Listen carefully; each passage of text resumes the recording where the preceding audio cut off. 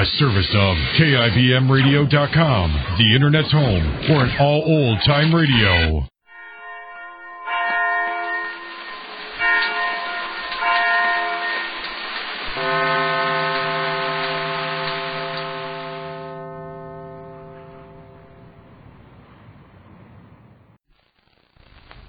And now, Backstage Wife, the story of Mary Noble and what it means to be the wife of a famous star.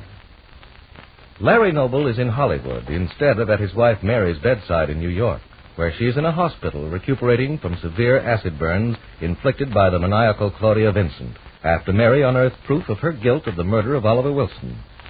The reason for Larry's sudden trip west is that Larry believes it is Mary's wish to have him far away, since, he reasons, she must hold him partially responsible for her present condition.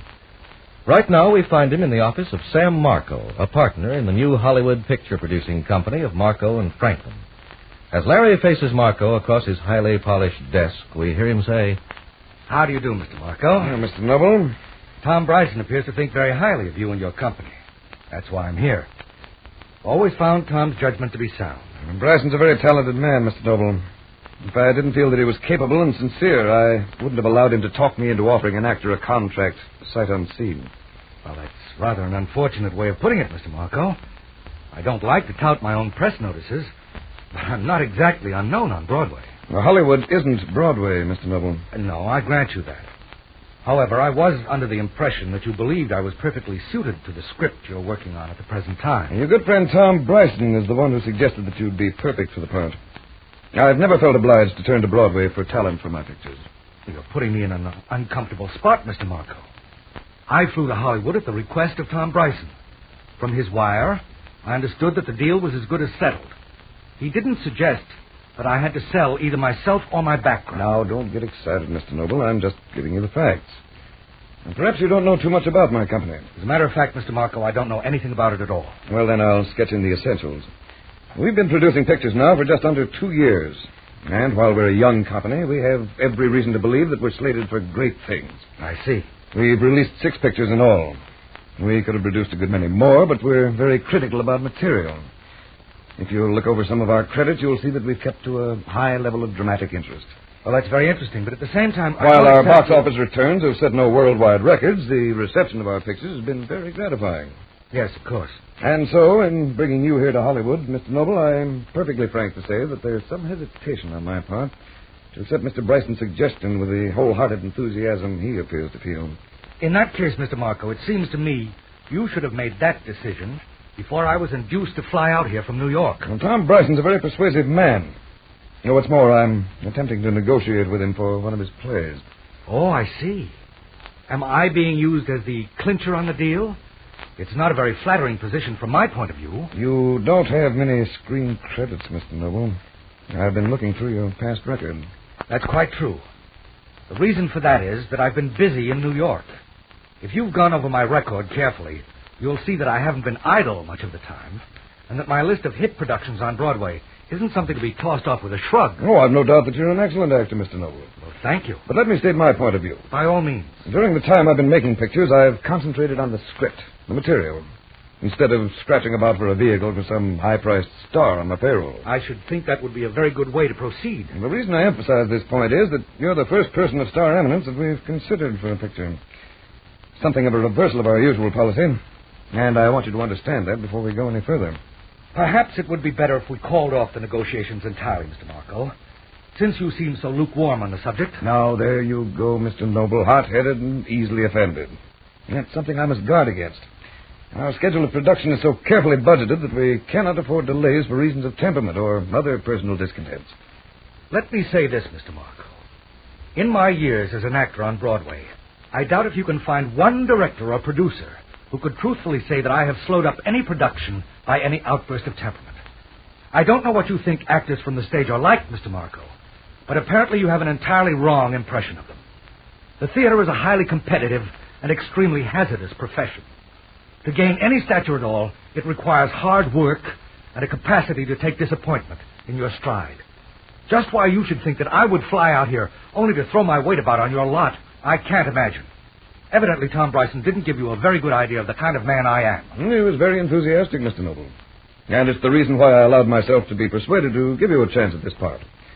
If you're quite sure it's what you want, then I'm prepared to go ahead. How can I be sure when I haven't even seen the script? Well, it's a very strong story. That may very well be. But don't you think it would be entirely unwise for me to sign for a picture without even seeing the story? Well, let me tell you, Mr. Noble, that I'm not agreeing to any changes in the script. I haven't asked for any changes.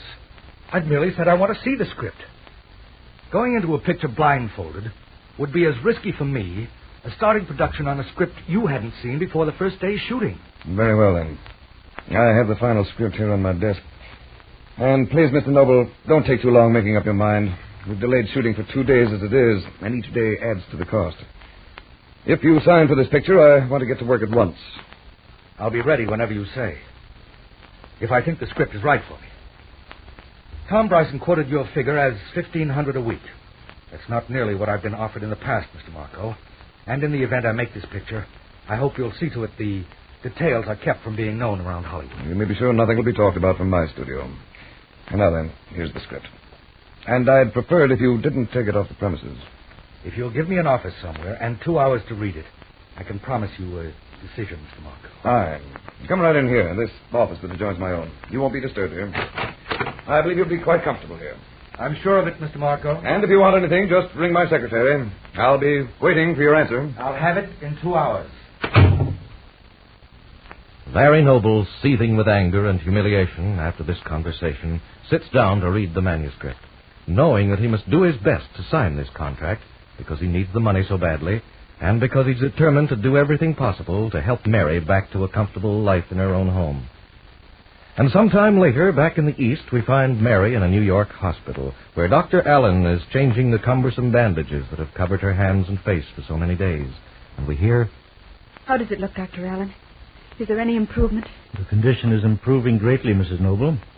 I've rarely seen a patient make such progress in a burn of this kind. Does that mean that when it's all over, my face will look almost the same? Or will there be ugly scars to make people uncomfortable when they have to look at me? You can be sure of a very good recovery, Mrs. Noble. I won't promise that it'll be perfect. These burns almost always leave their traces, but you need not fear that you will be greatly disfigured. There will be nothing substantially changed about your expression if the healing goes on as it has. Oh, you aren't just saying this to make me more cheerful. I make it a point not to lie to patients. In cases like these, it only postpones the inevitable, and makes the final acceptance that much more difficult. But you said... I'm reducing the thickness of the dressing, Mrs. Noble. That's a very good sign. In fact, I'm going to fix it so you'll be able to use your eyes to read, as long as you don't overdo. That should make things easier for you during the next days. Oh, that's wonderful, Dr. Allen. If I could only have a mirror just for a minute, just to make sure. I advise you to wait for the time being. It's better, Mrs. Noble.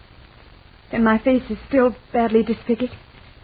You wouldn't be so anxious to keep me from looking in a mirror if it weren't. It's only because you're not able to judge the degree of healing as I am, Mrs. Noble. To you, the present appearance might not seem as greatly improved as you'd hoped. But I assure you the progress is remarkable. I see. Dr. Allen, you've been very kind to me, and I have the greatest confidence in you. I'm sorry if I seem to be impatient, but the time drags so some days. Of course it does. But now that I'm able to uncover your eyes, you'll find it much easier. I want you to be careful, though. Don't tie your eyes right at first. Remember that you must adjust them gradually to the light and the strain of reading. Oh, there you are, Miss. I'm sorry it took so long, Doctor. They had to send down for several of the dressings. You have everything now? Yes, Doctor. Good. I'm about to put a much lighter bandage on Mrs. Noble's face. I mean to adjust it so that she can have the use of her eyes. Oh, isn't that wonderful, Mrs. Noble? Oh, it's very exciting, nurse. Although Dr. Allen says I mustn't read for the time being. Not right away, that is. That's too bad, because while I was outside, a telegram came for you. Oh, do you have it there, nurse? Yes, in my pocket. Read it to me. It's probably from my husband. Is it all right if she reads it, Dr. Allen? I've been so anxious to hear from Larry. Very well. You may as well read it while I'm getting ready to fix these bandages. Is it from Larry? Tell me right away, please. Yes, it's signed Larry. Oh, thank goodness. It says, Hollywood, California, Tuesday, February 20th. Just read me the message, Miss Clark. All right.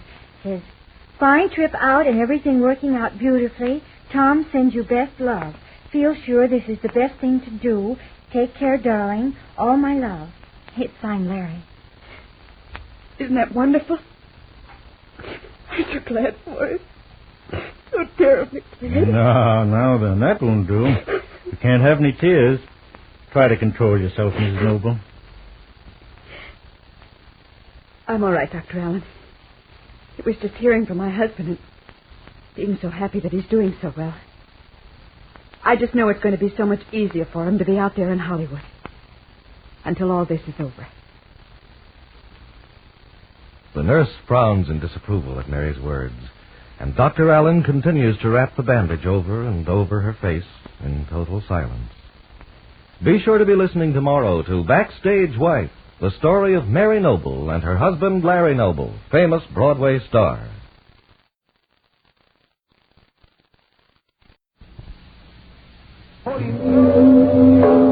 It is later than you think.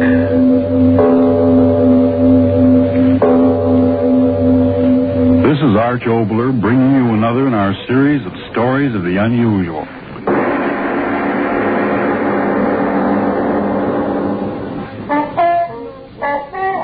A gallery of big shots. Feminine big shots.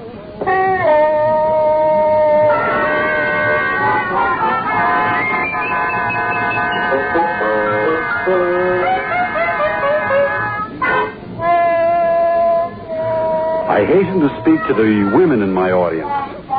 Dear ladies, believe me, I like you very much, so that if anything in what follows resembles dislike of the fair sex, the resemblance is absolutely accidental. Because these women we are going to speak about are of a special sort. Bragging, swaggering, trumpeting, strutting, magniloquent. Quite, thank heavens, unlike you. For these women are big shots.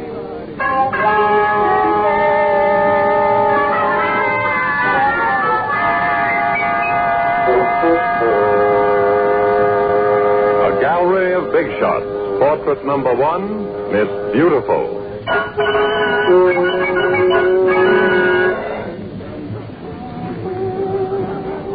I just love singing music, don't you, Mr. Leahy? Yeah, sure do. Is that Eddie who just came in? Eddie? Eddie who? Eddie Sullivan. Oh. He's just the sweetest. At Madison Square Garden, one of those huge benefits, he had them throw the spotlight right down on little me and Walt W. Mention? As far as I'm concerned, he'll go unmentionable. The nerve. You know what he said about me? No, I'm sorry, I don't. He said that, as far as he was concerned, all the Atlantic City bathing contest winners could be laid end to end, and it wouldn't make much difference.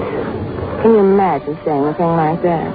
No, I can't. Just because a girl has ability enough to win a competition is no reason to talk about her that way, now, is it? No, of course not. Another drink? No, one is my limit. I'll just sit and toy with my glass the rest of the evening. Is that a fact? Yes. Max told me. Max who? Max Factor, somebody told me that alcohol has a sort of effect on the skin pores, causing them to constrict or expand or something that's very negative. He said that. I just toy with one drink all night. Sure. Anyone as beautiful as you are has got to sort of watch out. Now that, Mr. Leahy, was a very pro-fun thing you just said. Was it? It was, indeed. Well, I've got to treat my face and my figure as if it belonged to somebody else. Yeah. Why, when I see my face on the cover of Life magazine or Red Book, I'm as critique, as they say, about how I look as if it was somebody else. Why, if there's a single hair out of place, I simply can't eat for at least 24 hours. You don't say. Have another drink? Oh, I beg your pardon. That's perfectly all right. Like a certain producer whose name will go unmentionable once said, he said, Moselle, a face and a body like yours is a holy trust to be held like a chalice. You understand the assimilation, don't you, Mr. Leahy? Oh, yeah. Yeah. I'm sure you did. Well, it's a great responsibility, Mr. Leahy. Last year I was on 10 covers and over 15 billboards, not counting the subway, when I was Miss Pure Gold Beer of 1944. So you might say my face is public property. I think that everybody who's in the public eye has a great responsibility, just as much as the two. I guess they're going to start the floor show. Oh, yes. Did you know I studied voice 1 week? You don't say. Greetings and welcome, ladies and gentlemen. Before we begin our very small entertainment, may I introduce a few celebrities with us tonight. Elaine, would you give the head waiter the note I gave you? Oh, sure, Moselle, sure. First, I see a very beautiful lady, a famous beauty contest winner and cover girl. May we pay reverence to beauty. The spotlight on Oboler. Thank you. See what I mean, Mr. Leahy? It's a great responsibility.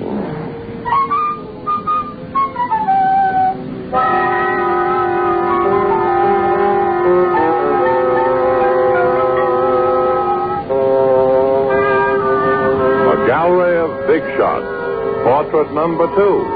Executive, Warcroft.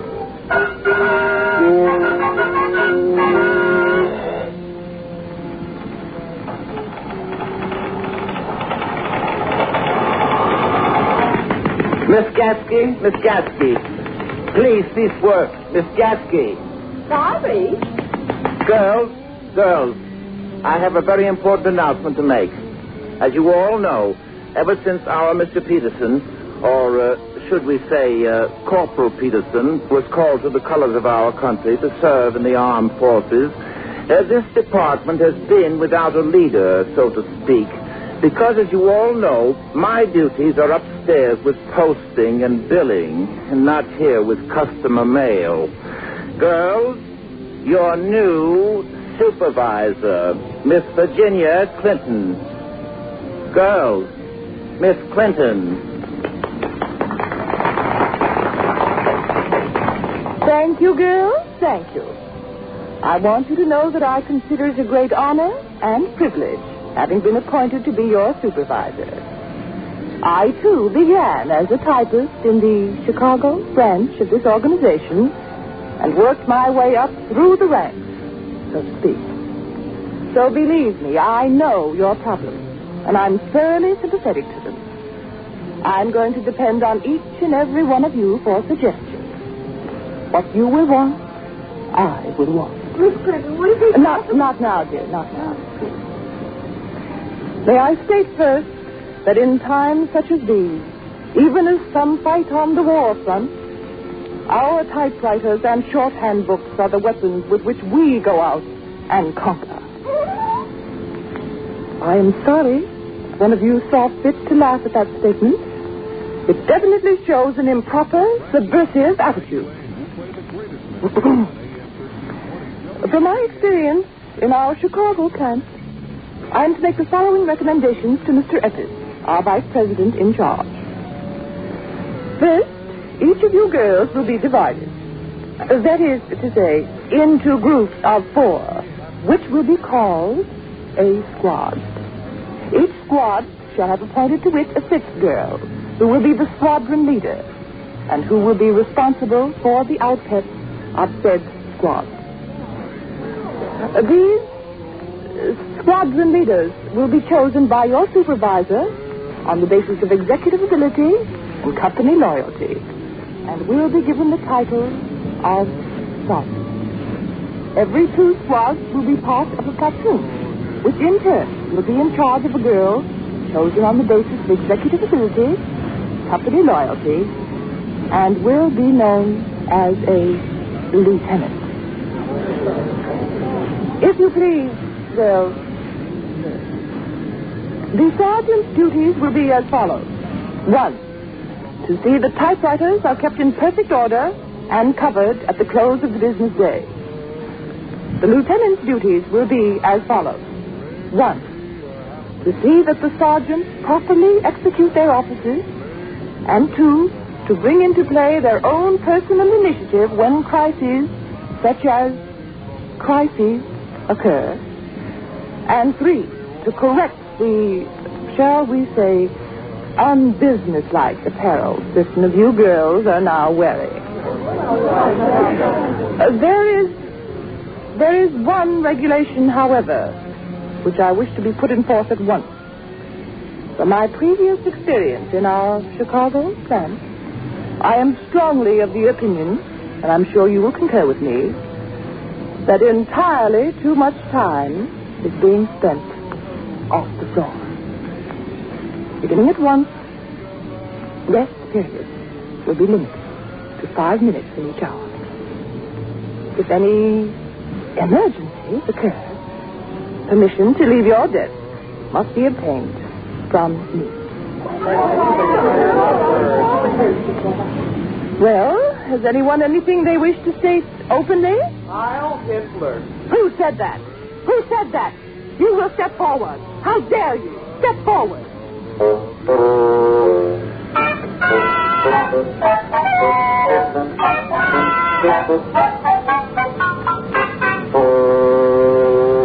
A gallery of big shots. Portrait number 3. Hired Girl.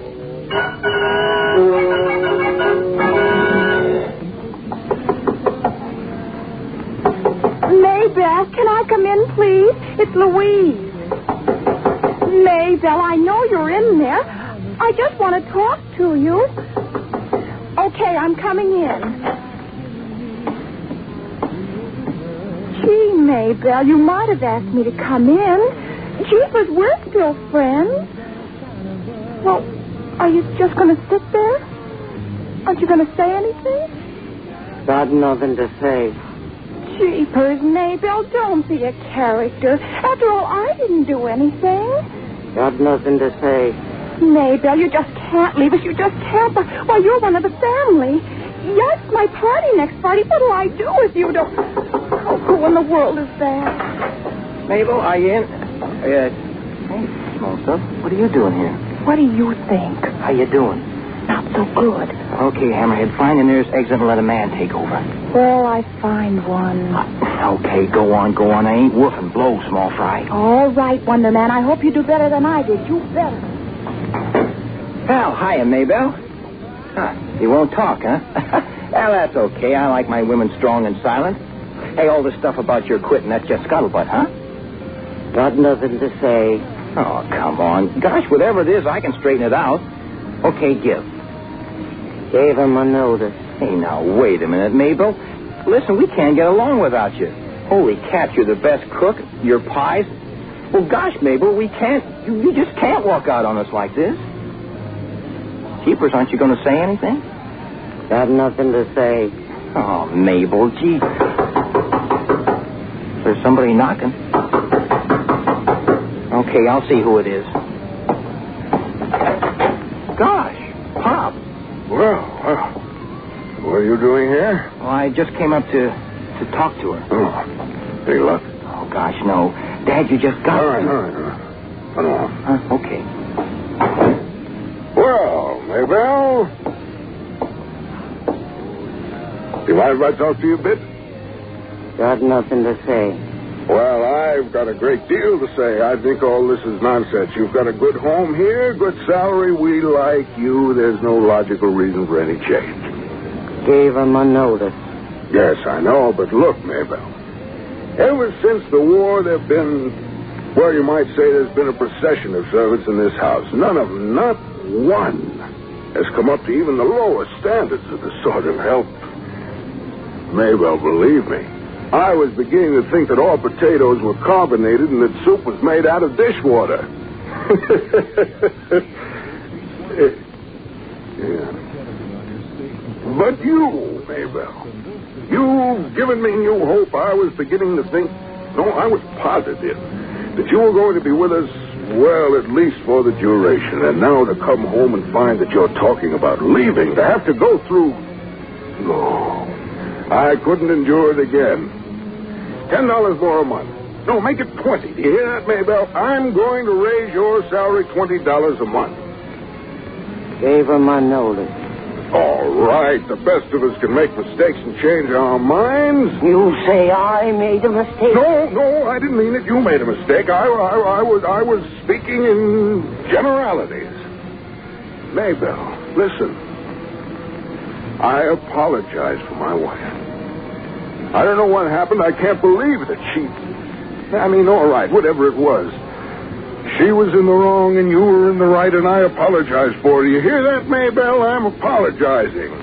Mrs. Mark. Sure, but I'm apologizing for her. It's the same thing. No. But I won't have Alice say again or don't say again. There are limits. I mean to have to... Maybelle, $30 a month. $30 a month.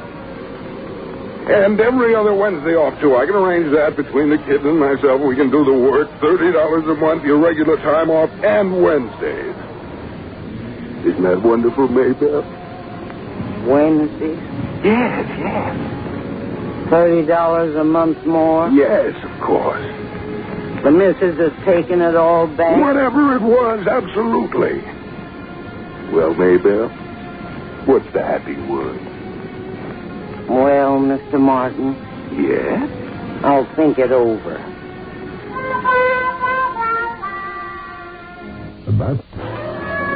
A gallery of big shots. Portrait number 4, Chanteuse.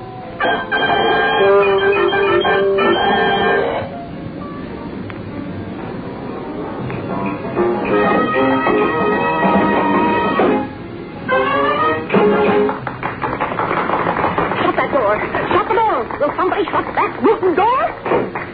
Now then, Max, we can talk. Please, Felice. We can talk, Max. We can talk about when you were a baby. Oh, no, Felice. Where were you a baby, Max? Was it Nizhny Novgorod or Schnippershik? Oh, no, Felice. Or was it Delancey Street under a wet rock?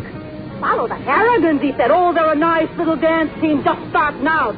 10 curtain calls, you hear? 10 curtain calls. Felice, your voice. The devil with my voice. You get them off the bill. Get them off. But, Felice. What do you mean you can't do it? What do you think I pay you 10% for? To smoke my cigarettes and drink my liquor? Oh, so that's it. You're managing them, are you? Oh, then Felice. go. But don't think that's all. Oh, no, Felice. Who won the Radio Digest poll as the outstanding chanteuse of 1945? I did. Yeah, but... Now, don't talk so much. You fire that Rootin' Joe Mark. Oh, Felice. Press agent. The only thing he can press is his hands.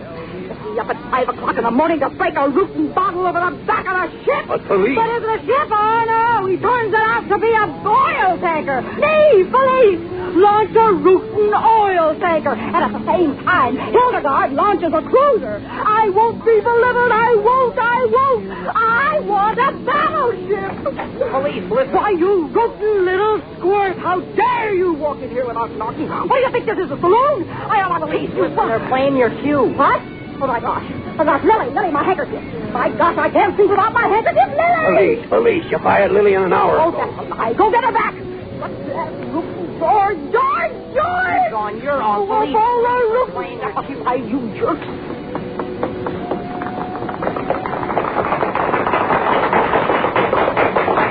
Thank you, my dear people. Thank you. How nice of you to come visit me in my little corporal room.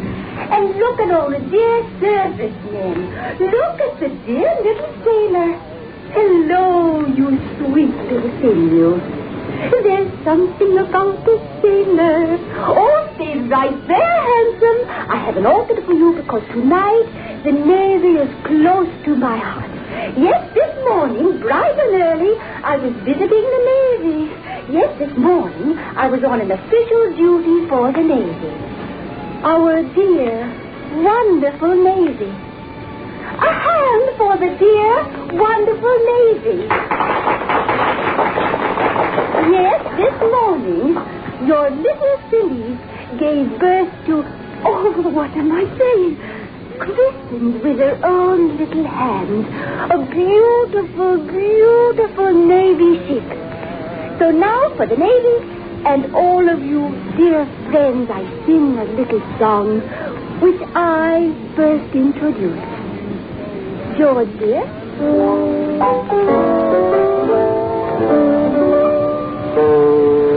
All of a sudden my heart beats when I remember little things. The way you dance and hold me tight, the way you kiss and say goodnight. Each of us in this time of war must love each other more and more. The love I bear for humanity, it is my heart. It is all of me.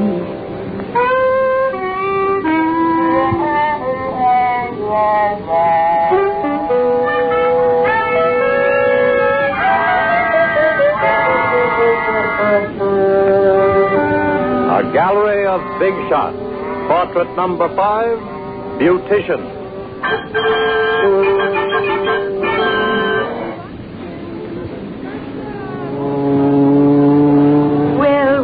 Well, if it isn't our Mrs. Cragen. And how are you? How do you do, Miss Westland? If my hair ever dries, I'll be very well myself. Oh, patience, my dear Mrs. Cragen, patience. Rome wasn't built in a day, and our salon can't do justice to your copra in less than 2 hours.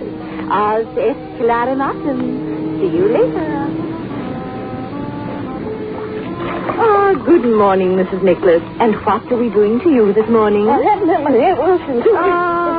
Having one of our Lorraine oil shampoos. Excellent, excellent. The dust in the air. I tell you, something must be done about the dust in the air. Don't you think so? It's better hair you ever had. Of course. Personally, I believe this war has something to do with it. All the excitement that's bound to raise dust. Irene. Yes, Miss Westland? Give dear Mrs. Nicholas an extra egg on her hair this morning. Shortages or no, we do want her to look lovely and a credit to our salon. Quickly, get the egg, quickly. Bista piquito da. See you later. Hello? Irene, I thought you told me there was a telephone call. But there was. But there's no one. Hello? Yes, this is Miss Westland. Who? Oh, yes, Mrs. Gillum. Yes, this is Miss Westland. Is there something you wanted? Oh, an appointment. Really? I'm sorry, I don't believe that's possible. No, not tomorrow. No, nor Saturday. My dear Mrs. Gillum, it isn't a question of whether it's today or tomorrow or next week. I'm just afraid we're all booked up. No, there's nothing strange about it. Appointments are available only to those who keep their appointments.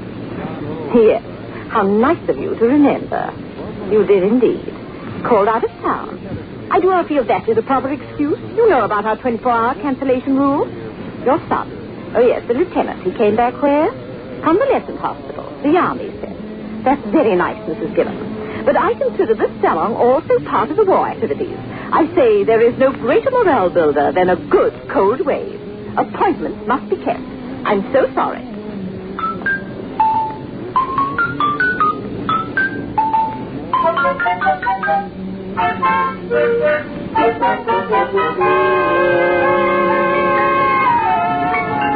A gallery of big shots.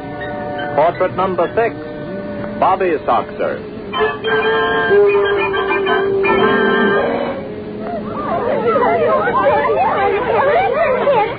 Quiet.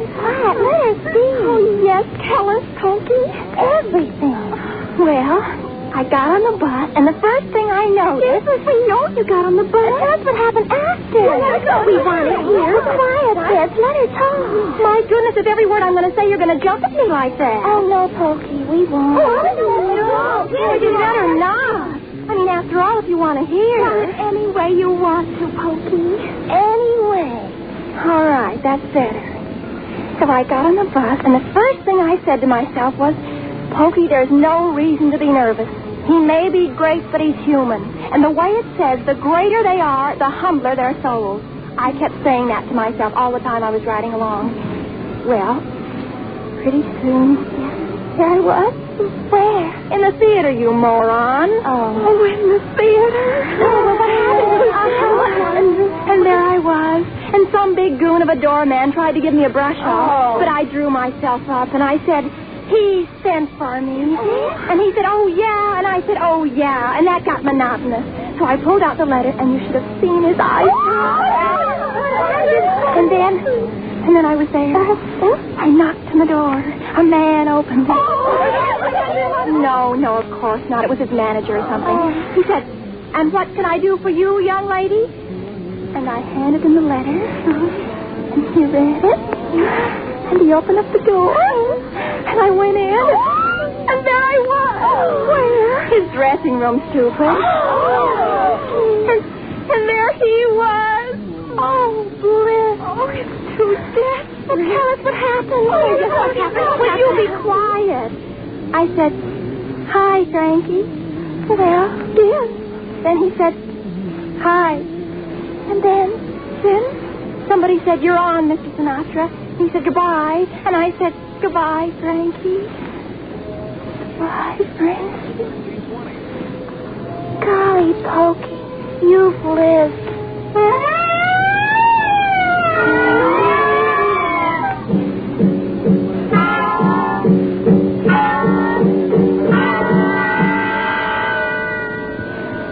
A gallery of big shots. Final portrait. Commentator.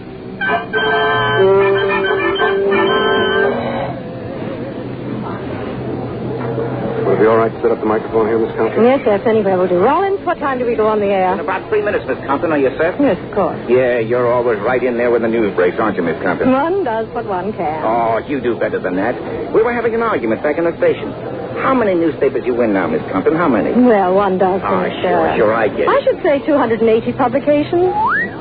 Then, of course, there are the Sunday editions.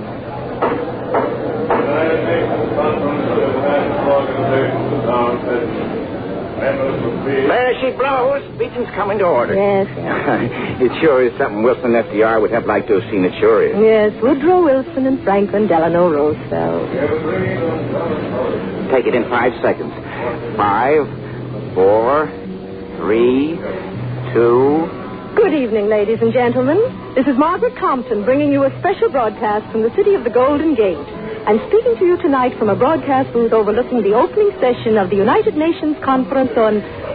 forgive me, I can never remember names. I had a paper here. Oh, yes, the United Nations Conference on International Organization. Right at this moment, a very dignified gentleman is addressing the assemblage. The matter of fact is, from my broadcasting booth, I'm looking right down at him.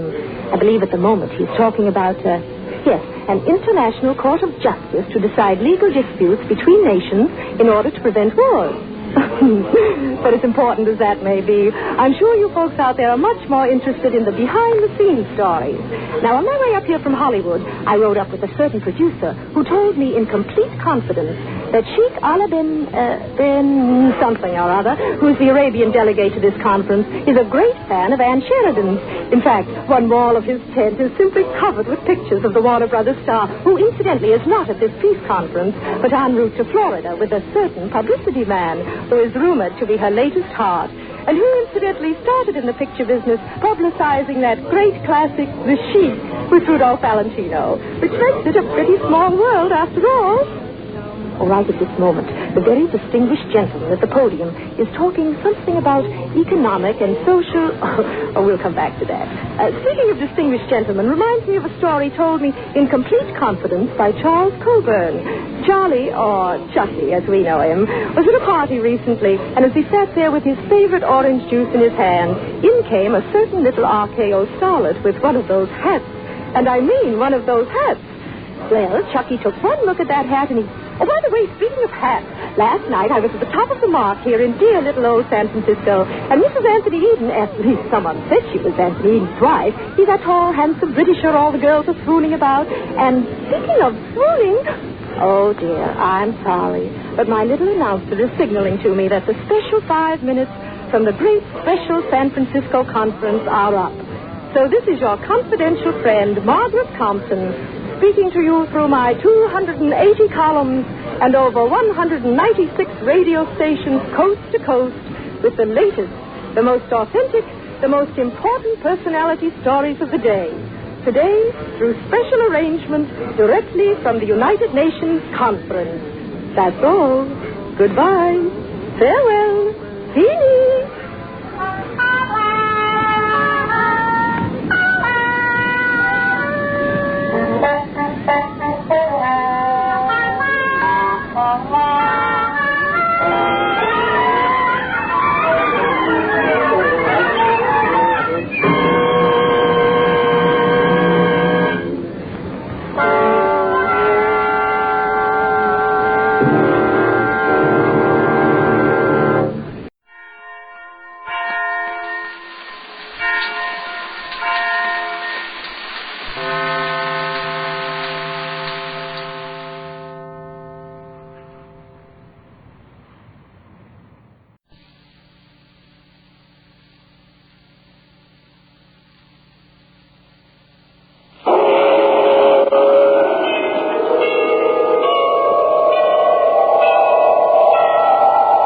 sunrise and sunset, promise and fulfillment, birth and death.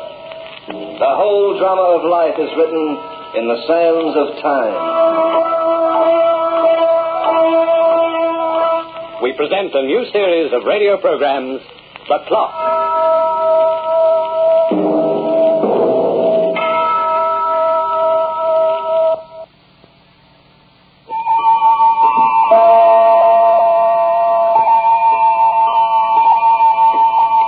Halfway around the world, on the tip of the Malay Peninsula, a sprawling city lies baking in the tropic sun. Singapore, just north of the equator. A city of contrasts to some, a place of escape to others. Where a man can forget that time exists, and where he can let the days of his life go by to disappear unnoticed, like pebbles in a bog of quicksand. Singapore, a city which has sheltered every race and creed on earth, and which has also sometimes given shelter to the murderer. Waiter, another gin and tonic like a good fellow. Make that two, waiter. Hello, Preston. Well, Detective Regan. Nice to see you again. I've been looking for you for a long, long time. Really? Hawaii, Manila, Shanghai, Saigon, Singapore. You got me on a regular cook's tour. You enjoy yourself? I almost had you in Hong Kong. You pulled out just one boat ahead of me. Then Canton, I saw you waltz away on a rickshaw. I'm impressed with your perseverance, Regan. You should be a credit to the force. I'm a stubborn guy, Preston. After all that traveling, I had to show something to my expense account. Here you are, gentlemen. This drink is on me, Regan. Thanks. Too bad I can't buy a second round. We're starting back to Frisco in an hour. I presume you have extradition papers. Right here in my pocket. Oh, good. You should have tried getting away with something smaller, Preston, like spitting in a streetcar. Murder's kind of serious. So I hear. No, I don't carry a gun, Regan. I'm the timid type. I like to make sure. And the handcuffs necessary? Sorry. Well, at least let us finish our drink. Okay. I propose a toast to the San Francisco Police Department. Like the St. Bernard, they always find their man. Thanks for the compliment. Oh, that was a dumb trick. Slipped right out of my hand. Good drink going to waste. Oh, have another one. On me. Let it go, Preston. Oh, no, I insist. After all, the accident was rather symbolic, don't you think? What? It's reminded us both, Regan, that there's many a slip twixt the cup and the lip.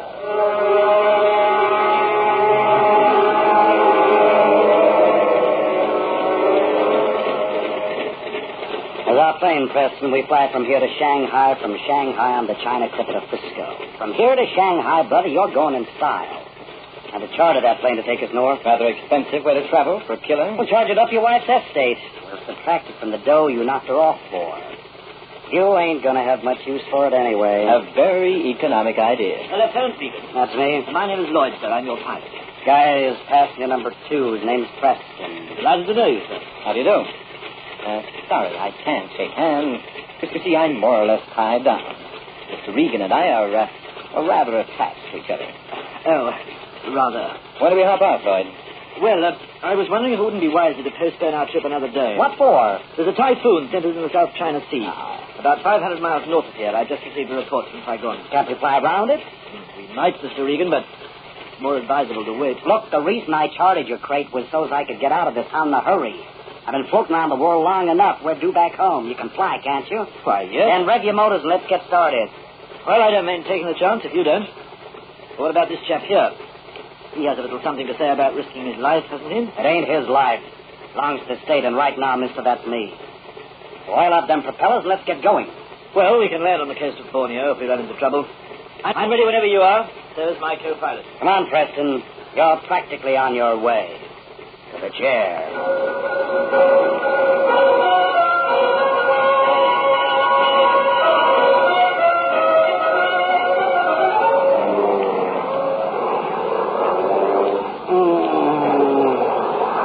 What time is it, Preston? Midnight. What? I never want to take another ride like this for the rest of my life. Feeling sick? Sick? I'm dying. What's he doing with this plane? Riding it over the mountain? Why don't he stay on one level instead of... Oh, don't look now, Lieutenant, but I think your stomach's missing. You aren't kidding. Holy smoke, now what? It looks as if we're running into that storm. Rain beating in some windows. But the pilot knows which way he's going. tip like that, and you can send me to the cleaners. Hey, sounds like something's wrong. Huh? Listen to those motors. Oh, he picked himself a fine time to get a flat. Would you mind getting back for a moment? I want to take a look through the window of that engine. You can't see anything out there. It's too dark. It's like we've broken an oil line. Huh? Starboard motor. There's oil all over the wing. That bad? Well, it isn't good. What are you so cool about, Preston? You're riding, too. I assure you it's immaterial to me, Mr. Regan, if I die in prison or in the China Sea. How do you like that? Preston, you're a jinx. You've been causing me more trouble. Oh, I'm sorry, Lieutenant. Really, I am. But if it's not too much to ask, would you remove these handcuffs? Huh? In the event we're forced into an involuntary swim, I might stand a better chance. And so would you. What? We're losing altitude. The way we're circling out of the pilot knows exactly where we are. Lieutenant, you and Mr. Preston had better put on your life jackets. We're in trouble. What's the big idea? Don't you jerks know how to fly? The starboard motor's washed out completely, and the port motor's weak. Speed line isn't working properly. We'll have to ditch. Then what? I'm not sure, but we may be close to the coast of Borneo. My co-pilot's been sending out SOSs all along. With luck, we may be picked up by a steamer. Better get your jackets on right away. Okay. Well, Regan? Maybe you're a convicted killer, Preston, but I'm gonna take a chance on you and take the handcuffs off. Thanks. We go. Look, Preston. Sorry, but I can't wish the same to you.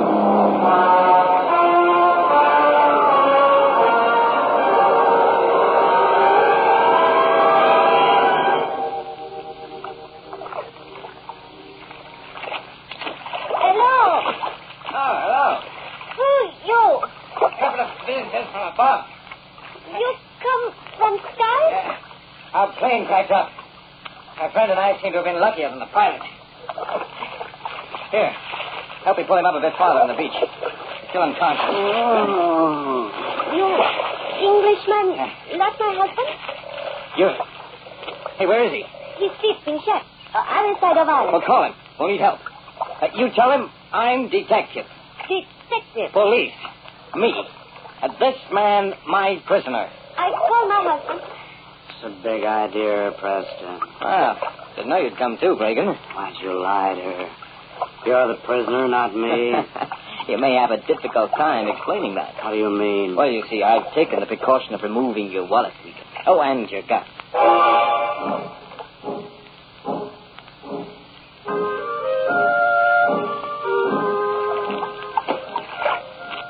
There are the men. Over there, see? All right now, Lily.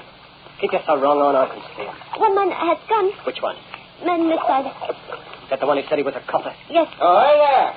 Morning, Governor. We seem to have had a break, landing on an island with an English-speaking population. My wife and me are all the population you're going to see, Governor. Hey, you mean you live here alone? That's right. Look, mister, I'm a detective from San Francisco. This man is a killer, and he's my prisoner. Oh, I see. Now, that won't work, Preston. My name's Regan, and you know it. The cards in my wallet identify me as Regan. The gentleman can see for himself. He took my wallet, and he took my gun. Wired the mainland and tell him we cracked up. Asked for police escort from China. We ain't got no wireless, chum. Can't you get in touch with the mainland at all? No. We're 400 miles from the China coast. And it's a long way to the States. I think you're feeling stronger now, Preston. On your feet. Come on. Will you stop calling me? Look, mister, you've got to believe me. This man's a liar, a cockeyed liar. He's got the gun, chum. And the identification. That's good enough for me.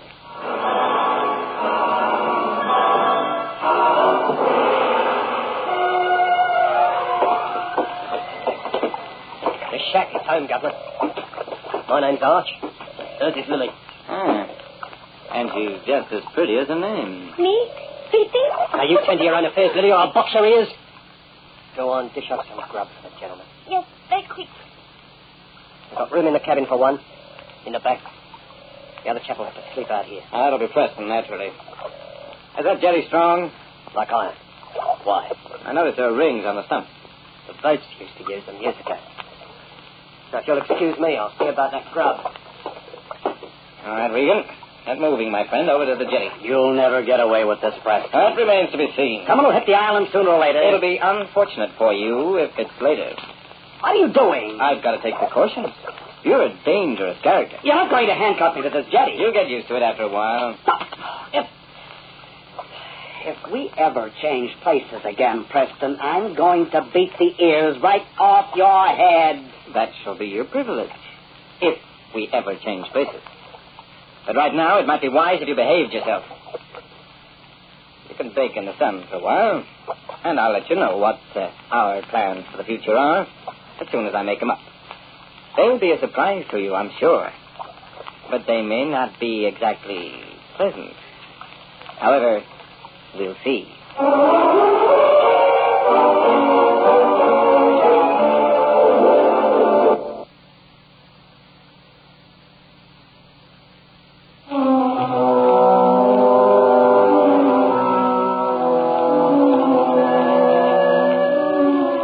The tropical year, according to the astronomers, is not of uniform length. Although it now consists of 365 days, 5 hours, and 48 minutes, it is decreasing at the rate of 530 thousandths of a second each century. But a certain Detective Regan might refute this scientific fact. Alone in the broiling sun, handcuffed to a jetty, he might be forgiven if he insisted that a day in the tropics was a long one, and getting longer all the time. How do you feel, Regan? How long have I got to stay here in the heat? I'll take the cuffs off for a few minutes when you eat. Let you romp around on the beach for a while like a good puppy. Big of you. Had a rather interesting talk with our friend Arch just now. Yeah, well, you keep looking at his wife that way, and you mightn't find him such a pal. Yeah, she's attractive, isn't she? Very attractive. You know, they've been living alone on this island for years, just the two of them.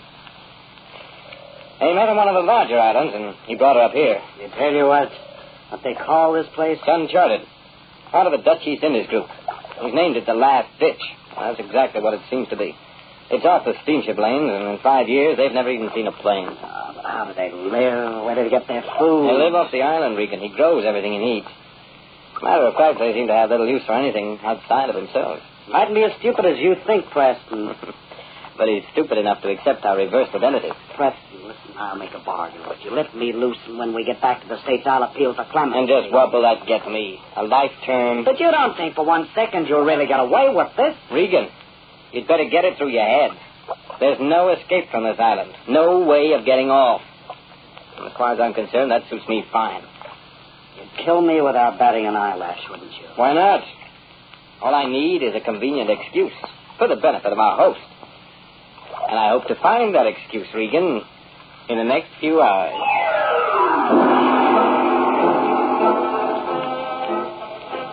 So the man's a killer, eh? Murdered his wife with an ice pick. Very clumsy fellow, indeed. And you're taking him back to be executed? Yeah, he's already been convicted. Broke out of prison a few days after trial. Seems like a nice chap to me. Nice? Man's a maniac.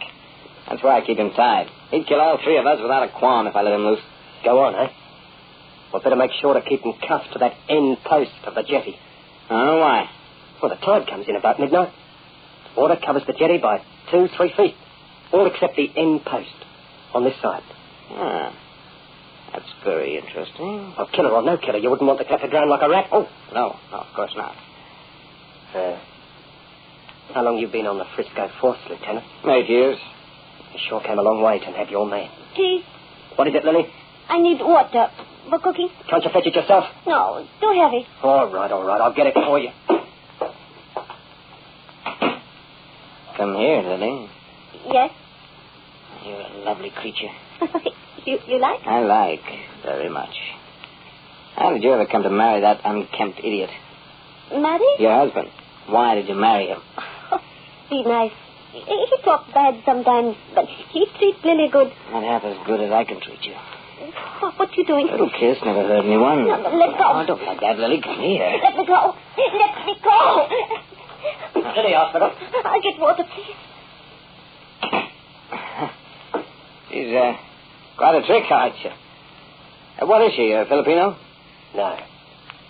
She comes from the islands. What islands? I never asked. Tell me, Arch, tell me, are you completely self-sufficient out here? You happy? Happy as a man can be. You've seen everything. You never have any desire to leave? Why should I leave? I've got Lily, this house, at the China Sea for a backyard wading pool, 100 palm trees to give me shade. And I've got no truck with civilization. It sounds like a perfect setup. It is, Lieutenant. And nobody's spoiling it for me either. You'd better look after your prisoner outside. Been in the sun all day. Yes. I'll do my best to make certain he's comfortable.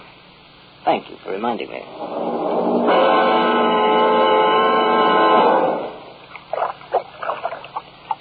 Hello, Regan. Just thought I'd stroll over and see how you were. What are you doing? Taking these cuffs off? It's about time you Oh, you're not going free, old boy. I'm just making a transfer. I'm tying you to the post at the other end of the jetty, near the water. What for? I thought you might like the change. All right. Get down to the end of the jetty. There's 2 inches of water under that post. Afraid of getting your feet wet? Don't worry about it. You won't have time to catch cold. Come on.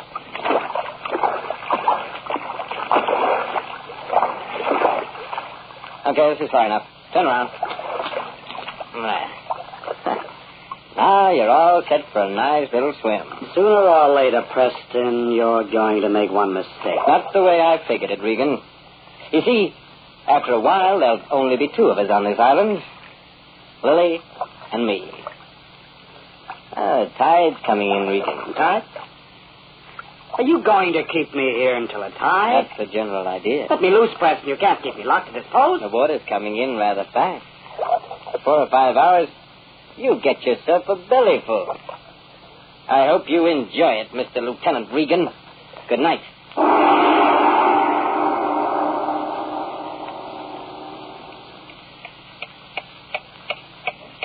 4 or 5 hours may be a long time to some, but to Lieutenant Regan it will pass like a flash. But let's see what's happening to our dear friend Preston. Good evening, Lily. What do you want now? Where's your ugly husband? He go out. Now you leave too. Oh, don't be afraid of me. I'm not going to hurt you. Why you come here? What you want? Why you come to this island to make trouble? I assure you I didn't pick the spot, Lily. But I couldn't have picked a better one if I tried. You go away. You take boat and go away. Boat? What boat? Canoe. Other side of island. Well, so Arch has been holding out on me, eh? I give you food. You take boat and leave. I'm not very anxious to sail the China Sea in a canoe, Lily. What do you do with man? Worried about Regan, eh? Regan? I mean, Preston. Why you call him Regan? Why, it's either the heat or your eyes. Getting rather absent-minded. And where are you going, Lily? I go out. No, you stay right here. No. What have you got? Let's go. Let's go. Oh, you got a file, huh? What were you going to do, Lily? Set him free? Do you? Don't touch me. How about a little kiss, huh? Don't touch me. Well, hello, Arch. Get out of here, Lily. What you do? You hear me? Get out. Get out! Oh, what's the idea of the gun, Arch? Sit down, copper. All right, I admit I made a pass at your wife. I'll apologize if you want me to. I think it's about time we got rid of you. Oh, now, wait a minute. You've been around too long as it is. Look, you... Hey, you're not going to use that gun, are you? All right, I made a mistake about your wife, but you don't kill a man for that. I got a better reason. What? You spent 8 years on the Frisco Fort, Mr. Copper. What about it? You never saw me before? Of course not. Stop lying. What are you talking about? My picture's been all over the state. You couldn't have missed it. Your picture? Bellows is the name. Archie Bellows. 6 years ago, I killed a man in Frisco. How do you remember? You killed a man? They got a noose waiting for me back in the States. There's another one in England. I'm not letting any copper get off this island to tell him where I am. Well, I couldn't get off the island if I tried. I lied to you. There's a boat passes 10 miles off the island tip. She never stops here. But some enterprising young gent might get the chance to signal. What's so funny? You with a price on your head, and I've been playing it safe. Not half as safe as I've been playing it. We're in the same position, you fool. I'm wanted for murder, too. Are you? If you hate coppers so much, go out there and take a shot at Regan before he drowns. He's the detective, not me. You must think I'm soft in the head. No. He was telling you the truth when he said I stole his identity. My name's Preston, and I'm wanted in Frisco. The other man's Regan. He's the detective on the San Francisco force. Where'd you like to have it, Lieutenant? I tell you, I'm not a cop. Look, Regan will tell you. He's been trying to convince you, hasn't he? Ask Regan. How can I be sure? I'll give you the facts about the force. He'll... Oh, for the love of Harry, stop pointing that gun at me. I'm no more a policeman than you are. Come on, take me out to him, huh? Give me a break and take me out. All right. But it's the last break you're going to get.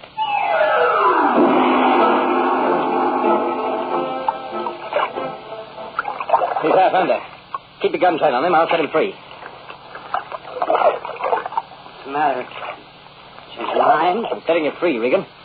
I told Arch the truth. Why? Why, I just decided I couldn't get away with it after all. I don't want to spend my life in this sandbog. The ship passes nearby once a week. I'll get off the island in their canoe and take my chances somewhere else. Now, you just prove to him that my name's Preston and that you are the detective, not me. Well, what? Go on, Lieutenant, tell him. What's your name, mister? Your real name? Preston. That's a lie. My name's Preston. Charles Preston. He'll kill me, Regan. He'll kill me. Tell him the truth, huh? Don't let him kill me. Regan, don't let him. I tell you, my name... Look out, Arch.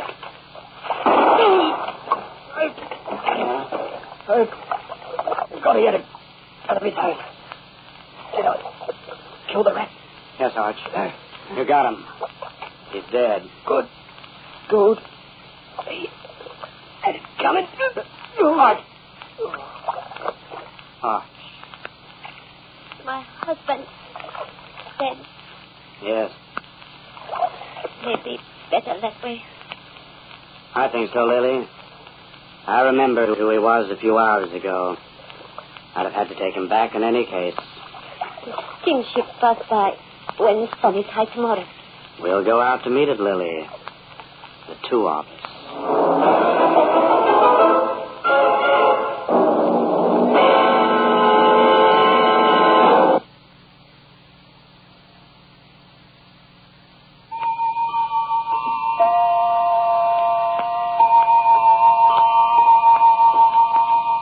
There are those who contend that time has a different quality about it underneath the tropic sun.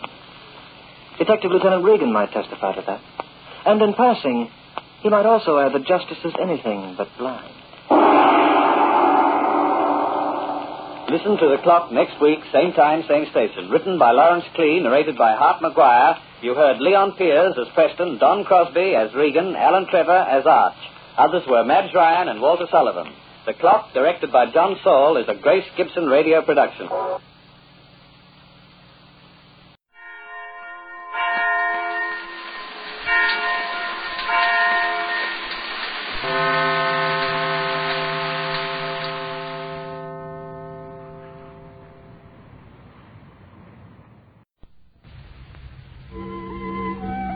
I, the whistler, know many things, for I walk by night. I know many strange tales, many secrets hidden in the hearts of men and women who have stepped into the shadows. I know the nameless terrors of which they dare not speak. And so I tell you the amazing story of House of Greed. A taxicab rolls through the night and comes to a stop before a brownstone mansion on West 52nd Street. The driver opens the door, and a handsome, well-dressed man steps out, pays the driver, slips quickly up the stairs, fumbles with a bunch of keys, but the door opens. Oh, hello, Jackson. Mr. Talbot, welcome home, sir. Where's Mrs. Talbot? Oh, she left 3 days ago. Went to the place in the Catskills. There's a note on your desk, sir. Oh, good. Your brother, Frank, is waiting in the library. Oh. Hello, Frank. What do you want? John. Now, look, Frank, I told you the last time I'd give you no more money. Oh, but it isn't gambling debts this time. I'm reforming. I'm going to settle down and work. Work? I met a big cattleman from South America. He has a very lovely daughter. And she talked her father into letting me buy an interest in the business. How much? 10,000. Oh, I'm sure I'll make good, John. Oh, very well. I don't mind doing something like that for you. When are you leaving? Tomorrow. I've had a plane reservation for 4 days. Thanks for the check, John. You're a swell guy. Tell Mary goodbye for me. Yeah, she's up in the Catskills. So Jackson told me. Good Lord. What's wrong? She hasn't gone to the Catskills. I can't understand this. What on earth does she mean? Well, what is it? Read it. John, this life is too lonely. I can't go on like this, so I'm leaving you. I found someone else who is more considerate of me. First, I'm going home, and from there, it doesn't matter. I'm sorry, but things just didn't work out for us. Mary. Someone who's more considerate of her. Why, I have given Mary everything her heart desired. She must be out of her mind. Of course, you have been gone a lot, and women get crazy ideas. It's knocked the pins right out from under me. Yes, I can see that. You better take it easy for a while. Yes, I feel, I don't know, kind of sick. All of a sudden, nothing seems to matter. Well, maybe she'll wake up before she gets too far. Perhaps I'd better cancel my trip for a few weeks until you get straightened out. No, never mind. I'll pull myself together. I wouldn't have you sidetrack your plans for the world. I think you better go now, Frank. I'd rather be alone. All right. But don't do anything foolish. What do you mean? Well, if you brood about it, you're liable to get some crazy ideas and end up really holding the sack. Good luck, Frank. Lots of luck. Thanks. Goodbye, John.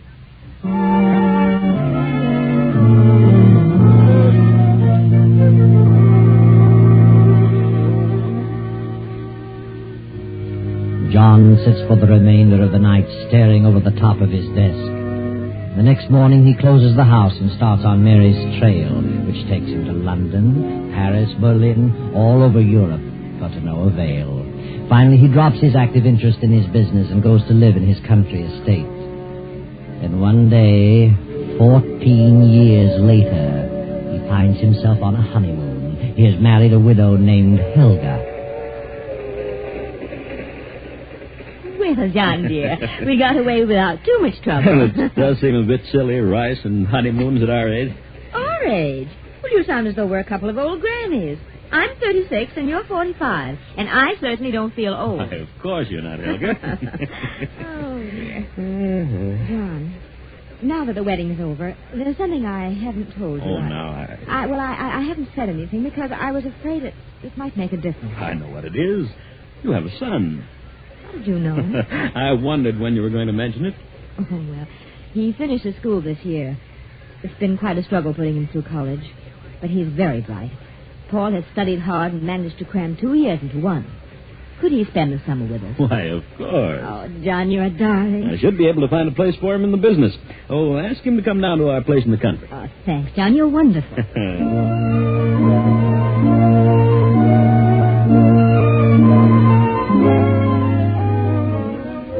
So Helga's son, Paul, came to spend the summer at the country place. And he stayed the next winter, and the following summer, and the next winter. Now it is summer again, and Paul is still visiting his mother and stepfather. The first year, he worked in the office every day until noon, and found business very boring. So finally, he quit going to the city at all. But, Mother, I've looked the whole thing over, and there's nothing there that interests me. Well, you could learn about the business. You seem to be able to learn anything else you want to. But I don't care for business. Oh, you're a fool. I worked my knuckles to the bone to give you an education. I married John Talbot to give you a chance to do something. John has no children. It's a huge business. And one day you could control the whole thing. I'm disappointed in you, Paul. You're letting me down. Well, it seems to run very well without too much attention from him. If we were to inherit it, why wouldn't it continue to run just as well? You either get down to that office or you pack your things and get out. Why should I? I'm perfectly satisfied. I'll tell John to make you go. And suppose I tell him what you just said? That you married him just to give me a chance? Married him for his money? You wouldn't dare. And suppose I tell him that you were never divorced from Father? That he's still down in South America, still wandering around trying to find a gold mine? If you dare open your mouth, I'll... Hello there. How are you, Helga? What's this I heard about South America? Oh, why, nothing, darling. Paul was just talking about someone he met from down there. Who do you know from South America, Paul? Oh, fellow, I met him today. Were you in the city today? No, I was down the village. I didn't suppose you'd been out of the house today. What's his name? Why, I don't remember. I didn't think you would. You haven't been out of this house for 3 days. Paul, I think you're the laziest man I've ever met. All right. I'll start back to the office Monday. If that's what you and Mother want me to do, I'll do it. Well, I'm sorry I wasn't here for dinner, Helga. I was detained in town. I have quite a bit of work to do. I'll be here in the library for 2 or 3 hours. Very well, John. I won't bother you. I'll go on upstairs. Besides, I want to have a little talk with Paul. Good night, dear. Good night, Helga. What on earth? Who's out there? Why? What do you want out there? May I come in? I want to talk with you. Well, why do you come to the library windows? Why didn't you ring the bell? I didn't want to cause a disturbance. Disturbance? What do you mean? May I come in? Yes, come ahead. Don't you know me, John? Good Lord. Mary. I'm sorry, John. I had to talk with you. I saw the light in the library. What do you want? Or I need your help. Where have you been all these years? Oh, every place. Are you still filled with resentment? It's been too long ago. At first I was. I followed you all over Europe, but never quite caught up with you. Now I'm glad I didn't. No telling what I might have done. I'm sorry, John. I was a fool, and I know that now. May I sit down? Why, of course. Well, you're cold. Yes, I can't seem to shake it. I've had it for weeks. See, I hate to mention it, but you look a bit shabby, Mary. Aren't you doing well? Oh, yes. Yes, I'm doing all right. Are you? You've married again. Yes. And your wife is here? Yes. Then I'll be as brief as possible. I wouldn't want her to know that I was here. You want me to help your husband? No, not that. I have no husband. What about the man you said was more considerate of you? He left me 4 years after the baby was born. Baby? You have a child? Yes, John. She's 17 now. And where's the man? I don't know, and I don't care. Oh, John, I made the biggest mistake of my life. I should have known better. But he practically carried me off my feet. And I learned later, to my sorrow, he was not worth shooting. Where's your daughter? She's in a school in Vermont. I've worked hard to give her an education. I've done everything I could do to give her a chance. I've not seen her very often. But now, well, I'm sort of cracking up. I've been ill a lot. I seem to have trouble getting a job. Job? What kind of a job? Why, any kind of a job. What have you been working at, Mary? Oh, John, I've made such a miserable myself. I was never able to face things. I always took the line of least resistance. What a shame. And now I've come to the end of my rope. Joan has finished school. She's a lovely girl, John. I can't let her know. I can't take her with me. Why not? She deserves so much more. She deserves a chance in life. I want you to do something for her. Why should I?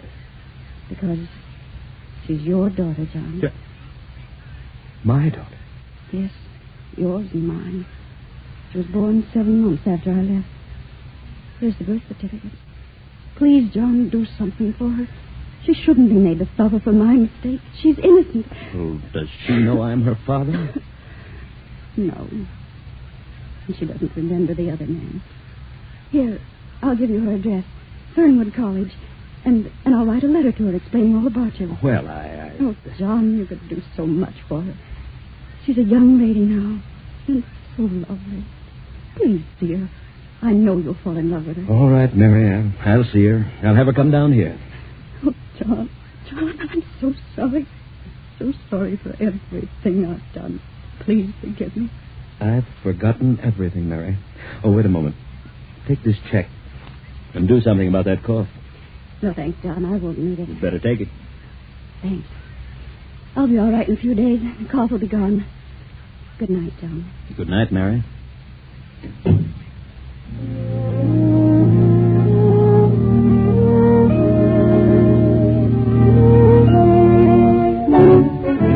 If he brings this girl here, do you realize what it means, Mother? Yes? It's his own daughter. If he falls for her, if he likes her, he'll change his will and split the estate. She's entitled to it, isn't she? Now, why should she be? Strange girl he didn't even know existed. Popped up out of nowhere and cheats us out of half the estate. I know what you mean. We've been here for several years. You're his wife. It isn't fair. What would you do about it, Paul? I'd see that she didn't get anything. How would that be possible? Suppose she didn't like it here. Supposing that before John got attached to her, the things happened that would make her dislike everything here. If she runs away soon enough, he won't change his will. Perhaps you're right. And if she doesn't? Then maybe something could happen to John. And later, something could happen to the girl.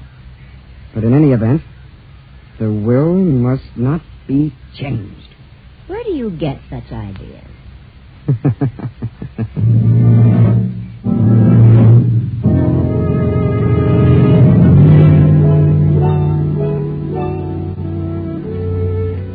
That, Joan, dear, is the story of your mother. I trailed them all over Europe, but never quite caught up with them. You mean you planned to kill them? Kill them? I was filled with revenge, but I finally gave up the chase and returned here to wait. I knew that sooner or later she'd show up. But it's been so long ago. Surely you've lost the desire for revenge by this time. Time heals many wounds, my dear. If you had caught up with them and satisfied your revenge, what good would it have done? Quite right, my dear, quite right. Tell me, have you no recollection of this man? You can recall nothing about him? Absolutely nothing. Remember, I was only 4 when he went away. And you do believe that I'm your father? What else am I to believe? Mother proved that with the birth certificate. Proved that I'm Joan Talbot, not Joan Evans, as I've always believed. Of course. And would you like to remain here? Why, yes, I think I would, There but seems to be a doubt. Why do you hesitate? I don't know. From all the evidence, I belong here. I have a legal right, but... Well, I can't seem to find words to express it. Express what? From the moment I stepped in the door of this house, I've had a strange feeling. A cold, chilly sensation of fear. Well, is it something you feel about me? Yes. You're afraid of me. No, I don't think so. Is it Helga? Well... Is it Paul? Oh, please don't ask me anymore. I don't know what it is. Well, what has Paul said to you? Nothing. No one said anything. It's just a premonition of evil.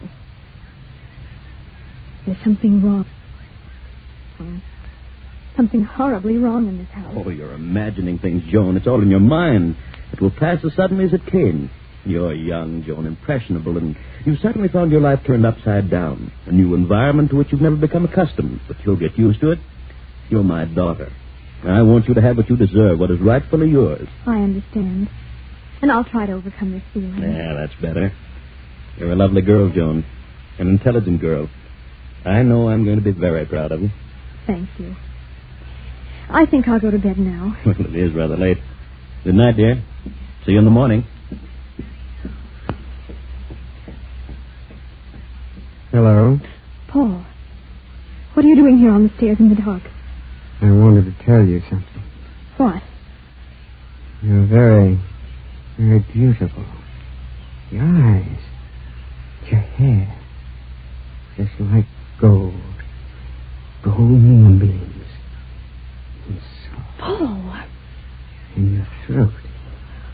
Your throat is slender. It's soft. Take your hands off my neck. Paul! I don't know many girls. Girls don't like me. Let me by. You don't like me either, do you? Well, I know. I can tell. Elsie didn't like me either. She was afraid of me. Who's Elsie? She was a girl in the village. She worked here in the summertime. No one knows what became of her. What? I don't remember what happened to her. Her throat was slender and white, like yours. Let me by.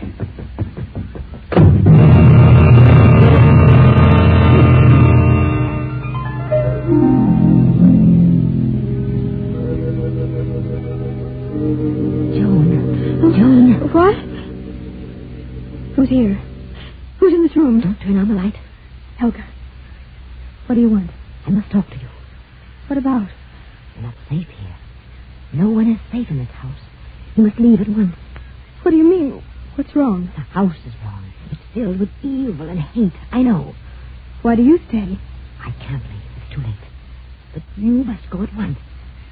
Do you mean that Paul? That's part of it. And what else? John. John? What about him? I can't tell you. But you must believe me. What about my father? He doesn't believe he is your father. And he's planning to get revenge on your mother through you. I don't believe you. I won't. Get away while you have a chance. No.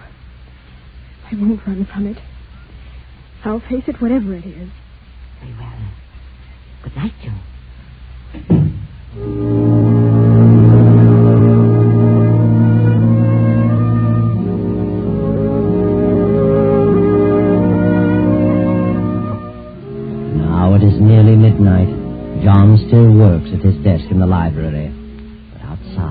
steps softly through the trees, up on the terrace, quietly opens the library doors, steps in.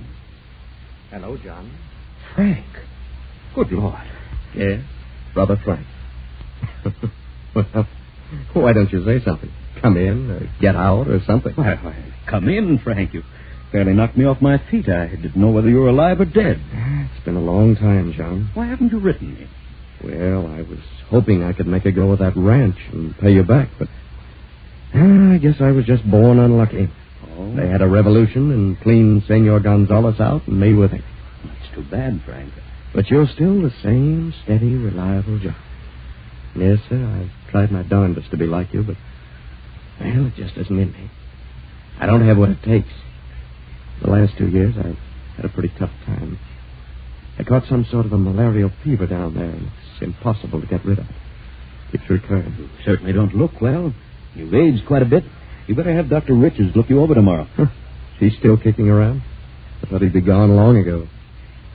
How's your new marriage turned out? Oh, very well. Very well indeed. Good. Ever hear from Mary? Yes.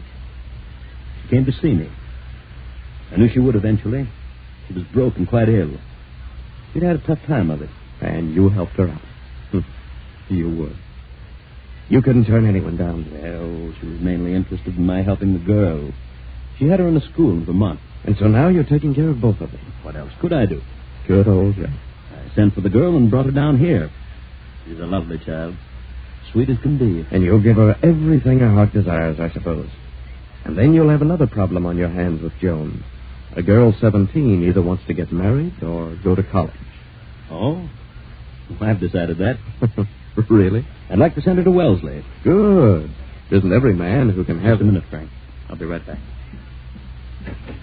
Well, what are you doing out here in the hall this time of night, Paul? Oh, well, Mother sent me down to see why you hadn't come up to your room. Oh. Well, tell her I'll be up in a few minutes. Yes, I'll tell her. My stepson, Paul. His mother thought I was staying up unusually late. Oh, well, I'll run along. Good heavens, it's after 12. When's the last train back to the city? 12 o'clock. You've missed it. Well, when's the next one? 5 a.m. Oh. Well, I suppose I'll have to wait for that. Can you put me up? Yes, of course, Frank. Oh, thanks. Well, wait a moment, Frank. I probably won't be up when you leave, so I'll give you this now. Oh, now, John, I didn't come here for that. Mm-hmm. Well, that is not exactly. No, you never have. Here you are, Frank. 1,000. And see Doc Richards first thing in the morning. And drop in at the office and let me know what he says. Thanks, John. I'm sorry that I have to take this. I only wish that... Oh, forget it. We're not kids any longer. You're too old to learn new tricks now. Run along to bed, Frank. I'll see you tomorrow. Oh, take the guest room at the head of the stair. Good night, John. See you in town at noon. Night, Frank.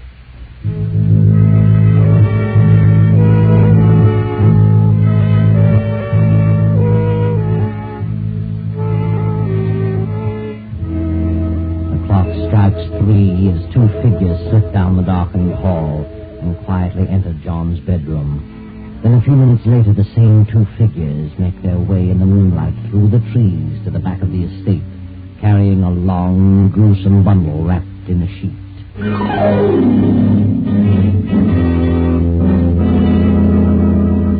Now it is 3 nights later, and Joan, Helga, and Paul are in the library as Joan paces back and forth anxiously. But where could Father have gone? He didn't say a word about going out of town. Well, maybe he doesn't want to come back. Why not? I don't know. Maybe he doesn't like it here. You should have listened to me. But you didn't say anything about... Well, you just mentioned me. Could it be a mistake? I just had a weird feeling of impending disaster. Something is wrong, I know. If I didn't belong here, if I could leave, I'd not stay another moment. Who knows what will happen next? I know. What do you know? I know what'll happen next. They're always happening, too. Many people have come here, stayed a while, and then suddenly disappeared. What time is it? 11:30. There's a train at 12. I'm leaving here. Hello? Yes, this is Joan Talbot. What? Good heavens, who? Where? Yes. Yes, I understand. Yes, I'll be here. Yes. Who was it? I don't know. I've never heard anything like it. What do you mean? There's a man, and What man? he said he had a message for us. And he'll be here at 12 o'clock, and to wait for him in the library. The police? I don't know. He said he'll come to the garden windows, to the library window. Who could it be? I don't know. But we'll wait. I'm going to see this through.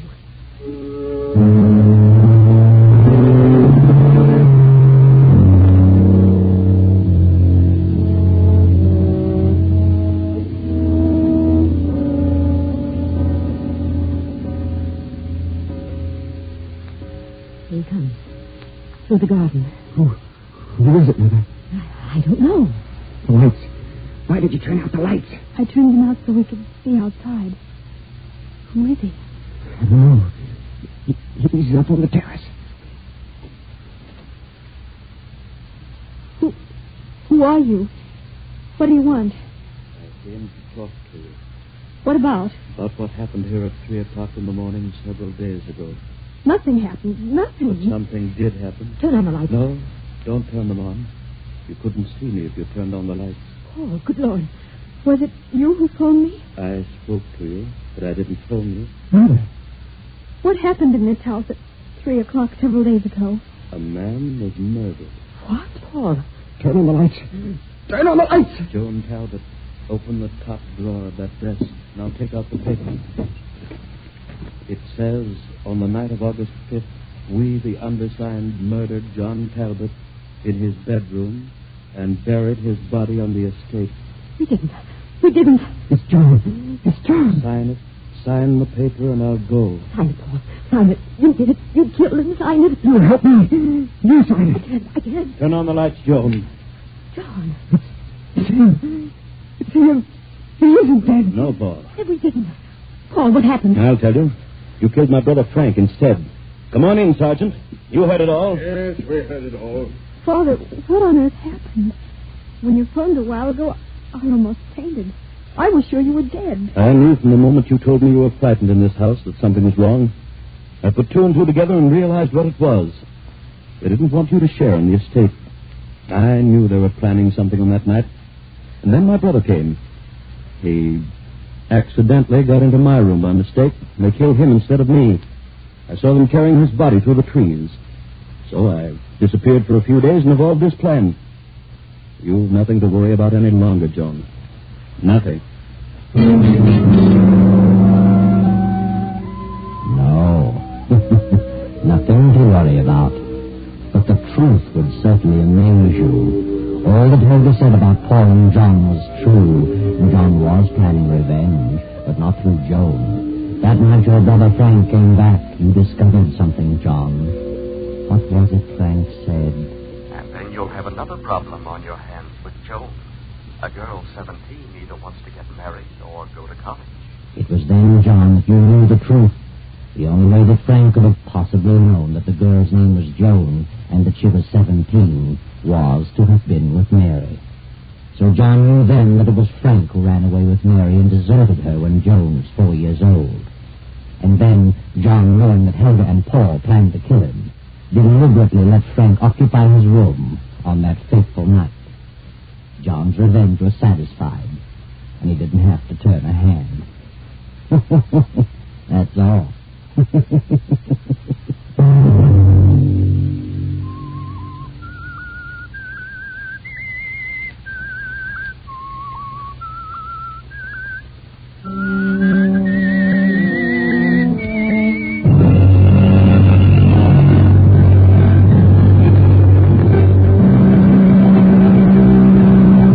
CBS has presented The Whistler.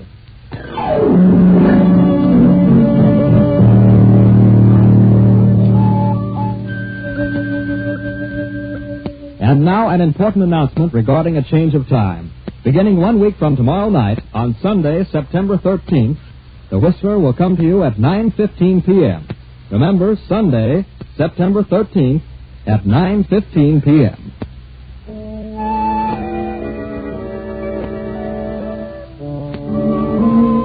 Original music for this production was composed and conducted by Wilbur Hatch. The Whistler is written and directed by J. Donald Wilson and originates from Columbia Square in Hollywood.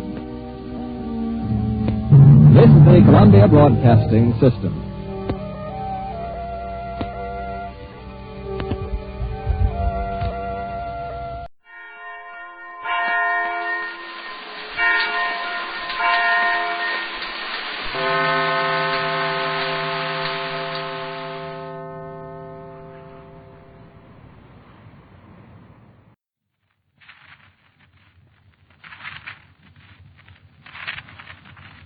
Quiet, please.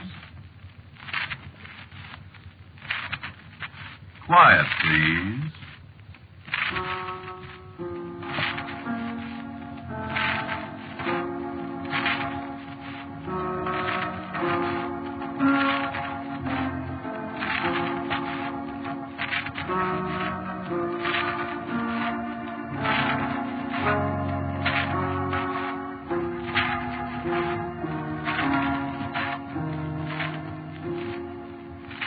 The Mutual Broadcasting System presents Quiet, Please, which is written and directed by Willis Cooper and which features Ernest Chappell.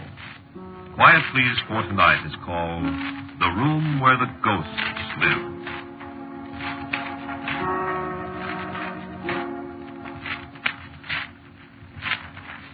No, I won't let you take me out of the house. No, I'm going to stay right here. I'm sorry, Doctor. But, Lawrence, we've got to get you to a hospital. Now, stop being a fool. I won't. I'm going to die anyway, and I don't want to die in an ambulance somewhere out on an icy road between here and town. I'm sorry, that's final. I can't do anything for you here, Lawrence. Maybe I don't want you to do anything for me, Doctor. I'm going to call the ambulance. How? By telephone, of course. The telephone isn't working. Oh, that's right, I forgot. That's funny, isn't it? What? What a couple of days of snow can do. No lights, no heat, no water. Just like the days when they lived here. When who lived here? The ghosts. Open your mouth. What for? Thermometer. I'm not raving, Doctor. Well, let's see anyway. Feel any pain? Sure. Worse than it was? A little morphine won't hurt. It's a good thing I decided to stop him for a cup of coffee. You might have died here all by yourself. I'm going to die anyway. Not if I can help it. Can't help. Oh, stop that nonsense. Let me have your ball. All right, now. That'll relieve the pain in a minute or two. Okay. I could take you to the hospital in my car. No. And I think I will. No. Lawrence, what got into you? What do you want to die for? Drink from our... No, not yet. There's nothing wrong with you. You've been the happiest. You've got everything to live for. No. Then you go and shoot yourself. Yep. Where did you get this pistol, anyway? Gift. Didn't you know it was loaded? Sure. That powder and ball have probably been in there for 50 years. Longer than that. What? Longer than that. Well, there's no telling what kind of infection you can get from that bullet. No. Don't die, asshole. Let's see that thermometer. High temperature, huh? Yes, it's pretty high. I guess you're not going to the hospital after all, though. I told you that, Doctor. I couldn't move you with that high temperature. That's fine. But I told you I wasn't going to be moved anyway. So you see... Who gave you this pistol? A British colonel. What British colonel? His name's on the lock plate. Lieutenant Colonel Robert Charles Graves, 17th Regiment of Foot, 1774. Ancestor of the fellow that gave it to you? No. He gave it to me himself. Yesterday. Lawrence, how could he? He's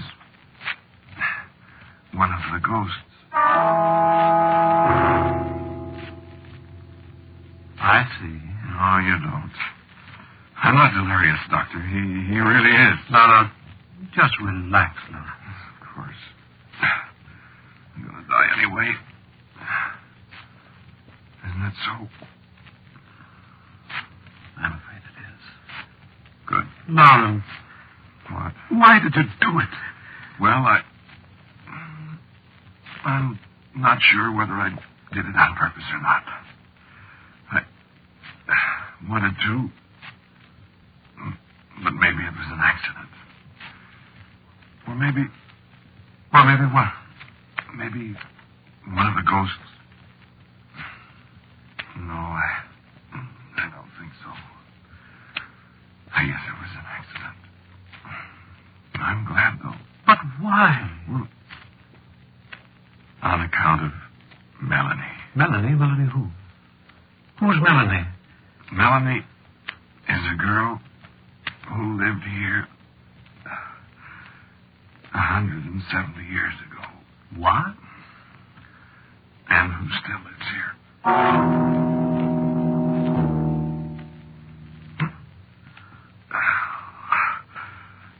It hurts quite a bit, Doctor. You want me to give you some more morphine? I guess not. No. I want to tell you things. Well... You won't believe me, of course. You think my mind's wandering. Don't you? Well, What difference does it make? Yeah, that's right. Nothing makes any difference now. A fellow takes a long time dying, doesn't he? After a while, we're the time, huh? Pretty soon, I'll be a ghost, too. See Melanie. I'd like a little drink of brandy. Oh, just a second. Here, now take it easy. Thanks. Good brandy.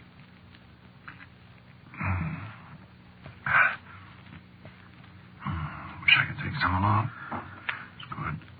I wish I could do something for you, Lawrence. Nothing sewed in, aren't we? Sure. I mustn't leave. I couldn't come back, you know. I have to stay here. I don't understand that. I have to stay here, I said. My house. What was I talking about? The ghosts. Oh, yes. So I tried to keep the house like it was in the old days, see, all by myself. Been fun. And then noises. Heard noises. What kind of noises? People beating on door, rattling the latch. Every night. I'm not afraid, Doctor. I know, Lawrence. Well, I got up. Went all over the house. Noises stopped after a while. It wasn't a dream? No dream. Beating on a door someplace. Always sounded like it came from right over there. You see? Well, there isn't any door there, Lawrence. That's what I thought. My hands are cold. I'll build up the fire. No. I know what it is. I haven't got much time, huh? Have I? No, Lawrence, you haven't got much time, old man. I'll have to hurry. Shut your eyes so you can see what I saw. I mean, I didn't see it, because it was dark. So, when you shut your eyes, you feel the way I felt. Huh? All right, Lawrence. I walked all over the house, lights on. No sound, no hammering on door. No door. I turned off the lights, it starts again. From right over there. I turn on the lights, no door, no noise. And then I get an idea. I turn off the lights again. I walk over where the sound comes from. And there is a door. And I think I hear a woman crying. And footsteps and furniture being shoved around. I said I wasn't scared, didn't I? Well, I was then. You'd be scared, too. Finding a door where there isn't any door, and there's somebody on the other side. But that's the outside wall of the house, Lawrence. No. What? There's a room there.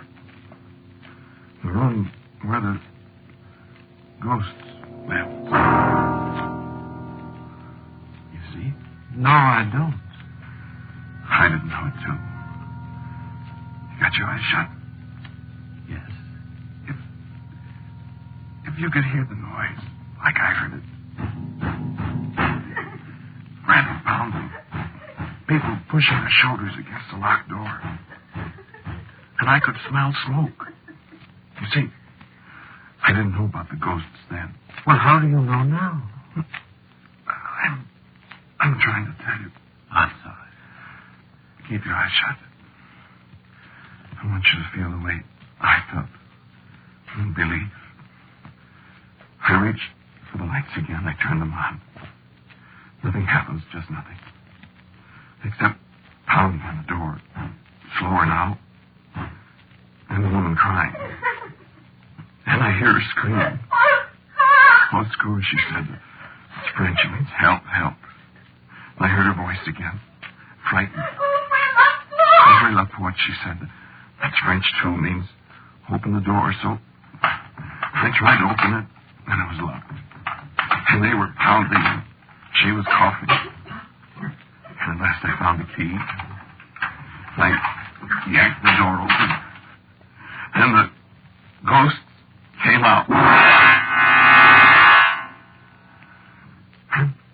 The lights came back on. There wasn't any door. There wasn't anybody in the room but me. But then I heard something. Somebody walking across the floor down the hall. So I turned and went down the hall after the footsteps, down toward my room. Then I stopped dead. Because the door to my room closed and somebody locked it. You dreamed that? No. It was locked from the inside. So was every other door in the house. Well, that couldn't be. Try the doors. Open your eyes and try the doors. Go ahead. Lawrence, No, go ahead. I'll keep on talking. You have to believe me. Go ahead. So, what did I do? I lay down here on the davenport with the lights on, and I tried to think, but nothing made any sense. I got up and I tried the outside door. It was unlocked. So I went outside. I had some crazy idea maybe there was a room there. There wasn't, of course. But there were footprints in the snow. Some men's footprints. And a girl's. This last nose covered them all up again, I guess. Well, what about the doors, Doctor? They're locked. From the inside. You see? Did you hear anything? Did you? Well, I thought I heard someone moving. As if I'd awakened somebody. But it was probably my imagination. No, it wasn't.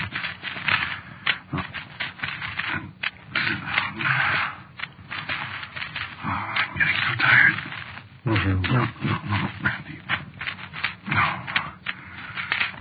So I came back in, and I sat down. And I hardly noticed that the lights were off again, and then I heard something else. And I said, "Who's that?" And a woman's voice answered me in the dark. I'm Mary. Well, who's Melanie? Once I was a maid in this house in the time of the war, when the soldiers were captured on Christmas night at Trinity. And they've escaped and came here to be hidden by Monsieur Maurice. For he was no patriot, And they were kept... And you'd think I'd be surprised, but I wasn't very. I didn't interrupt her. She went right on telling me how Morris was a loyalist, and how he hid the officers, and how the neighbors suspected him and spied on him. Then Mr. Morris must go away, you see. And I was left alone to bring food to the poor soldiers. And there was a night when I took their food to them. And when I would go from the room, I found the door to be locked from the other side. And soon we smelled the smoke of the fire. Where someone had set fire to the house to destroy these men. And we beat upon the door, but it did not avail us. And so we perished in the fire, I and the British officers. And there was none to know our fate. And for our sins, we are bound forever to this house. Although I have not sinned so very greatly. And I would thank you for releasing us from that room. For so many times we have cried out, yet no one would open the door. And I opened the door, but now all my doors are locked against me. Yes. They say it is their house now, and no man can open the doors again. I think we'll see about that. They say you must go away. Well, I'm not going away. I should be sorry when you go away. You would? You have released us. I am grateful. Thanks. I think they'd be grateful, too. They are soldiers, monsieur, and they have not forgotten the manner of their death. This is their revenge, that no man shall live in this house. Well, that's fine. I'm to be chased out of my house by a bunch of ghosts. It is so, monsieur. How do you feel about it? I could wish you could always be here, monsieur. So? Yes, monsieur. But it cannot be. Unless... Unless what? It cannot be. If I turned on the lights, could I see you? No, monsieur. The eyes of the living cannot see us. What did you look like? I did have blue eyes, monsieur. And my hair was black. And I was not very tall. And my feet were very small. And your clothes? Once I had a gown of taffeta. And it was blue, like my eyes, I remember. And there was a cap of lace for my grande mère in Brittany. And I was struck with a sudden impulse to see this girl with the black hair and the taffeta dress that matched her eyes. And I jumped up and snapped the lights on. And the room was empty. And so I knew I'd been dreaming. Oh, cool. But I wasn't dreaming, my friend. She came to me the next night. And the next. Oh, it's so cold. Am I dying now? Is this what it feels like? Here, take a little sip of this. Oh.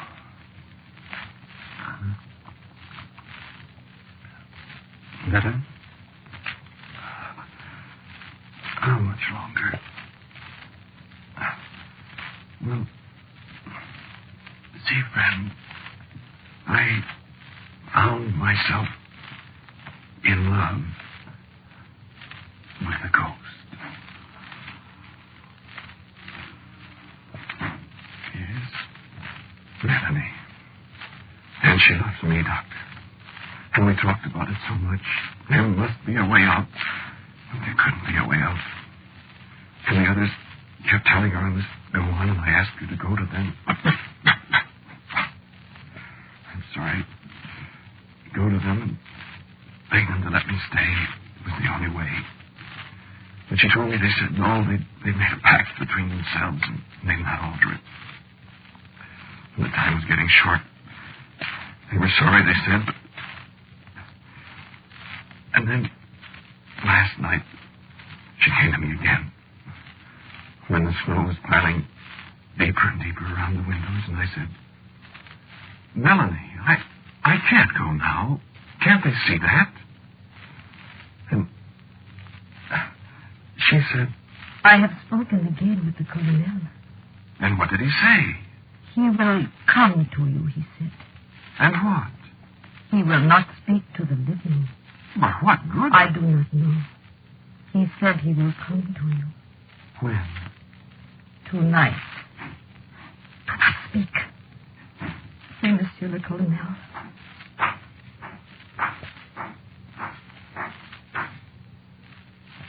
I have the honor to present Monsieur the Lieutenant Colonel Robert Charles Graves of His Majesty's 17th Regiment of Foot. Monsieur the Colonel wishes me to present his compliments to you and to say to you that he has taken counsel with his fellow officers. No, do not speak. Monsieur le Colonel wishes me also to say that he and his fellow officers have come to a decision in the matter of yourself. They honor you for your devotion to me, and they beg leave to supply you with the means of assuring you permanent residence in this house.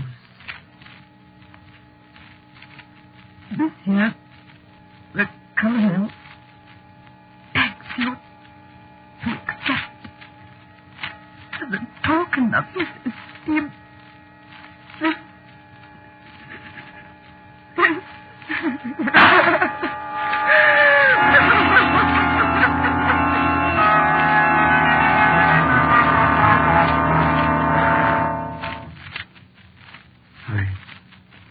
They turned on the lights. It was there on the floor. Flintlock pistol loaded Goretia black flint. Personal gift from Robert Charles Graves, 17th Foot. Well, I thought a long time. Turned off the lights. Called her. No answer. Talked to her. Told her I loved her. Wasn't brave enough to... Said I loved her. Couldn't do it. Tried. No, I didn't do it. No, I didn't. Long toward morning, heard footsteps again. Boots, sword, spurs clicking. Knew who it was. Said, hello, Colonel. Said, Colonel, thanks, only haven't got courage enough. Always love her, Colonel, I said. Said, here's your pistol. I'm a coward. Oh. Drink, please.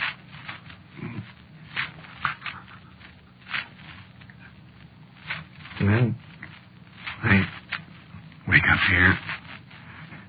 Daylight. See? It's Colonel Graves. Good enough fella show me way out. Good enough fella. No trigger for me. Hello. Melanie, in your blue taffety dress. And your blue eyes. And your black.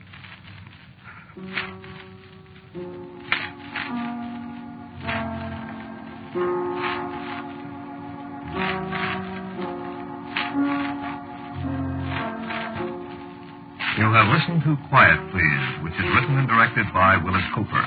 Lawrence, the man who spoke to you, was Ernest Chappell. And Melanie was Claudia Morgan. The doctor was played by James Van Dyke. Our sound effects by Albert April. Music for Quiet Please, except for our theme, which is from the Allegretto movement of the César Franck Symphony in D minor, is composed and played by Albert Berman. Now, for a word about next week's Quiet Please, here is our writer-director, Willis Cooper. Baker's Dozen is the title of next week's story, the story of One Man, Two Men. This is the Mutual Broadcasting System.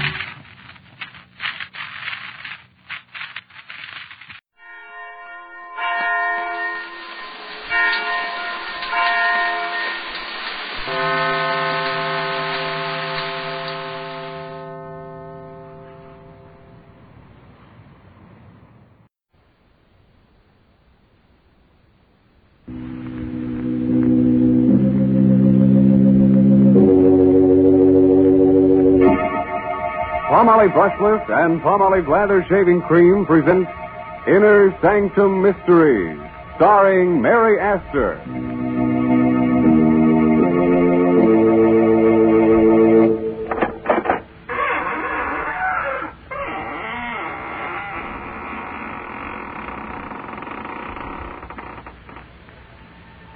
Welcome, friends of the Inner Sanctum. This is your host, Raymond, inviting you to come in through the squeaking door and catch your breath. Now, don't be embarrassed. Many of my guests here are out of breath. But they won't tell on you. I assure you they won't breathe a word of it. You see, they were warm, too, when they came in, but they've cooled off now. You see, I've kept them on ice. Now, if some of them seem a bit unfriendly to you, don't mind. They can't help being stiff.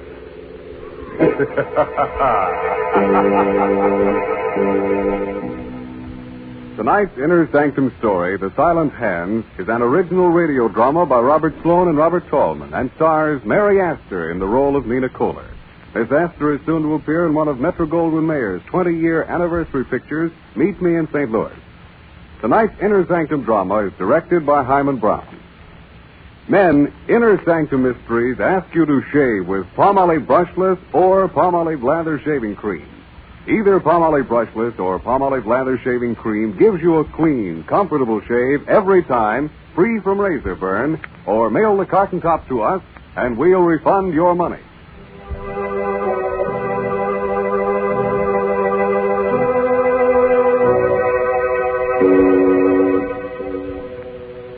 When a murderer sneaks up behind you and you haven't a rear view mirror handy, the best thing to do is listen carefully and try to hear the sound of the silent hands. High up on the bluff, overlooking a West Coast harbor, police cars feel their way through the fog on their night patrol. They're on the lookout for a mysterious woman in white who has already strangled 3 men and pushed their bodies over the cliff. Attention all police cars. Attention all police cars.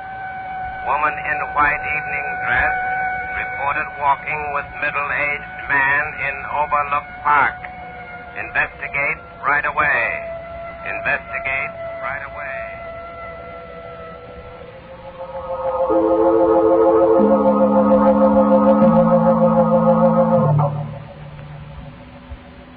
Michael. Yes, Nina. It's getting chilly. Oh? Finish your cigarette, will you? Let's go in. Of course, Nina. Here, stick my coat in the meantime. Put it over your shoulders. Thank you. What? You're trembling. What's the matter? Nothing, just nerves, that's all. Michael. What, dear? My bag, it's gone. Are you sure you had it with you? Oh, yes, positive. Oh, well, it must be around here somewhere. Go on ahead, Nina. I'll find it for you. No, Oh, all right. But be careful of the cliff. Now, don't you worry, dear. Go on ahead. I'll catch up with you in a moment. Don't be long, Michael. Don't be long. I won't. Always losing a bag. I'm always finding it for her. Yes. Just ready. Let go of me. Let go of my neck. Don't. No. Please. Don't push me over.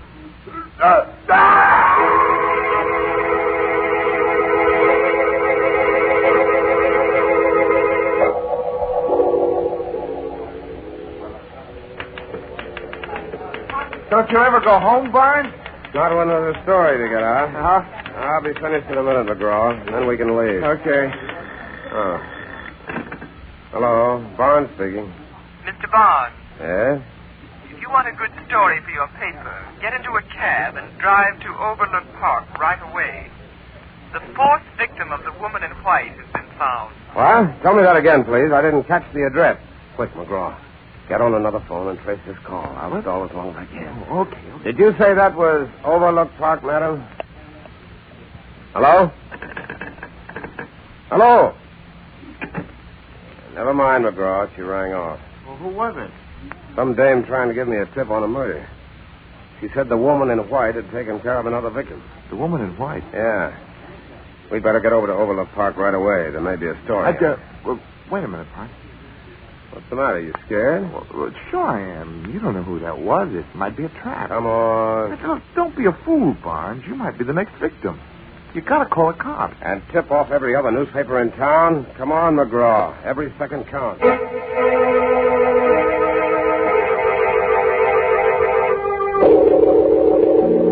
Holy mackerel. That dame was right. Look down there on the rocks. What is it? A man's body. A man without a coat.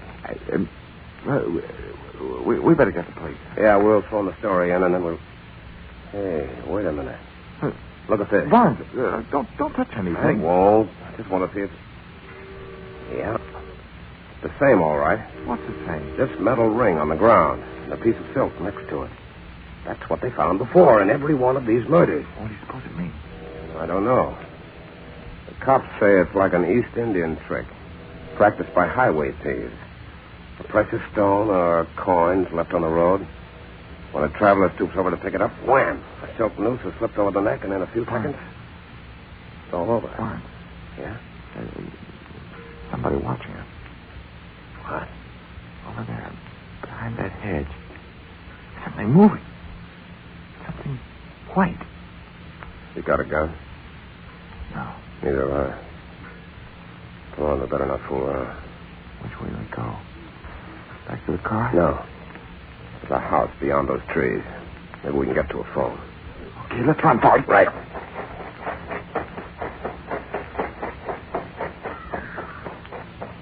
What the devil's that? Sounds like some kind of a tropical bird. You mean here in the park? This isn't the park, gentlemen. That tropical bird you hear is in the aviary next to the house. It's part of my private collection. You live in that house? Yes, with my sister. These are our grounds, gentlemen, and you're trespassing. Well, lady... We're looking for a telephone, madam. We're from the Chronicle. I don't care where you're from. You'll have to leave immediately. But someone's been killed. You'll have to leave immediately. My sister is ill. She can't have any excitement. Nina! Go back into the house, Carolyn. Nina! I've been looking for you. Where have you been? You know very well I've been out here feeding the birds. Why do you ask? Because I didn't see you. I thought perhaps you went back to the place where... Carolyn, you'll catch cold out here. You'd better go back in the house. But who are these men, Nina? Reporters, dear. We'd like to use your telephone, miss, if there's one in the house. Why, of course. Come along. I'll take you to it. Thank you. If you men are reporters, I suppose you want to phone your paper about... About what? Nina, you heard it. I'm sorry, dear, if I held your arm too tightly. I didn't want you to stumble. You're lying. You don't want me to talk. That's not true, Carolyn. You can say anything you please. Go ahead. Say anything you please. Oh, Nina. Please forgive me. I didn't mean what I said before. I'm just upset because you've left me alone so much tonight. But I haven't left you alone, dear. I've been in the house with you all evening. Don't you remember? Oh, yes, of course. You've been with me all evening. In the house. All right, Carolyn. I think you're strong enough now to take these gentlemen inside and show them to the phone. I'm going to stay out here for a while and speak to the birds. Yes, Nina. This way, please. Now go along, McGraw. I'll be with you in a minute. Okay, I'll put the call through. Are you staying behind just to watch me? In a way, yes. You're a fool. Well, maybe I am. But these birds you've collected fascinate me. Especially the gaily colored ones which were brought over from the Orient. Oh, are you a fancier? In a manner of speaking. At least I know that the creature with the yellow bill and the green eyes is a very rare species. I had to write a story about it once. Indeed? Yes.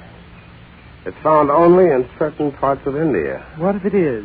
You've been to India, haven't you? Never. You're lying. I'm not accustomed to being spoken to like this. But you are accustomed to lying. Only that alibi about not being out of the house tonight won't stand up. Won't it? No. That dress you're wearing is torn. And the piece that's missing from it is in my pocket. I found it out there on the cliff, near a metal ring and a bit of silk. Now you're lying. I have the evidence right here in my hand. Give it to me. Not so fast. Let go of my hand. Let go. Open it.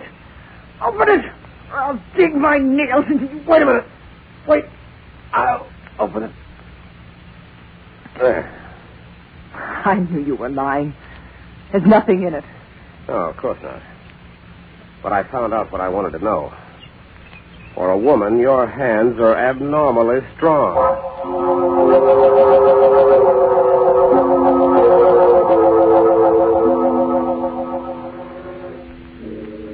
So now it's your turn to watch me and follow me around, huh, Mr. McGraw? Oh, not necessarily. Your friend must think I intend to run off before the police arrive. But he's wrong. I have nothing to fear from the police. Of course not. Don't stand there and grin at me. I'm cold and miserable. If you had any manners, you'd take off your coat and offer it to me before I freeze to death. You can have my coat. Here. Thank you. Wait a minute. Where are you going? Back to the house. There's a police car there now. Well, good. I'll go back with you. Just a moment. What's the matter? My watch. I've lost my watch somewhere along the path. Who are you kidding? I just saw you throw it over in the grass. Here it is. Over here.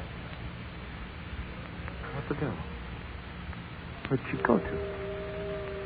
Where'd you... Oh! My phone! No! The phone! Put me up! Good!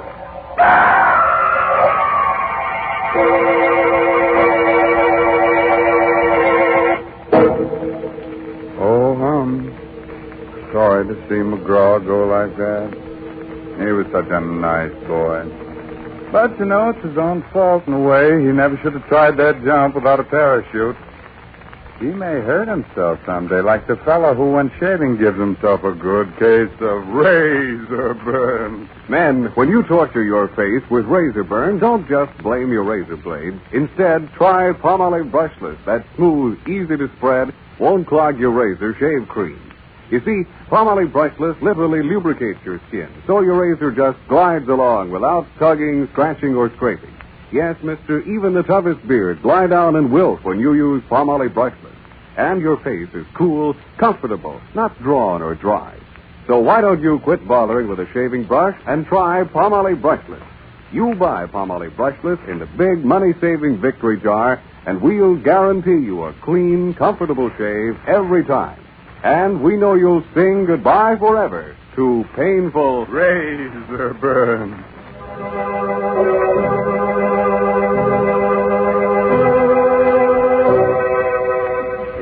All right. Let's get back to Nina and that beautiful Indian rope trick. After that double-header killing, Nina was picked up by the police and put in jail on suspicion of murder. But the case against her was still pretty slim, and when Barnes went down to her cell to get her story for his paper. You seem very confident for a woman who has so little time left to live. You're meddling, Mr. Barnes, in something that doesn't concern you. Oh, it does concern me. McGraw was a good friend of mine. I'm warning you not to interfere, Mr. Barnes. You'll regret it if you do. You'll regret it more. I have everything to gain and nothing to lose. Nothing but your life. Yeah, what about yours? They'll never convict me. Don't be so sure. I'm innocent. They can't even keep me here another 24 hours. So your lawyers are going to spring you, huh? I have influential friends, Mr. Barnes. And when I'm free, I want to be left alone.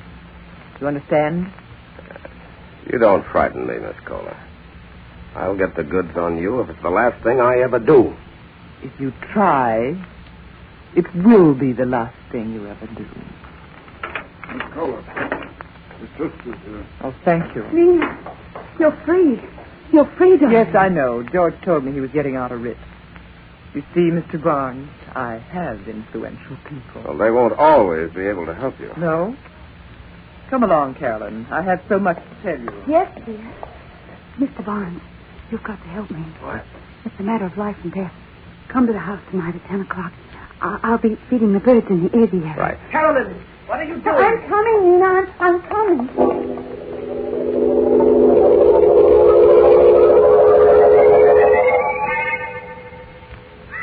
Miss Kohler. Miss Kohler. Oh, Mr. Barnes, thank heaven you're here. I was afraid you wouldn't come. Well, you said it was a matter of life and death. It is. It is. My sister's been lying to the police, and she's made me lie for her, too. What do you mean? Well, that night you were here, that night Michael was killed, she told you she was in the house with me all evening, but she wasn't. She was out with him, walking through the park. Why didn't you tell the police? I couldn't. I was afraid of what she might do to me. You don't know her, Mr. Barnes. She'd kill me if she thought I was telling you this. But I've got to tell somebody. I've just got to. Wait a minute, kid. Get hold of yourself. There. The night this fellow Michael was killed, your sister made you say that she was home with you all evening. Yes, that's right. Did she tell you why she wanted you to lie for her? Yes. But I don't believe her. She said she had nothing to do with Michael's death, but that there was no way of proving her innocence. She was afraid that police might convict her on circumstantial evidence if I didn't give her an alibi. I see. One more question, Miss Kohler. You've been to India, haven't you? Yes, we lived there a number of years. I thought so. When I saw that bird with the yellow bill and the green... Well, by the way, where is that bird? I don't see it. It's gone.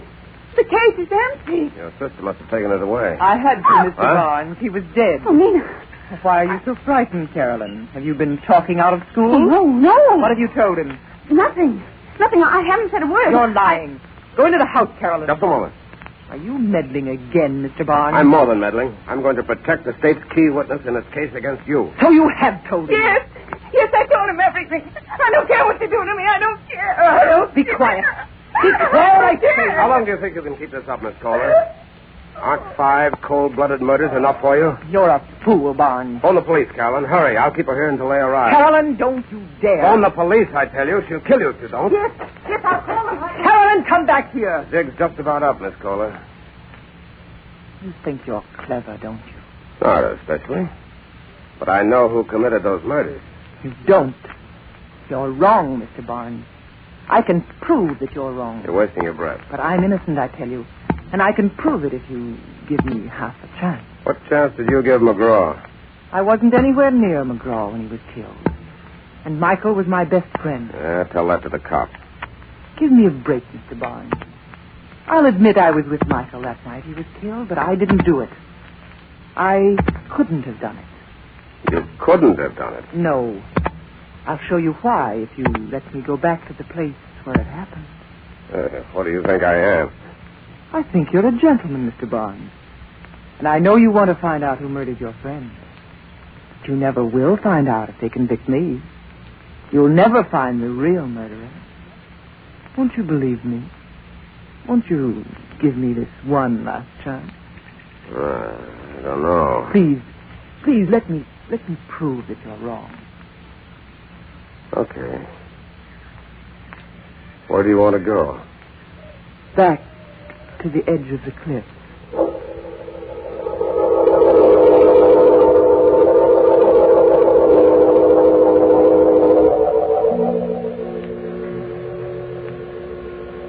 Michael and I were standing just about here, Mr. Barnes. Yes, go on.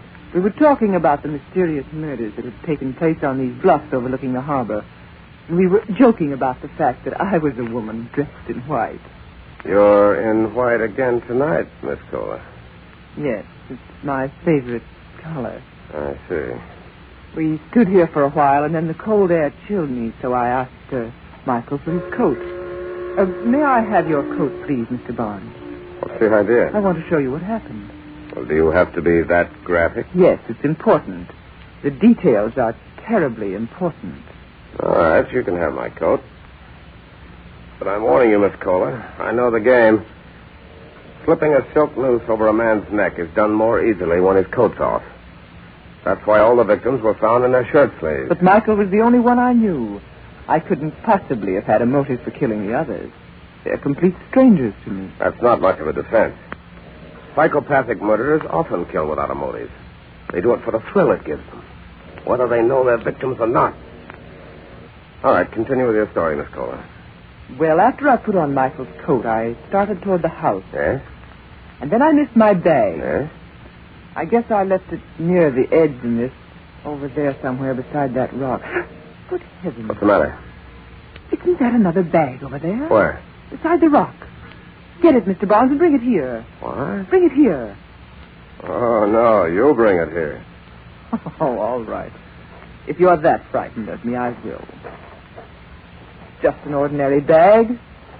I don't know why you were afraid of picking it up. Nothing could have... Oh, my neck! I knew you couldn't resist another victim, Mr. Barnes. But you forgot about my strong hands and this coat I borrowed from you.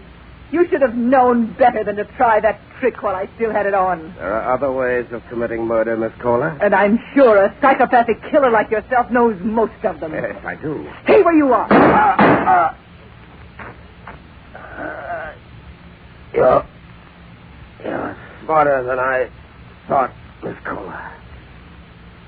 I never dreamed that you'd plant a gun in that bag. That was the chief's idea. You underrated our police force, Barnes. We'd suspected you for some time. But we couldn't get the goods on you till tonight. We? Yes. Didn't you know there were women detectives? My sister and I have been leading you on ever since you killed Michael. And all the time I was figuring I could pin the rap on you.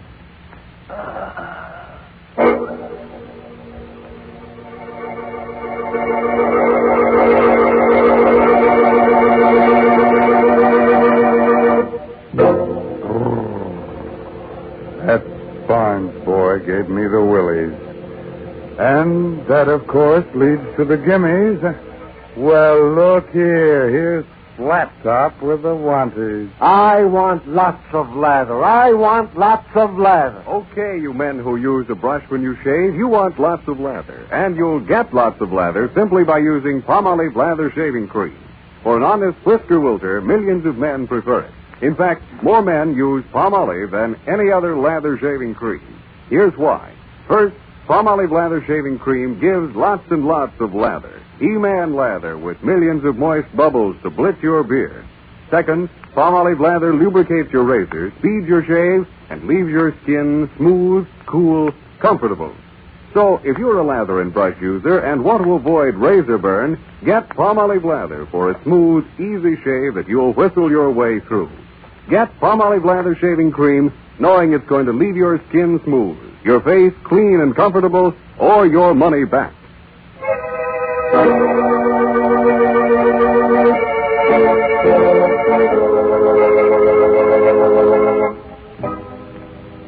Well, it's time to fold up the ghosts now, those little folds, and put them back in the closet with the family skeleton, which is something.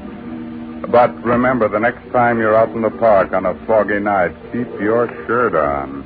And keep your coat on, too. Although silent hands are liable to give you a pain in the neck.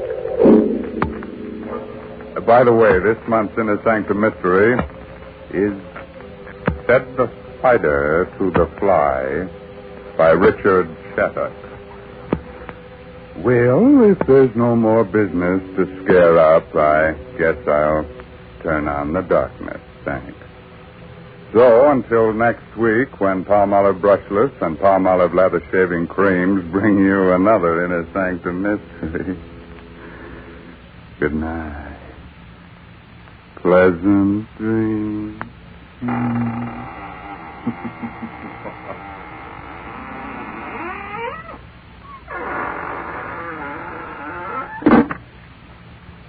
What is the 14-day Palmolive plan? Yes, what is the 14-day Palmolive plan? It's the biggest beauty news in years. Doctors tested this plan, proved it brought lovelier complexions to 2 out of 3 of all the women tested.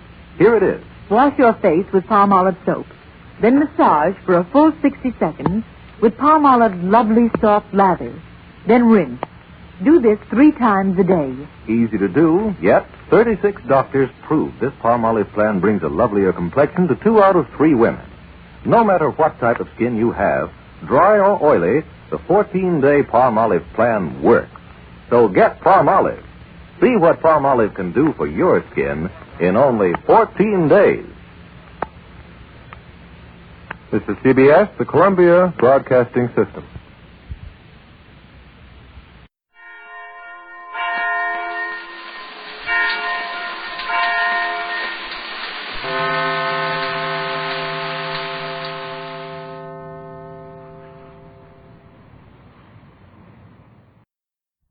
And now, the Hall of Fantasy. Welcome to the Hall of Fantasy. Welcome to the series of radio dramas dedicated to the supernatural, the unusual, and the unknown. Come with me, my friends. We shall descend to the world of the unknown and forbidden, down to the depths where the veil of time is lifted, and the supernatural reigns as king. Come with me and listen to the tale of the Wild Huntsman.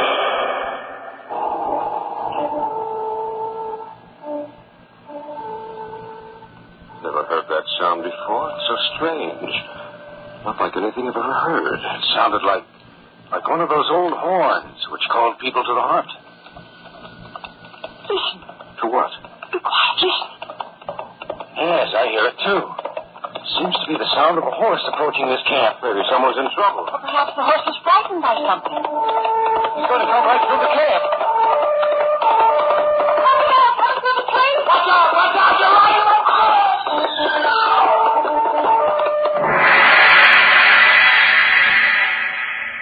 In just a moment, the Hall of Fantasy will present The Wild Huntsman.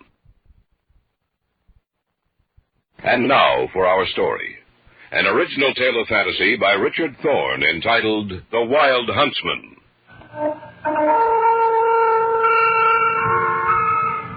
There is an old legend about the Wild Huntsman. A spectral hunter of medieval legend who, with a pack of spectral dogs, is said to frequent the forests and occasionally appear to mortals. And he is not only known to the literature of our language, but also in the myths and legends of several of the world's peoples. The strange thing about this legend, there are many countries which have the same types of folklore, but the stories are the same, up to a certain point. After that point is reached, these myths take different paths which never cross again. But this legend of the Wild Huntsman is the exception to the rule. For in every version I have come across, the tale is the same, almost word for word. It is a simple tale, whose basic motif is that if you meet him face to face, you will die.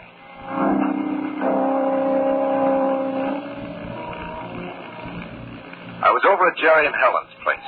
Our conversation turned to hunting. We haven't been up hunting now in almost 3 years. You know, that's right. Ever since I was best man for you people. Say, that was over 3 years ago. I can understand it, Vaughn. Back in those days at the U, those weekends up in the mountains were the things we lived the rest of the week for. Isn't that the truth? I don't think we missed an opening day for deer season in 4 years. No, we didn't. Say, do you remember old Fisher? Mm-hmm. That half-breed who was a guide and who always wanted to take us where he said we could get our limit of game in a few hours? Yes, I remember him. Who could forget him? I was walking down Main Street the other day, and who should stop me but Fisher? At first, I didn't remember his name. Then it came back to me who he was. He hasn't changed, has he? Not a bit. What did he want, Vaughn? Oh, the same thing. He said he'd be glad to guide us up to the mountains, to the place where we can get our deer limit without any trouble. That's right. The season does open about 6 days from now, doesn't it? What'd you tell him? Same thing I always used to tell him. Maybe we would. You know, I don't see why we can't. What do you mean? Well, why can't we go up with him? I've got a few days coming. What about you, Vaughn? I guess I could squeeze a few days out of the old man. It'll be just like old times. Is it a deal, then? It's fine with me. Helen, darling, what about you? Well, anything you say there, only, Only what, Helen? Well, what about those stories we used to hear about Fisher? What stories? Well, I remember one that used to go around the campus. They said that of those he guided, very few came back. Wait a minute. Yes, now I do remember. There were lots of stories about Fisher. There was one, something about some connection between Fisher and the Wild Huntsman. Forget how it goes. Well, the way I heard it was that Fisher happened to be up in the mountains hunting. It was out of season. They say that he met up with the Wild Huntsman, but bargained for his life by saying that he would lead occasional parties up into the huntsman's domain. The Wild Huntsman accepted the proposal, and Fisher lived. Those stories, they weren't true, were they? Of course not, darling. Stories are bound to spring up about people like Fisher. Little man with a livid purple scar running across his cheek. Just as if it had been branded there. He always made me nervous. Oh, this whole thing, Helen, this whole folk legend which has sprung up about the so-called Wild Huntsman, there isn't anything to it. It's just a bunch of stories that they tell the newcomers out here. Well, I wouldn't be a bit surprised if there weren't a few people who hunt in that forbidden area and then tell the wild stories you've heard just to keep that part of the hunting ground to themselves. Well, what about it, Helen? Of course I'll go. Shall we have Fisher guide us home? Why not? That's the only way he makes any money. Let's give him a break. The next day, I went to locate Fisher, and I found him in his room in one of those cheap hotels on 2nd South. Yes? Hey, it's Vaughn Steger. Just a minute. Come in. Oh, thanks, Fisher. You have to excuse the room, Mr. Steger. I ain't much for keeping the room clean. Sit down. All right, you. Now, what is it you wanted? Well, you've been telling me about this place up in the mountains for a number of years, Fisher. Well, you finally decided to take you up on it. You mean you want to go up there when the season opens? That's right. It cost you $50 for me. We're prepared to pay it. Fine. When do you want to start up? The same morning the season opens. I guess that can be fixed. You got your own guns? Yep. Good. If you give me a little money, I'll lay in a supply of grub. How long you want to stay up there? Only as long as it takes to get our deer. It might be 3, maybe 4 days. That's okay with us. Another thing, Mr. Steger. Yes. You can't go up in no car. Got to use horses. Where I'm going to take you, there ain't no roads, only trails, and sometimes you have to lead the horses. We understand all that. In that case, I better start laying in the supplies. Only one thing, Fisher. Yeah? Do you know any of the stories concerning the Wild Huntsman? The what? Yeah, I heard some. You were connected with the stories I heard, Fisher. Stories about you leading hunters up into the mountains. Hunters who never return. Well, that ain't true, Mr. Steger. Ain't true at all. How did they start? Don't know. But take my word for it, Mr. Steger. It ain't true. What you heard about the Wild Huntsman.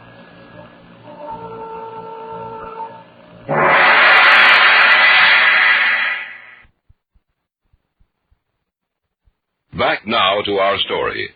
An original tale of fantasy by Richard Thorne entitled The Wild Huntsman.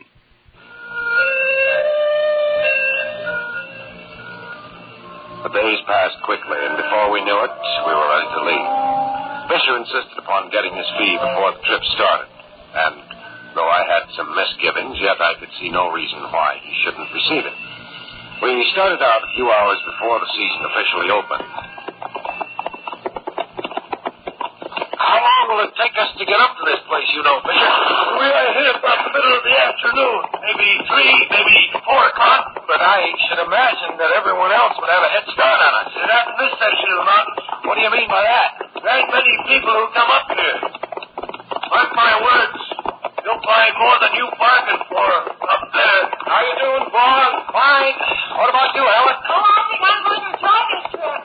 Maybe not. What'd you say, Fisher? Oh, I said she probably would enjoy the trip.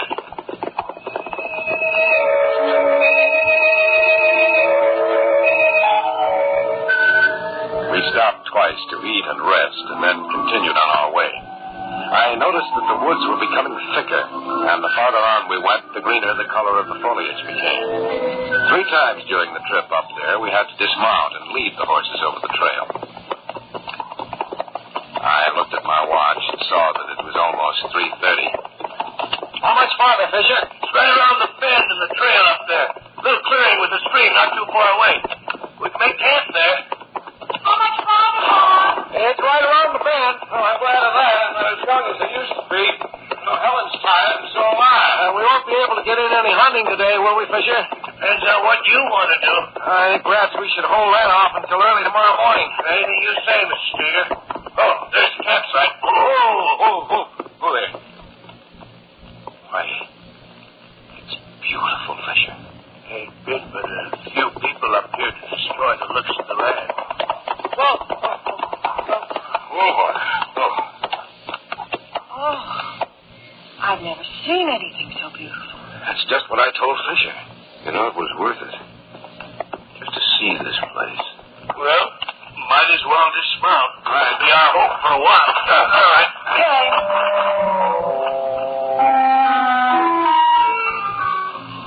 We made camp and set up the tents. Helen and Jerry shared one tent, I the second, and Fisher just used a bedroll. Evidently, he was used to sleeping out in the open. Occasionally, as the wind changed, the sound of the little stream would be brought to our ears. It was about 9:30. The campfire threw shadows against the trees which surrounded the little clearing. We sat around the fire. The crackle of the burning wood was pleasant to the ear, and the clean, pungent smell of it filled the camp. I didn't realize I was so tired. There, Jerry. Something so nice and peaceful about this place. I think I'm going to roll in. What was that? It sounded like a wolf. We're up pretty far, you know. It sounds so eerie up here in the woods. There's nothing to worry about, darling. I suppose you're right, Jerry. It's just a setup. Never heard that sound before. It's so strange. Not like anything I've ever heard. It sounded like one of those old horns which called people to the hunt. Listen. To what? Be quiet. Listen. Yes, I hear it too. It seems to be the sound of a horse approaching this camp. Maybe someone's in trouble. Perhaps the horse is frightened by something. He's going to come right through the camp.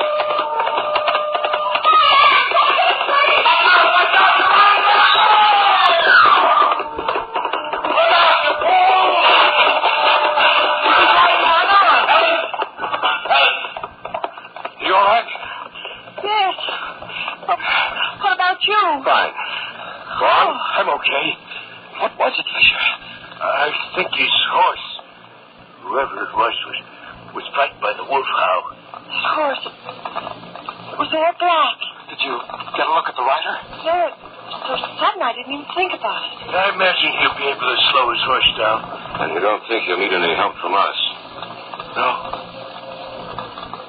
No, he won't need any help from us.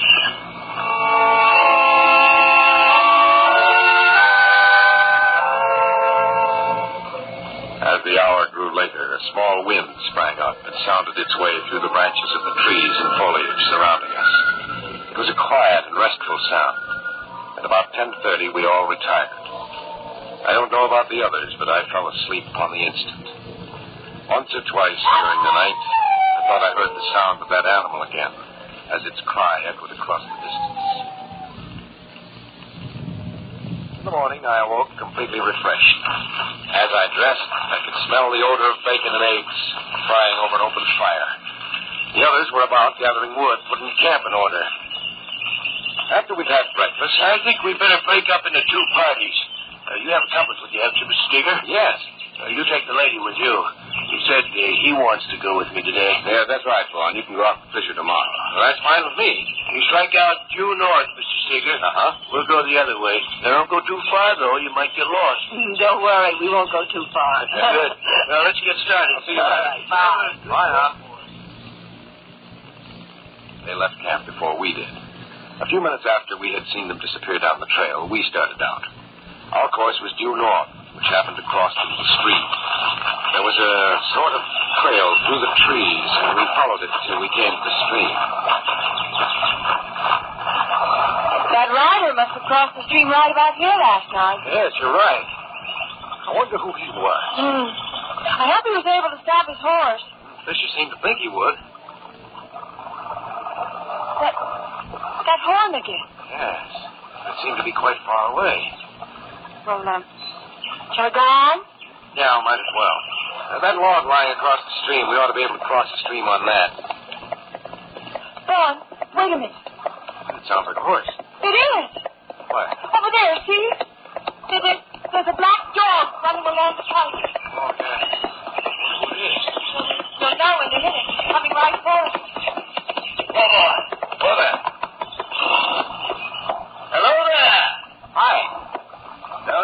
many people up here. I guess not. And Inlet, we were just starting out. Well, you must excuse my dog. He's not used to strangers. I see. Been here long? We arrived here yesterday afternoon. I rode over to apologize to you. I was out riding last night. Some animal howled and frightened my horse. He ran away with me, and I'm afraid I disturbed you. No damage, I hope? No, there was no damage. Good.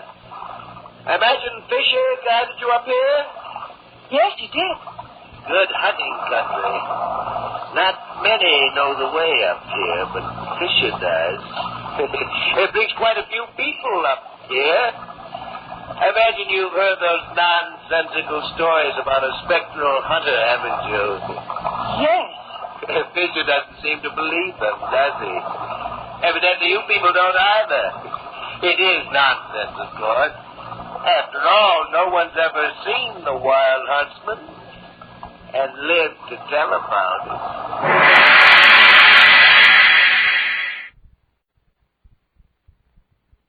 Back now to our story. An original tale of fantasy by Richard Thorne entitled The Wild Huntsman.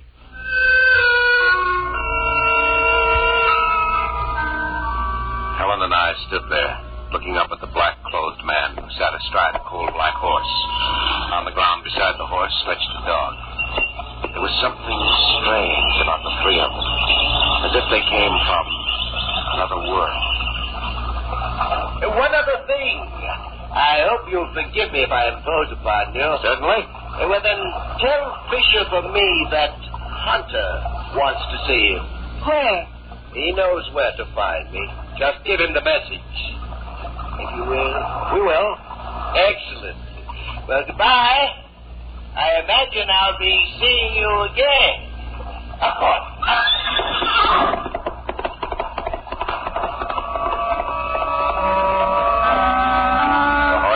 Trailed closely by the gigantic black dog, galloped away. He seemed to be a nice enough fellow, but there was something about him which made me feel uneasy. Helen and I continued the hunt, but with no luck. We returned to the camp cold and disgusted. We wondered why Jerry and Fisher weren't there, but then surmised that if they had had any success, they'd make slow progress back to camp. They came in about 2. Don, look at the size of that deer. Hey, they made up for what we didn't get. Hey, Jerry, good shooting, fella. What's the biggest I've ever seen? Why, look at that. You've been stuck with one shot. I guess I haven't forgotten how to shoot a three. Let's put him down. What a beauty. Oh, Fisher, that man was the runaway horse. Why didn't you tell us you knew him? I wasn't sure who it was. We met him today. Man on a black horse? Yes. Said he wanted to see you. That you knew where to meet him. Said his name was Hunter. Oh, yeah. Mr. Hunter. I'll be back in a while. I don't want him getting angry. He's like a devil when he's angry.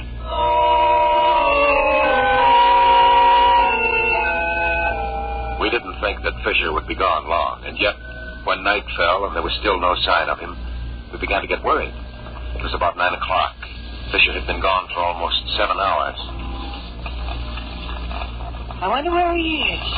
We should get back. He's been gone for almost 7 hours. Well, he knows how to take care of himself. A wolf out in those woods somewhere. There's something about this place. Beautiful and yet it's so wild. A place where man doesn't belong. No, Helen. Man does belong here.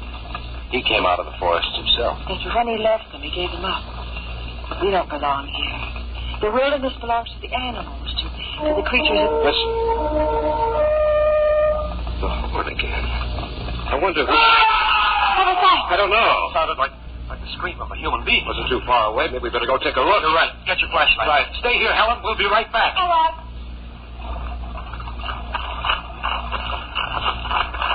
All right. We're over here in the stream. Shine your light around. Seems to be anything. Just a minute. What's that over there? Let's take a look. Might be only a You don't think... I can't tell. Take a look at his face. It's Fisher. He's dead. Look at his cheek. Yes, I see it, too. The black figure. A man on a horse.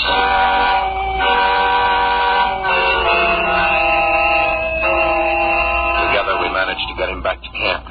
We had to tell Helen that he was dead, though I would have preferred that she hadn't known. We talked it over and decided to go back in the morning to call an end to this ill-fated hunting party. We decided to divide the night up into shifts in which one of us would stand guard. I drew the first shift. I sat by the fire, occasionally feeding it, feeling alone, terribly alone. Who's that? Gary. Can't sleep. In a way, I'm glad. It's lonely here alone. Helen asleep? Yes, good.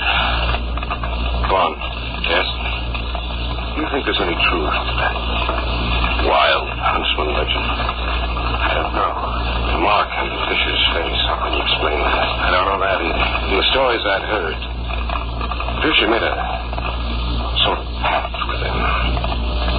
Why should Fisher die? Maybe he made a mistake. Maybe this thing intends making a new pact with someone else. We're the only ones up here. Yeah, I know. The wolf's awfully close. You got your gun? Yeah. You realize that every time we've heard that wolf howl, something's happened? Boy, I wish morning would come. I wish we'd never started off. Helen, come on! You don't think? We'll see in a minute. Something's happened to her. Helen! Helen! Jerry, we have to do something. She's dead. She's dead, Jerry. We have to think of some way to save our own lives. That is quite true, my dear sir. You. Where did you come from? Makes no difference. This is my domain. You do not belong here. You have trespassed where you do not belong. For that you shall die.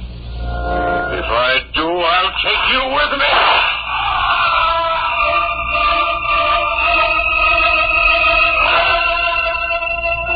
When we ran to Helen after she screamed, we'd carried our rifles with us. Jerry raised his and fired. What happened then, I still don't know. I was sure that the bullet had hit Hunter, and yet he didn't fall. But something happened to Jerry. He screamed and fell lifeless to the ground. Hunter stands there watching me. In these last few minutes, all this, the complete story, has gone through my mind. I'm afraid. Terribly afraid. There's no need to be afraid. You will live, but on one condition, and that is, Fisher made a pact with me. You will do the same. No, I won't. My dear sir, you must. Fisher was getting old, not quite as useful as he once had been. But you will live and bring more like you here to me. Just as Fisher did. Out to the forest and my domain. Out to the realm of the Wild Huntsman.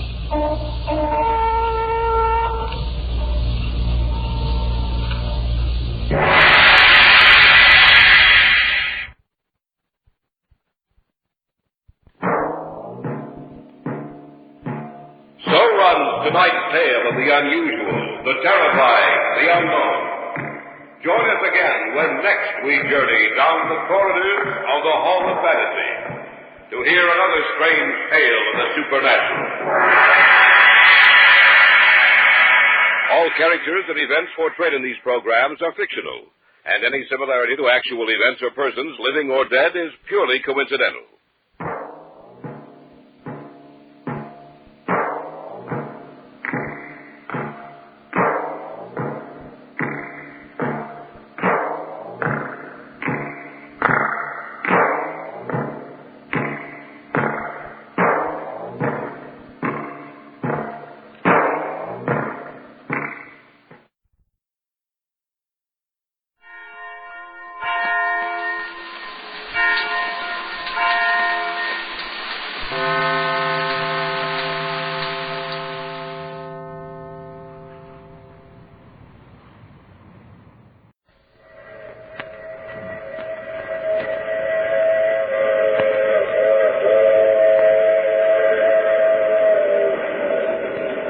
The Mutual Broadcasting System presents The Mysterious Traveler. Written, produced, and directed by Robert A. Arthur and David Cogan. And starring tonight two of radio's foremost actors, Leon Janney and Ralph Bell. In The Man Who Tried to Save Lincoln.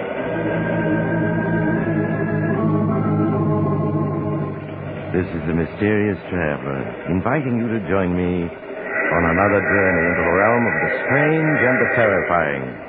I hope you will enjoy the trip, that it will thrill you a little and chill you a little. So settle back, get a good grip on your nerves, and be comfortable, if you can, as we hear the strange story that I call The Man Who Tried to Save Lincoln.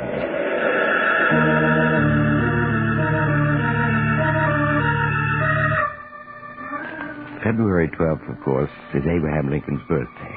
And next April 14th is the anniversary of his death at the hands of an assassin. But many people have wondered what would have happened if Lincoln had not died that night.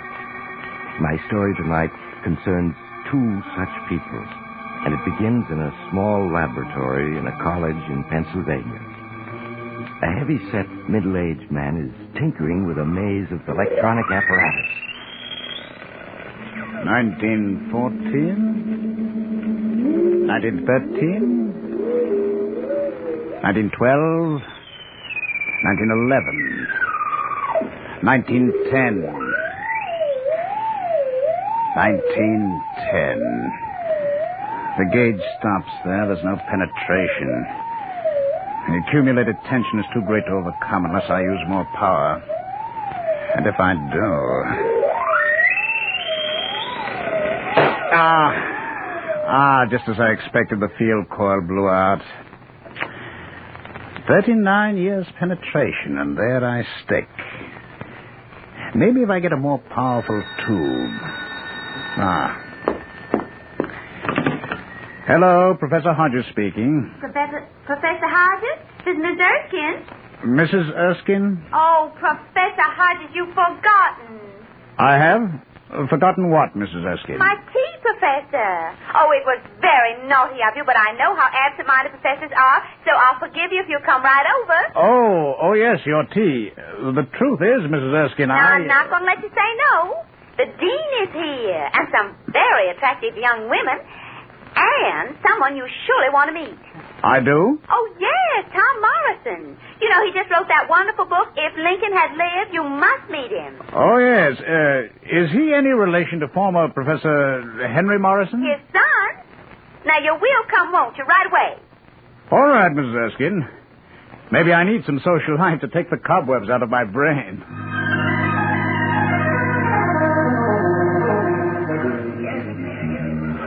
Oh, Professor Hodges, I'm so glad you could come, even if I did have to remind you. And I want you to meet Tom Morrison. This is Professor Hodges. How do you do, sir? Glad to meet you, Mr. Morrison. Mr. Morrison has just been telling me about his book, If Lincoln Had Lived. It is fascinating. It is simply fascinating. It is... Oh, but there's Lucy Johnson, and I must please you two. Just excuse me, because... Oh, Lucy! Lucy, dear, I want to speak to you, dear. Now, just wait. Mrs. Erskine was telling me you're a physicist, Professor Hodges. Electronics. Yes, that's my line. I've heard of your book, Mr. Morrison, If Lincoln Had Lived. Tell me, what would have happened? Well, as I was just telling Mrs. Erskine, I think tremendous things would have happened. Such as? I think Abraham Lincoln would have managed things so wisely that at the end of the war between the states, the whole nation would have recovered in 10 years. Oh, yes? Go on. There would have been no bitterness. And... as a united nation, we'd have forged ahead much more quickly to take our place as a world leader. Yes, I can see how that would be. Why, we'd have been so strong in 1914 that we'd have prevented World War I by our very threat to intervene. Then there wouldn't have been any World War. Well, certainly the chances against it would have been much greater. Mr. Morrison, Tom, I am glad I came here today. I think you're the man I need. Need? In what way? I'm in the middle of a tremendous experiment. I need a man with imagination. That's you. I need a man I can trust. You again. Professor, what is this experiment? Tom, I'll answer one question with another. How would you like to step back through the pages of history to that fatal night of April 13th, 1865, and save Abraham Lincoln's life?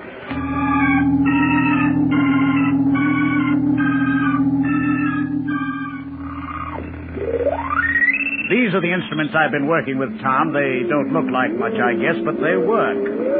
Up to a point, that is. So that's what a time machine looks like. I always wondered, and now I know. Time machine? Tom, you've been reading H.G. Wells. You and just about everybody else, I suppose, think of a time machine as an invention which could carry people back and forth through time like an automobile carries them along a road. Right? Well, pretty much, I guess. In that sense, a time machine is impossible, believe me. But in another sense, everyone travels about in time constantly. How do you mean? Tom, what happened on your 7th birthday? My 7th birthday? I had a big party. Yeah, I got a pony for a present. Rode that pony all over the lawn. You see, Tom? Just now you traveled backwards 25 years in time, mentally. Well, say, I did, didn't I? I think I see what you're getting at. You can travel through time mentally, if not physically. That's it. And this machine here is just a refinement on that principle. If I used you as a subject, Tom, and focused it at some special date in history when I knew people were present at this spot... Yes? The electronic circuits would take your own brain waves, your memory pattern, your personality, if you want to call it that, amplify it millions of times, and push it back into the past, into the mind of some person at that particular spot at that particular time. You mean that my brain pattern would be impressed upon the brain of some man living in the past? Roughly speaking, yes. You'd be able to think with his mind, see with his eyes, hear with his ears, and move about in his body. I see. There are difficulties. For instance, suppose your mind finds itself inside the brain of a very strong-willed individual. Yes? You will probably be helpless, unable to influence his actions in any way. You see, you will be dominated. I see. On the other hand, an easygoing or weak-willed person would be subject to your will. Then you couldn't always be sure of just what would happen when you made an excursion back into the past. Unfortunately, no. But that can't be helped. There are other difficulties. Right now, my main tube isn't big enough. I can't achieve penetration further back than 1910. 40 years. I have a bigger tube coming that should extend the range at least to 100 years. But while we wait for it, suppose we do a little experimenting. What kind of experimenting, Professor? Tom, tomorrow, how would you like to go on a little jaunt back to the year 1912?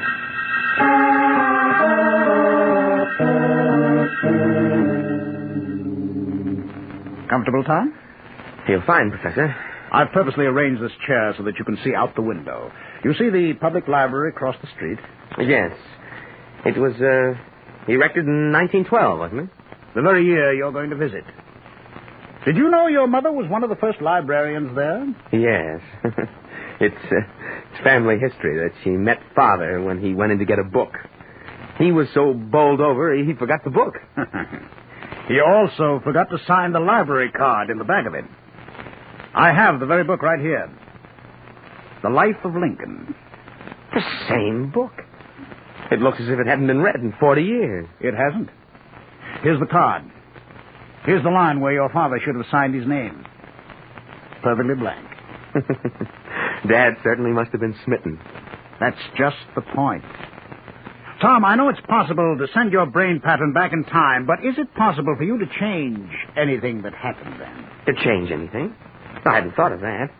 If the past has happened, it's fixed, isn't it? It can't be changed. I think it can. That's what we're going to test. Tom, I'm going to send you back to that day your father met your mother. I'm going to force your mental pattern into your father's mind. Good Lord. Yes. You'll see with his eyes, think with his mind, move with his body. And Tom, you are going to sign this library card. Sign the card? Right. You're going back to noon, July 10th, 1912. According to the timestamp on this card, the book was delivered at that exact moment. I see. And I'm to sign the library card that never was signed. I'm to alter the past. If you can. Maybe you won't be able to. But try, Tom. Try. Concentrate every power of your mind on it. I will. But you have the book and the card here. They're not in the library. Ah, they are. Back in 1912. Oh, of course. I was forgetting. Ready? Yes. Sit back. Relax. I'll attach the headpiece. There. Now concentrate your mind on the thought, noon, July 10th, 1912. Repeat it over and over mentally. I understand. It'll take a few seconds. You may experience a period of dizziness. Be prepared for anything. Noon, July 10th, 1912. Noon, July 10th, 1912. Noon, July 10th, 1912. Noon, July 10th, 1912. Mr. Morrison, what is it? Are you ill? I felt dizzy for a moment. Well, where am I? Well, this is the public library, and I have the book you called for, The Life of Lincoln. Why are you staring at me so oddly, Mr. Morrison? You? I've never seen you before, have I? Why, no.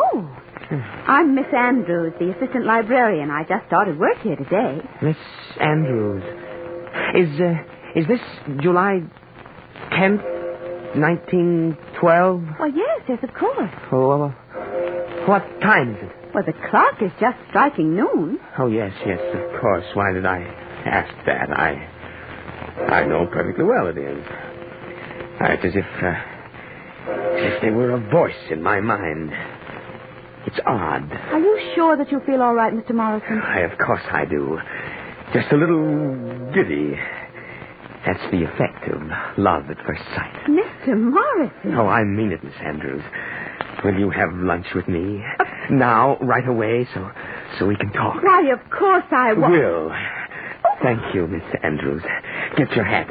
It is lunchtime, isn't it? Why, yes, I believe it is, Mr. Morrison. Yeah. But the book, don't you want me to sign it out for you? Oh, bother the book. Lincoln can wait. But there's something. Yes? I'm trying to remember something. The card. Yes, I have to sign the card. Well, not if you don't wish the book. Yes, but I do. Something tells me I must. I don't know why. Give me the card, please. Yes, of course. And a pen. Here you are. Now, I'm feeling busy again. My name, Tom. No, not Tom. Henry. What's wrong with me? Henry Morrison. There. Now, Mr. Morrison. Mr. Morrison, can I get you a glass of water?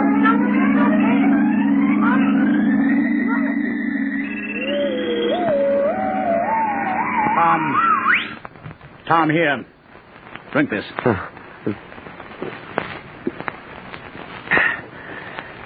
Thanks, Professor. Oh, it's better. I am over my dizziness. What happened? Tell me. Well, there was an instant of dizziness. Then I opened my eyes, and Professor, I was standing in the public library talking to a young woman. The woman who was later to become my own mother. Go on, Tom. Yes, it was noon, July 10th, 1912. And I seemed to be inside the mind of someone else. Someone who went on talking and acting as if I didn't exist. Of course. Your mental pattern was being superimposed on his mind. Your father-to-be. Yes, I tried to make him realize I was there. I exerted all my willpower. Then I think he signed the library card. I'm not sure. Everything got far away and dark then, and I was sitting here with you back in 1950. We'll know in a moment if he did sign the card. If you did change the past, Tom, I'll open the book. If the card was signed, the signature will be there now. It'll have to be there. Look. It's signed. Henry Morrison. My father's signature. And look, he started to sign it Tom, and then he crossed out the Tom and wrote in Henry. That proves your personality was dominant for a moment. We can do it, Tom. We can reach back into the past and save the life of Abraham Lincoln. And change the whole course of world history since 1865. As soon as the bigger tube gets here, we'll try further tests, send you back further. Tom, how would you like to be present to hear Lincoln deliver the Gettysburg Address?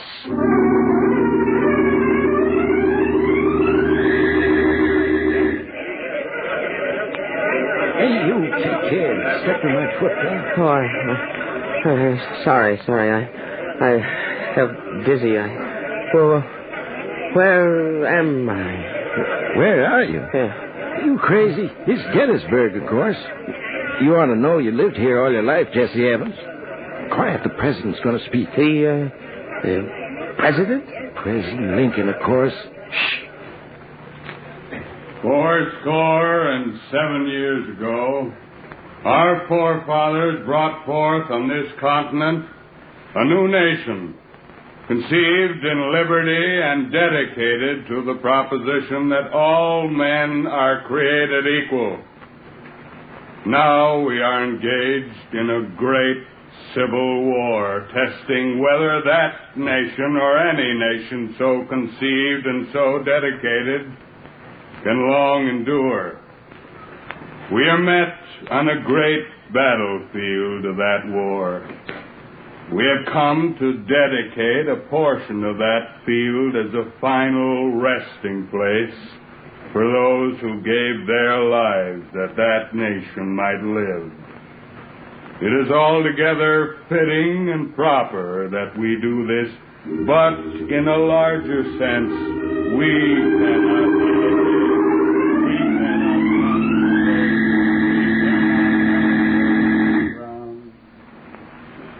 Professor, I saw him. I saw Lincoln, and I heard him deliver the Gettysburg Address. And we've done it. We've achieved the penetration into the time we need. And we've proved you can stay there at least half an hour. It was terrific. There was a farmer named Jesse Evans, a simple fellow. I was able to control his actions without difficulty. And for 30 minutes, I saw Lincoln. Listened to him. Now I know I'm right. If Lincoln had lived, we'd all have a better world today. Tom, we'll leave for Washington tomorrow. We'll set up our instruments and equipment in the Ford Theater itself, where John Wilkes Booth shot Abraham Lincoln at about 10:15 on the night of April 13th, 1865. And you will return to that fateful night and prevent the shot from being fired.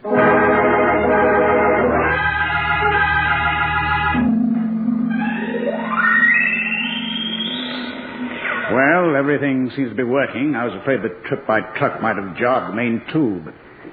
How still it is here. How hushed. Listen to the silence, Professor. It's as if not a single sound had been uttered here since the night Lincoln was shot. Well, Tom, considering this place is a museum now, and maybe 1 million people have visited it... Still, the atmosphere of silence is here. Think of it, sir. Through that doorway, Abraham Lincoln walked. Across those boards. Up those stairs.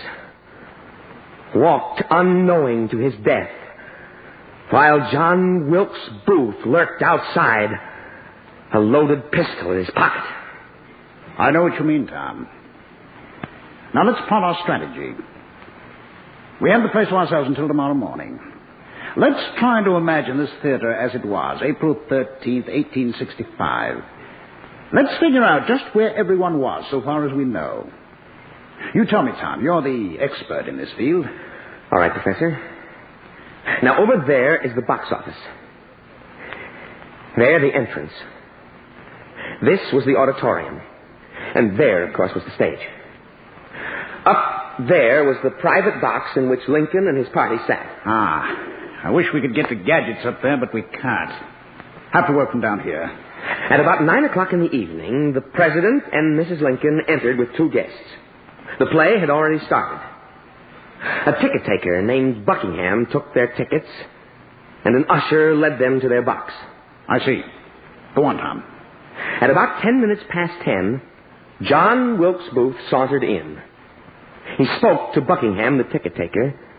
Then he went on upstairs toward Lincoln's box. In his pocket, he carried a brass derringer loaded with 1 shot.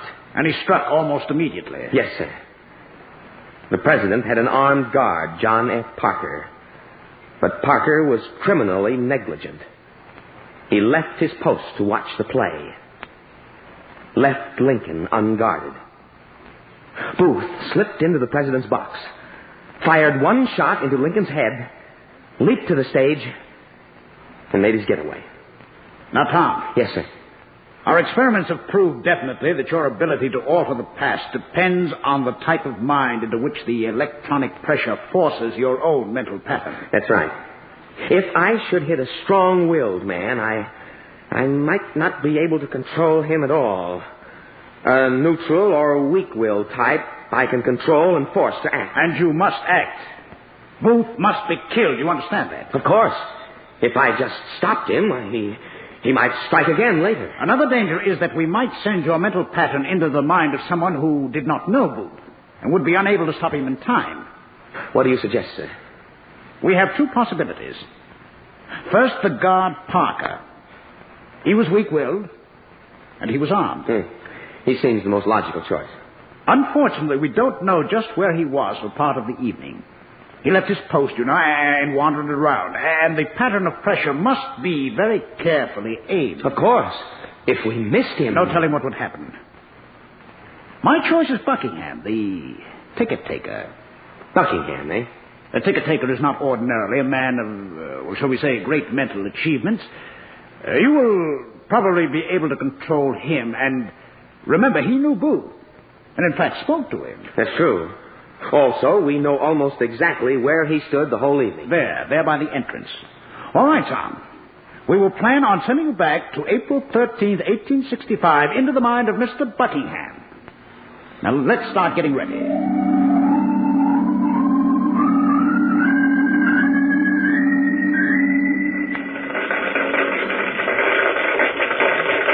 Steady, man, steady. You almost fell then. What's the matter, fellow? You drinking again? Oh, where am I? Why, this is Ford's Theater, of course. What's wrong with you? Oh, I'm all right. Thanks. Just busy for a minute. So I'm there. On the scene. Ford's Theater. The night of the assassination of Abraham Lincoln. Yeah, what's that? What about Lincoln? He's here tonight, you know. Yes, I know. The lobby. Ford's Theater. April 13th, 1865. We've done it. And I can't fail. I can't. Quiet. The play's going on, you know. You mustn't disturb the president. No. The president. Yes. The president. He mustn't be disturbed. Oh, no, I'll see he's not disturbed. You're acting awful strange. You're talking odd. Well, who am I? Tell me, who am I? Is my name Buckingham? Buckingham? That's a good one. Tell him, Harry, is his name Buckingham? It can't be. You're Buckingham. You? You're Buckingham? That's right, fella. Say, how much did you have to drink tonight? Nothing. We missed. Somehow. We missed. But it won't make any difference. It won't. I'll find him.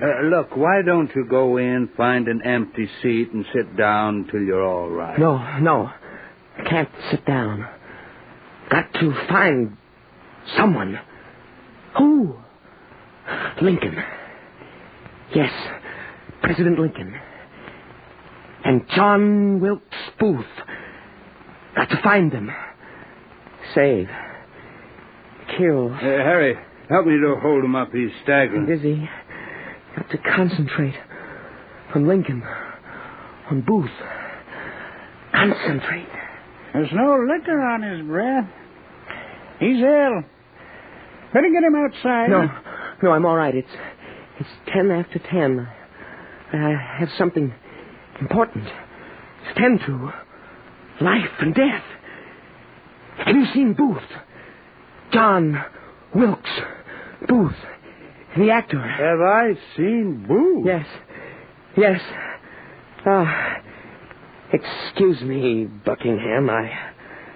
I've got to go on in.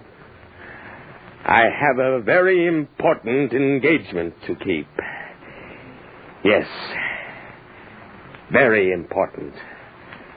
A matter of life and death. Well, if you're sure you feel all right, go right ahead. Thank you. Good night, gentlemen. Well, that was a funny performance. If I hadn't smelled his breath, I'd have sworn he was drunk. He's a funny one. Never know what he's up to. That talk just now about having an important engagement. Just bluff, you may be bound. Do you suppose he's in his right mind, though? Asking us if we'd seen John Wilkes Booth, the actor, when he's John Wilkes Booth.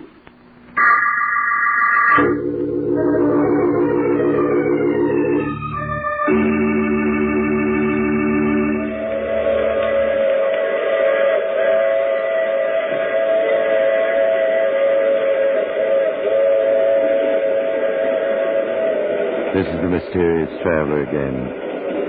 Did Tom and Professor Hodges succeed? No, you have only to open your history books and know they didn't. The past can't be changed, only the future. And it can be changed for good or evil, now, today, by you, and you. By all of us, each working in his own way. What future are you working for?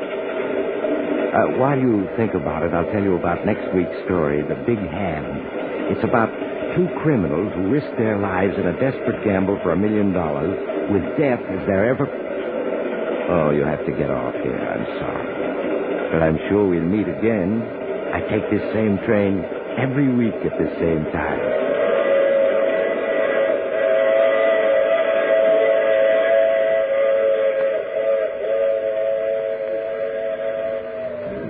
You have just heard The Mysterious Traveler with a title role played by Maurice Tarplin. In the cast were Leon Janney, Ralph Bell, Miss Leslie Woods, and Raymond Edward Johnson. Original music composed and played by Al Finelli. This is Bob Emmerich speaking. This is the world's largest network, the Mutual Broadcasting System.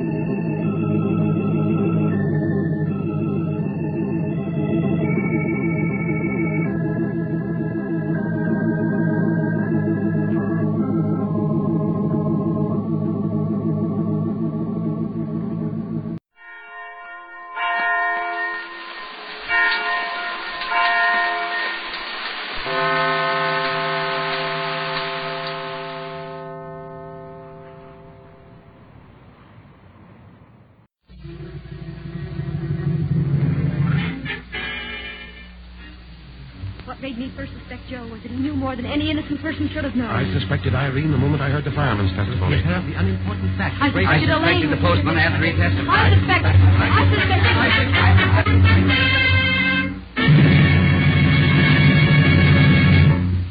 Listen to radio's newest, most interesting and thrilling program, Suspicion.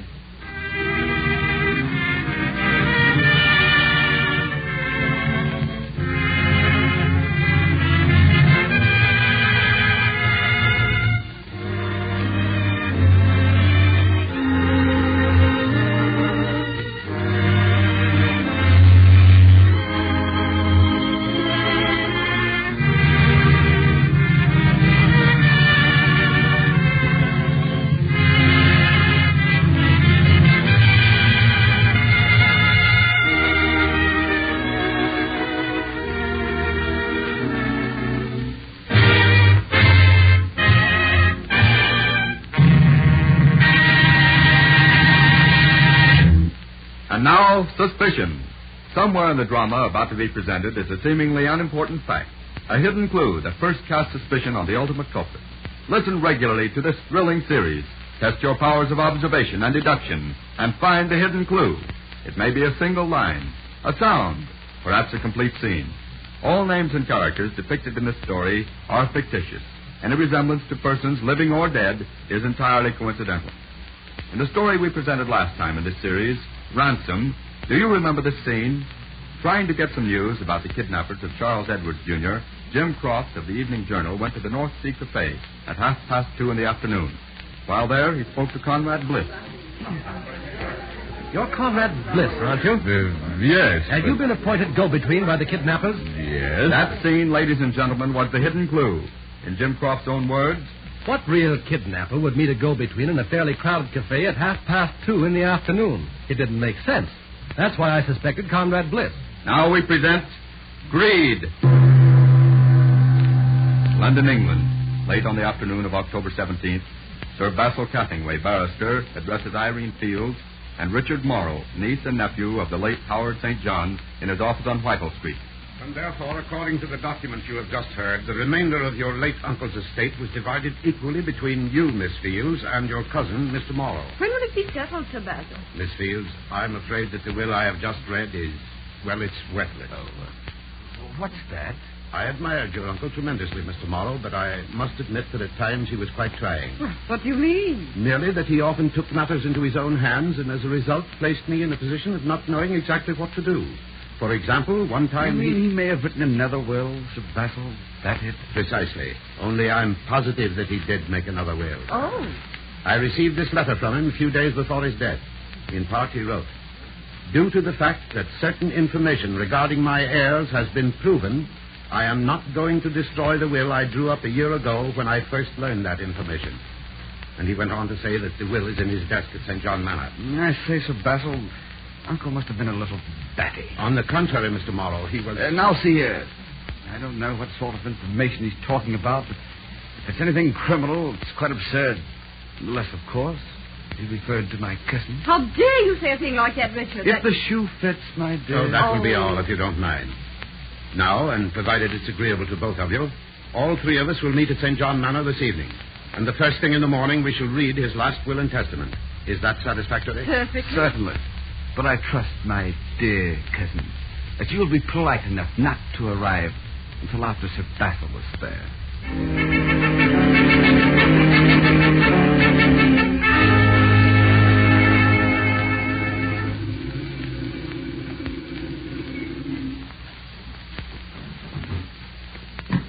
Good evening, Mr. Morrow. Hello, Molly. Have the others arrived? Yes, sir. They're waiting in the library for you. Good. Oh, I say, Morley, who arrived first? Miss Fields, sir. I see. Oh, never mind. I can find my way. Very well, Mr. Morrow. Sorry I'm so late, Sir Basil. That's quite all right. However, I understand that my dear cousin made much better time down from London. Richard, if you're insinuating that I'm My doing... dear, why not let the facts speak for themselves? I'm quite sure that Sir Basil and I agree that it was love for St. John Manor that made you race down here. I might remark that you show remarkably poor taste in such bickering. Shall we go in for dinner?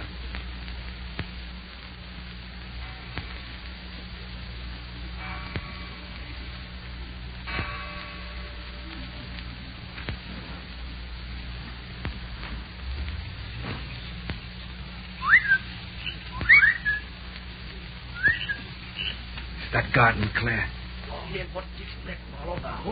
Shut up, you fool. Keep your eyes peeled while I slide down the rope.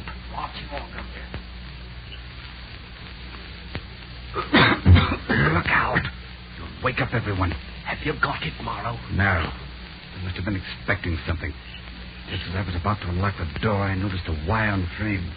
Some kind of burglar alarm. Blimey, but you're a soft un. Letting a blooming burglar alarm stop you. Forget it. Now listen. You see the window at the end of this wing? Your horse sees it. The desk is about 3 feet left of it, as I remember. Now wait until 3:30, then break in. Yes, but what? Take every paper in the desk. Every single one. And where'll you be, Governor, if you don't mind me asking? If anything happens, I'll see that there's enough confusion for you to get away. Yes, but it's the only thing. The one person we must look out for is my cousin. Sir Basil sleep through an explosion, but my cousin's probably wide awake. So be careful. Careful not to make any noise, Jack. Don't worry about me, Eileen. You watch your end. Remember that we're not the only people after that will. Morrow was going to try the door a few moments ago, but he saw the burglar alarm. I'll take care of anyone who sticks his nose in. Of course you will, Jack, but take it easy. You know where the room is, don't you? Sure. Wait until 3:30, then break in. Take everything. If you're seen, I'll see that you get away. Right. Whatever happens, watch out for my cousin. He's so crooked, he's likely to do anything. A few minutes after 3:30, Morley the butler approaches the door of the late Howard St. John's study and presses his ear against the panel. For a moment he listens, then silently unlocks the door, opens it, steps into the room. Hands up. You stay where you are till I switch on the lights and see what happens.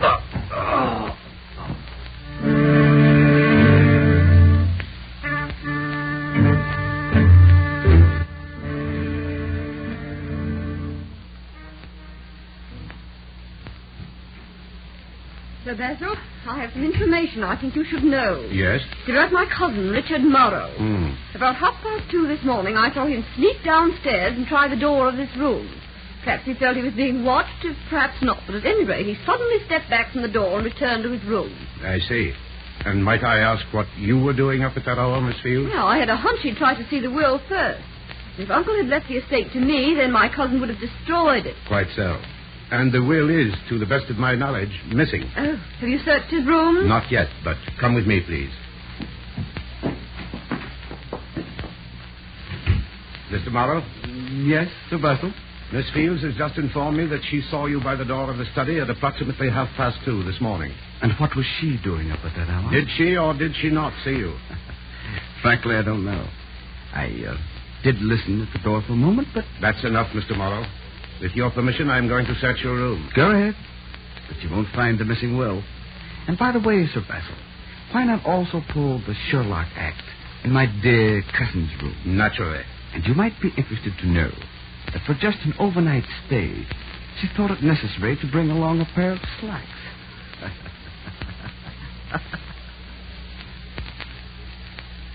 Are there any secret panels in this room, Morley? No, Sir Basil. I see.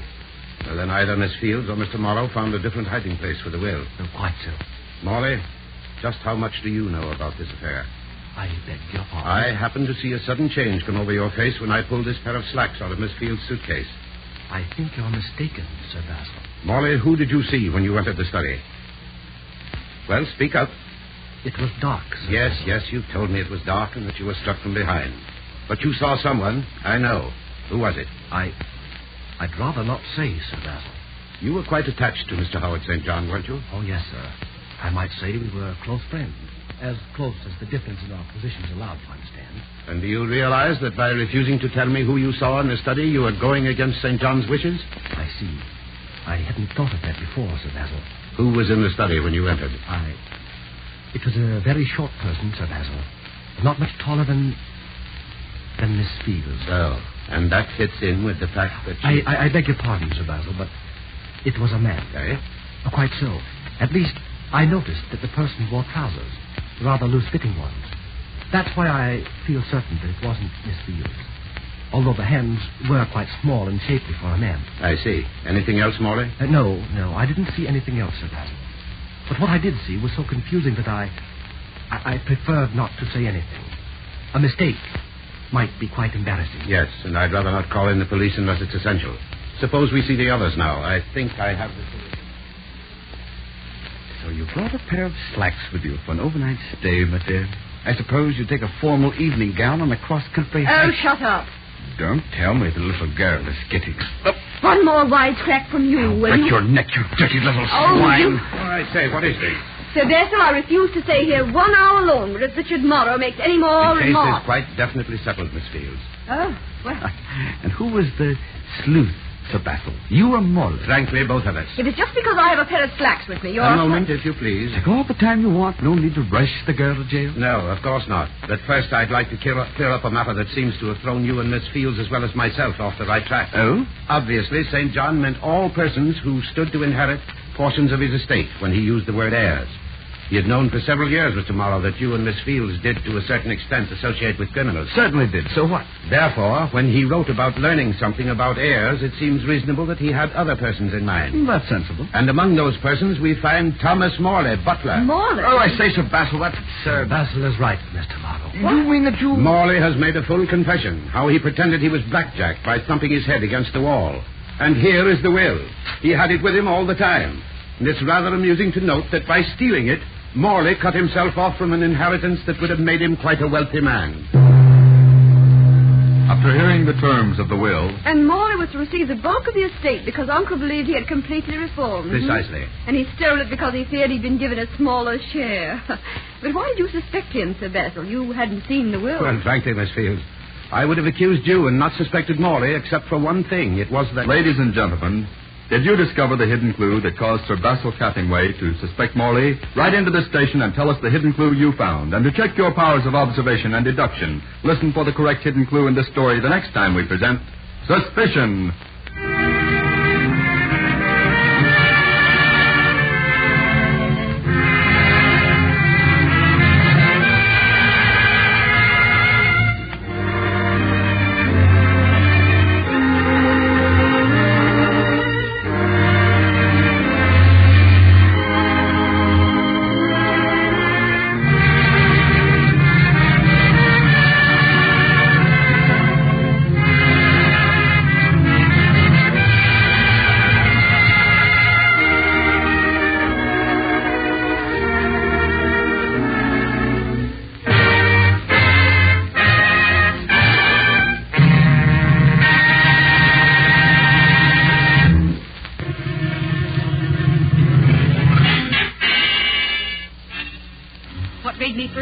Was that he knew more than any innocent person should have known. I suspected Irene the moment I heard the fireman's testimony. It had the unimportant fact. I suspected the postman after he testified. I suspected.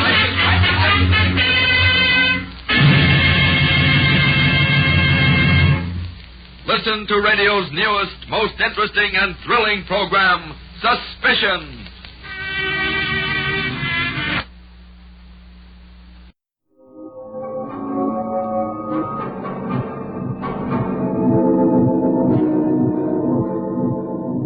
Unsolved Mysteries. People have seen and reported visual phenomena in the heavens that could not be explained in the light of man's technology. For want of a better phrase, these phenomena have been lumped together under the cumbersome title of unidentified flying objects. They've been dismissed as a form of mass hysteria. They've been explained away as being comets, balloons, experimental craft, or the reflection of a spotlight on clouds. But we're still left with a handful of sightings that not even the most determined doubter can explain away. Objects that are referred to by the American Air Force as unknowns. And these unknowns represent possibly the most intriguing, certainly the most significant of all unsolved mysteries.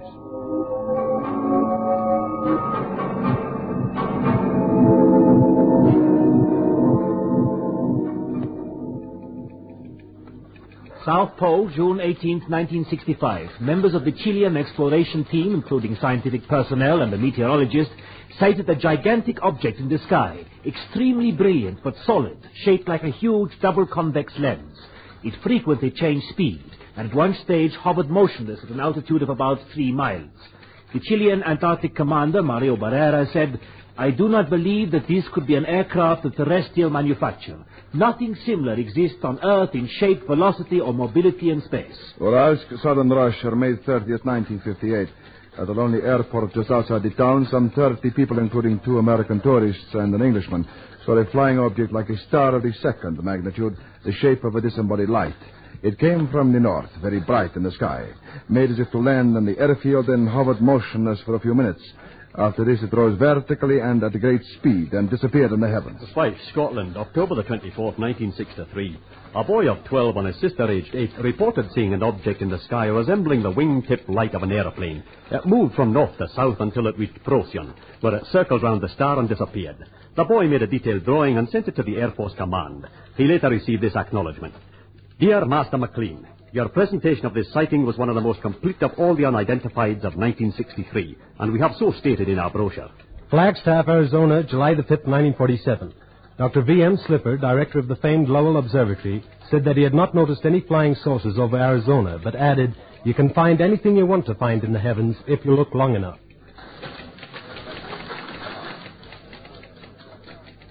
You can find anything you want to find in the heavens if you look long enough. A comforting philosophy and a statement that contains a degree of truth. If you stare at anything long enough, it will change color, change shape, appear to move. But from the vantage point of 1968, this comforting phrase is inadequate. The reports have become so frequent, so well documented, that even the most skeptical scientists are beginning to believe that they cannot all be explained away. The most recent report comes from the middle New York state community of Ithaca, where no less than 800 unidentified flying objects have been sighted since October last year. But there was one incident that impressed even the most hard-boiled reporters who covered the story. The adventure of a young Ithaca housewife called Rita Malley. A few months ago, Rita drove out to visit a friend who lived in a nearby suburb, taking her 5-year-old son Dana with her. She stayed longer than she intended and started to drive home fairly fast so that she'd not be late in preparing her husband's dinner. It was a grey winter's evening with slight flurries of snow and a strong wind that forced her to keep a firm grip on the wheel. It was about 7 o'clock when she reached a long, deserted stretch of road with no houses, just fields and hills and woods on both sides. It was then that the interior of the car was suddenly lit up with a brilliant red light.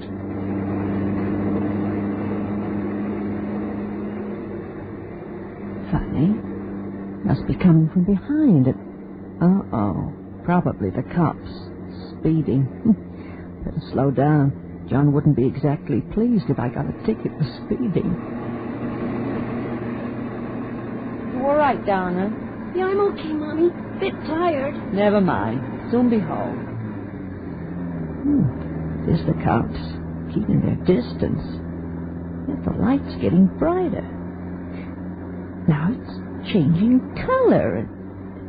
What? Heaven's name. It's a flying saucer. It must be. A little dome-like thing on the top. That's where the light's coming from. Take a grip on yourself, Rita. What would a flying saucer want with you? Ah. Now it stopped moving. Funny. The car stopped, too. I must get out of here. But where to? Not a house in sight. Besides, if we're outside, they might... Donna, you all right back there? God. He looks as if he'd been hypnotized.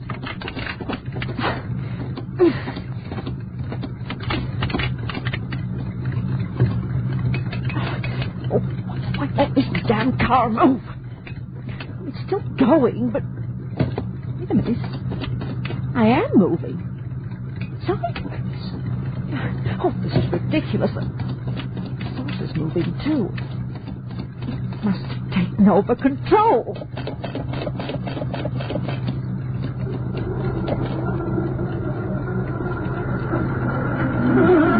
Oh, it's no good. The brakes aren't strong enough. What? I'm off the road.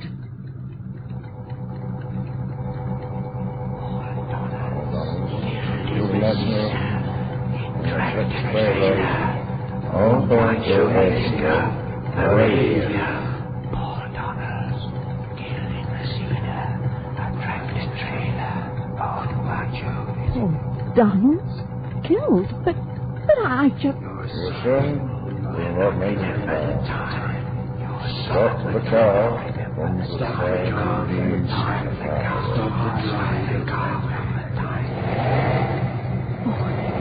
started again, but I've still got no control. Oh, well, at least we're back on the highway. The source is just ahead. Ah, there it goes.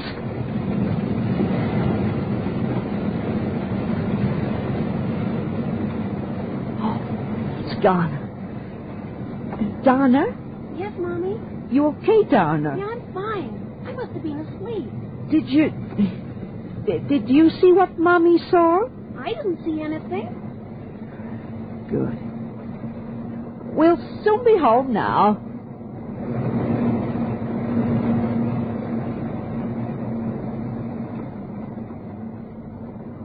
Rita Malley drove home and tried to explain her adventure to her skeptical husband. Then she broke down. That night, she woke up screaming and heard the low, quivering hum of voices all over again. The next day, they received a phone call from an old school friend of Rita's, Marion Donalds. She told Rita that her brother, Paul, had been killed in a tractor accident near Messina.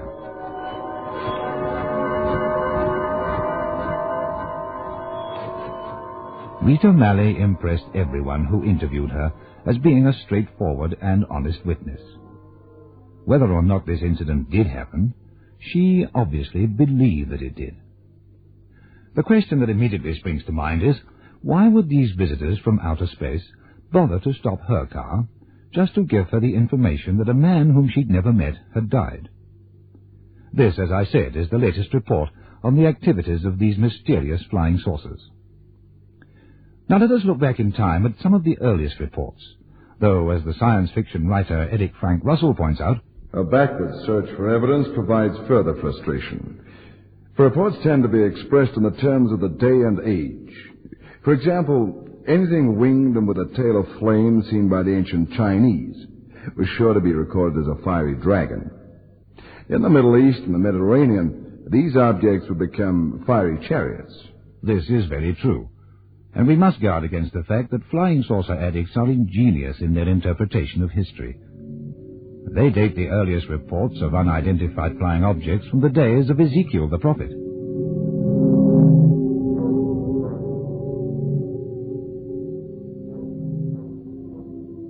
And I looked, and behold, a whirlwind came out of the north, a great cloud, and a fire enfolding itself, and a brightness was about it, and out of the midst thereof, as the colour of amber out of the midst of the fire. Also out of the midst thereof came the likeness of 4 living creatures, and this was their appearance. They had the likeness of a man, and every one had 4 faces, and every one had 4 wings.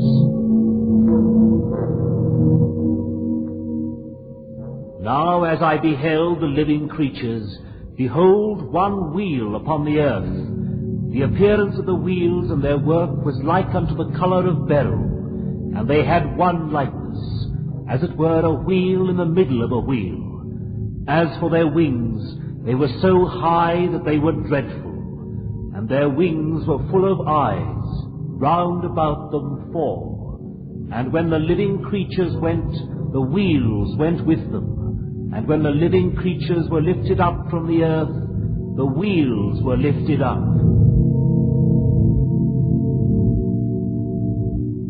Amazing what you can read into the Bible. And there are those who even suggest that the Star of Bethlehem was a flying saucer. But we must admit that Ezekiel's description does bear a striking resemblance to some of the more recent reports on unidentified flying objects. The Bible is not the only source of inspiration. Consider this report, made in the year 90 B.C. At Nineveh, while Levius Strosser was promulgating the laws at the beginning of the Italian War, there came at sunrise a terrific noise in the sky, and a burning globe of fire appeared in the north, in the territory of Spoletum. The globe of fire, of golden color, fell to the earth gyrating. It then seemed to increase in size, rose from the earth, and ascended into the sky, where it obscured the sun with its brilliance. If you care to search for them, there are many such reports in history. Whether or not they refer to flying saucers is, of course, another matter. If they do, it's extraordinary to think that spacemen from another planet were so far advanced over 2,000 years ago. Having reached the stage where we ourselves are contemplating landing on the moon, it's not so difficult to imagine that beings from another planet are already able to conquer space, but 2,000 years ago? Now, it's easy to dismiss these historical allusions because we have no yardstick by which to measure them. Not so easy to dismiss contemporary reports. We not only have a yardstick, but as often as not we have the actual reporter to hand. And allowing for the inevitable number of cranks, we are still left with a hard core of people who are patently honest, people who, on the surface at least, have no apparent reason for making up stories about unidentified flying objects. These reports come from all over the world, and from people in all walks of life. Sundsvall, northern Sweden, July 9, 1946. A rocket-like object moved at tremendous speed past Stockholm and then fell and crashed near Sundsvall. A well-known physicist, Dr. Binga Backlund, declared that the fragments were not those of a meteor and said that he had found fragments of paper among the debris, indicating that it could not be from a meteorite. At sea, September the 23rd, 1938. Something called an unknown plane fell into the sea just off Lowestoft. A lifeboat and a tug searched for hours but discovered nothing save an oily patch of water. The next day, an unknown object fell into the sea 5 miles off Felixstowe. Again, an oily patch was found, but no wreckage. At the same time, a radio report from Boulogne said that another strange air machine had dropped into the sea off Langate. During this period, no planes were reported missing. Ray Demick, a business executive, reported that he saw at a military installation near Mexico City the wreckage of a flying saucer powered by 2 motors. The craft was some 46 feet in diameter, built of a metal resembling aluminum, and contained the body of a pilot 23 inches tall who was killed in the crash. Yes, I agree. The last item starts off plausibly enough, but the imagination boggles at the idea of little men from outer space, a pilot 23 inches tall. But what should we expect? If these unidentified objects exist, presumably they come from outer space and are launched from other planets, Mars and Venus being the 2 most popular contenders. They must be piloted by someone or something, and there is absolutely no reason why he, she, or it should not be 23 inches tall. In the language of flying saucer buffs, those who claim to have met creatures aboard UFOs are called contactees. And one of the most famous of these is a man called George Adamski, who not only claims to have met creatures from outer space, but even wrote a book about a trip that he took on a flying saucer. Recently, Adamski was interviewed on American television by Long John Nagle. George, and you met the pilot, huh? Well, it was a man about 5'7" or 8 inches tall, weighing maybe 135 pounds. He had delicate hands and beautiful, very sharp eyes. He looked like they looked straight through you. Sometimes you couldn't hardly tell he was a man or a woman. He started telling me things, but I couldn't understand, and finally I got an idea. I pointed to the sun and made 1 orbit with my hand, called it the planet Mercury, and named it that way. Then I made 2 orbits, called it Venus, 3 orbits, and pointed to myself, Earth. He got the idea, pointed to the sun, and made 1 orbit. That meant Venus. That's how I knew he was a Venetian. But he couldn't talk with you, George. Oh, yes, he could talk all right. He was just testing my ability to receive impressions. When you say impressions, do you mean telepathic impressions? Now, that is correct. All information received silently. George, you seem a little doubtful about his sex. Did he tell you he was a man? He did, but, you know, when nature calls them that way, same as us. Tell us some more about the spacecraft. While we were standing there talking, I saw a flash of lights go out, so I pointed the ship and said, "That your ship?" He nodded his head, and we walked across to it. He was making for That particular Venusian looked very much like us. But according to other contactees, they vary in size, shape, and color. I've been studying the subject of UFOs for some years, and the thing that strikes me most forcibly is that it's a subject which attracts everyone from the most sober, trained observers to the lunatic fringe. Just recently I bought 2 magazines devoted to the subject of UFOs to see what the latest developments were. Alongside interesting interviews with such people as the missile expert Werner von Braun, Dr. J. Allen Hynek, head of the Dearborn Observatory, and the information officer of the American Air Force, there were articles with such titles as, "They Knew Too Much About Flying Saucers," "Why Are They Watching Us?" and "I Went to Venus and Beyond."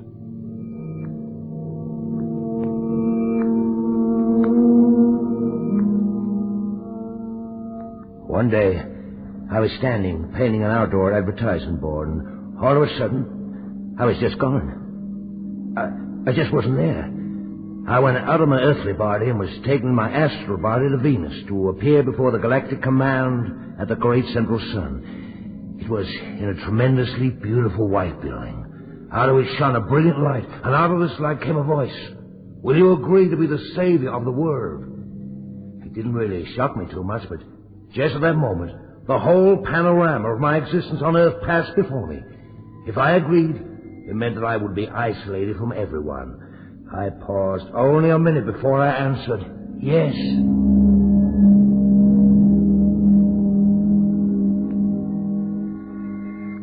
Thus wrote Alan Noonan, self-proclaimed new Messiah, who described the capital of Venus as a city of spirals, a place with no streets. But what is more interesting is that he stated that the Earth was hollow, with great openings at each pole, and the higher Venusian command has bases inside the Earth. Now, this ties up with the theories of Charles Fort, H.S. Bellamy, and the redoubtable Paxson C. Hayes. Hayes discovered the mummified remains of an ancient Mongoloid race in Mexico, and he stated that this race had lived in caves 9,000 feet deep, some 23,000 years ago. Unlike the Sausterians of today, they were large people, some 7 feet tall, and according to Hayes, their ancestors inhabit the center of the Earth. He believes that our atomic explosions disturbed these people, and that they are now anxiously watching our progress from their flying saucers. But more convincing, more disturbing than the theories of Hayes, is a strange document published towards the end of the last century. I, Olaf Janssen, swear that this is the true story of the voyage to the inner world that my father, Jens Janssen, and I took to the hollow interior of the earth. So help me God. These 2 unsophisticated fishermen, Olaf and Jens, accidentally found the opening to the hollow inner world between 2 icebergs in the North Pole. Fearful but curious, they sailed on.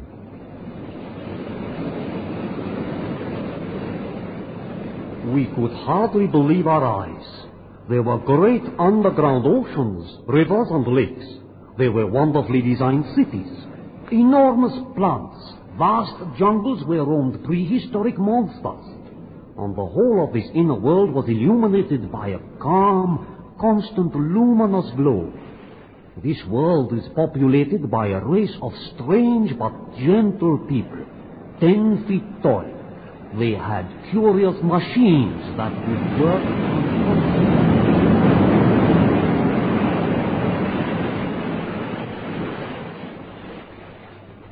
Yes, you've guessed it, flying saucers. But the curious thing is that the Jensens described many aspects of this subterranean civilization that it's difficult to imagine 2 simple fishermen dreaming up.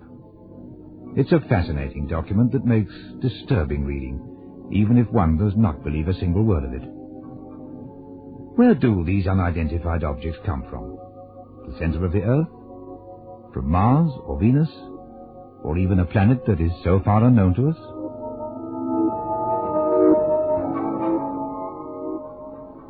It's difficult to disentangle the facts from the vast mass of so-called evidence. The American Air Force's Project Blue Book, set up by the government to analyze and investigate the nature of UFOs, has received over 11,000 reports since its files were opened. July 19th and 20th, 1960 at 9:30 p.m., St. Louis, Missouri. Duration, 20 minutes first night, 30 minutes second night. Number of observers, at least 8 identified. Number of objects, 1. Observer reliability, indeterminable, but so many persons saw the object on both nights that overall reliability must be assumed. Shape, descriptions vary from round to wheeled-like, but had one common factor. All stated that it had a central nucleus around which were revolving lights or flames. Color, bright red, varying in intensity. Sound, none. Altitude, very high. Tactics, the object traveled slowly from the northeast, stopped and then hovered. It then flew straight overhead. According to the chief of Project Blue Book, at least 98% of reported sightings have been explained as comets, balloons, experimental craft, and the like. But there remains that baffling 2%. On January the 7th, 1948, an unidentified flying object was sighted over the Goodman Air Base at Fort Knox.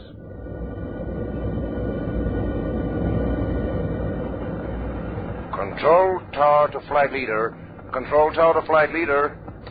Come in control, over.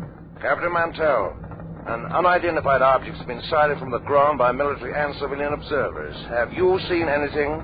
Over. No, I've seen nothing. What's it supposed to look like, over? It's been described as an ice cream cone topped red. Command would like you to investigate. Over. Very well, control. Can you give me a bearing, over? The object is flying at an altitude of approximately...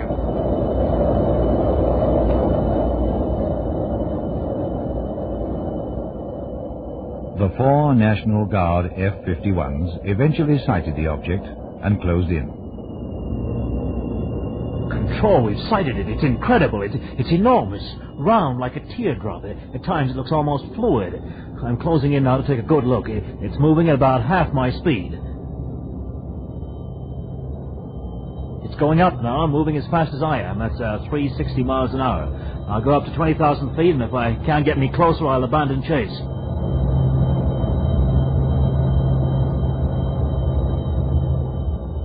The time was 15:15 hours. That was the last radio contact made by flight leader Captain Mantell with the Goodman Tower. Later that day, his body was found in the wreckage of his plane near Fort Knox.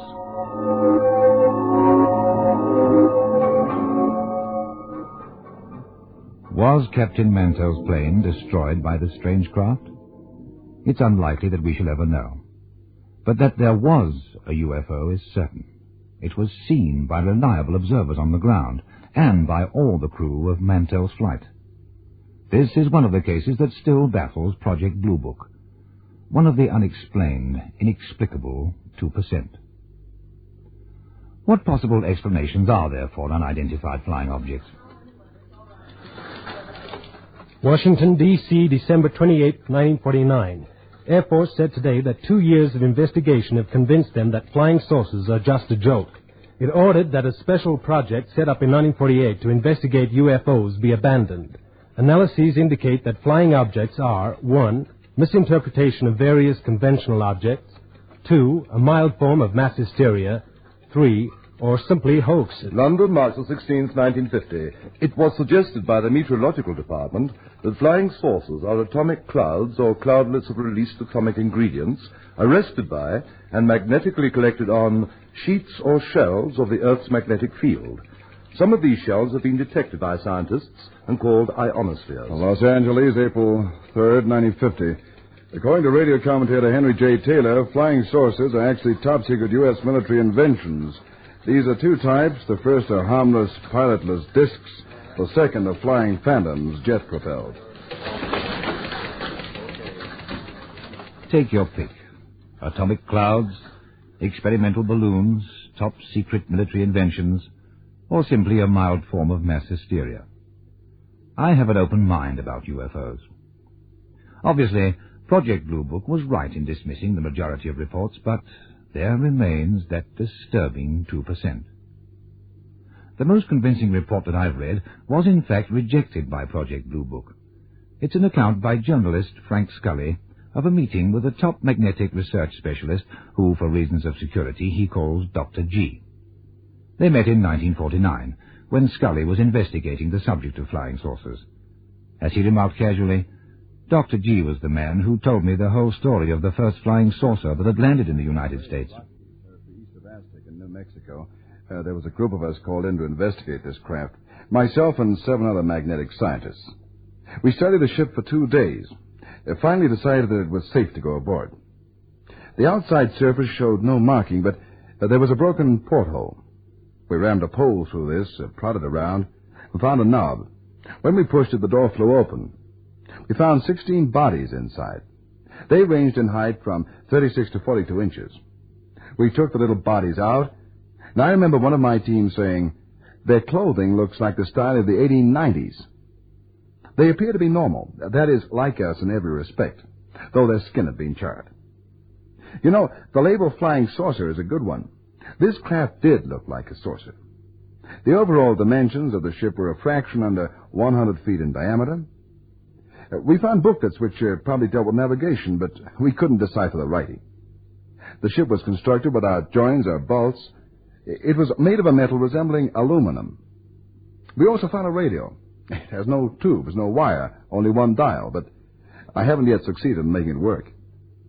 There's no doubt that the ship works on some kind of magnetic propulsion, but our knowledge of magnetic fields is still in its infancy." That was part of the evidence of Dr. G, and I must admit that I find his story strangely convincing. But the question remains, where do flying saucers come from? And why are they hovering over our planet? Did they perhaps plant us here as a colony some thousands of years ago and are observing our evolution? Do they covet our natural resources and wish to conquer us? Is their planet dying and thus they need to find somewhere else to live? Or are they simply observing us as specimens? Do they perhaps come from the center of the earth, where they boast an advanced civilization that they do not think we're ready to share with them? Who knows? But it seems likely to me that one way or another, these unidentified flying objects will somehow affect the future of this planet. Until then, they will rank among the most significant of our unsolved mysteries.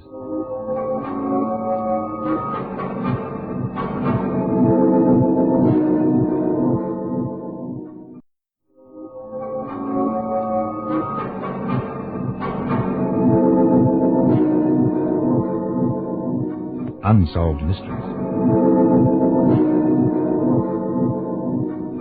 People have seen and reported visual phenomena in the heavens that could not be explained in the light of man's technology.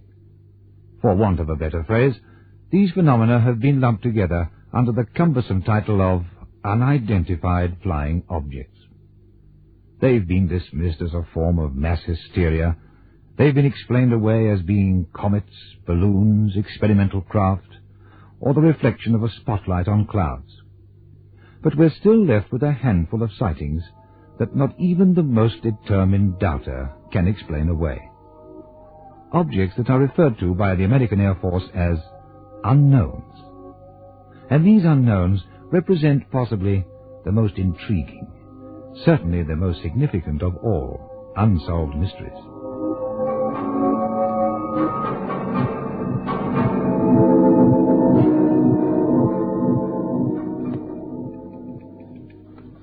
South Pole, June 18, 1965. Members of the Chilean exploration team, including scientific personnel and a meteorologist, sighted a gigantic object in the sky, extremely brilliant but solid, shaped like a huge double-convex lens.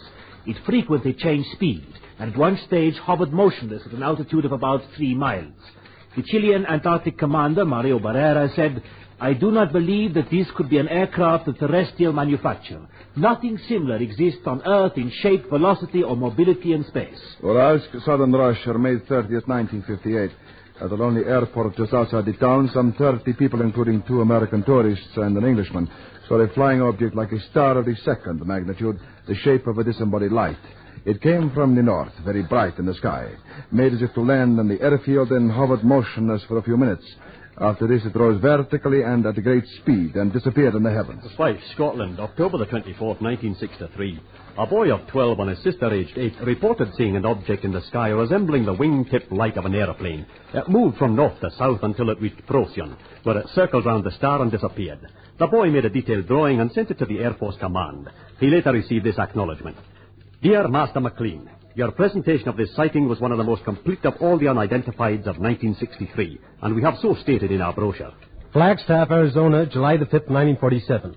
Dr. V.M. Slipper, director of the famed Lowell Observatory, said that he had not noticed any flying saucers over Arizona, but added, you can find anything you want to find in the heavens if you look long enough.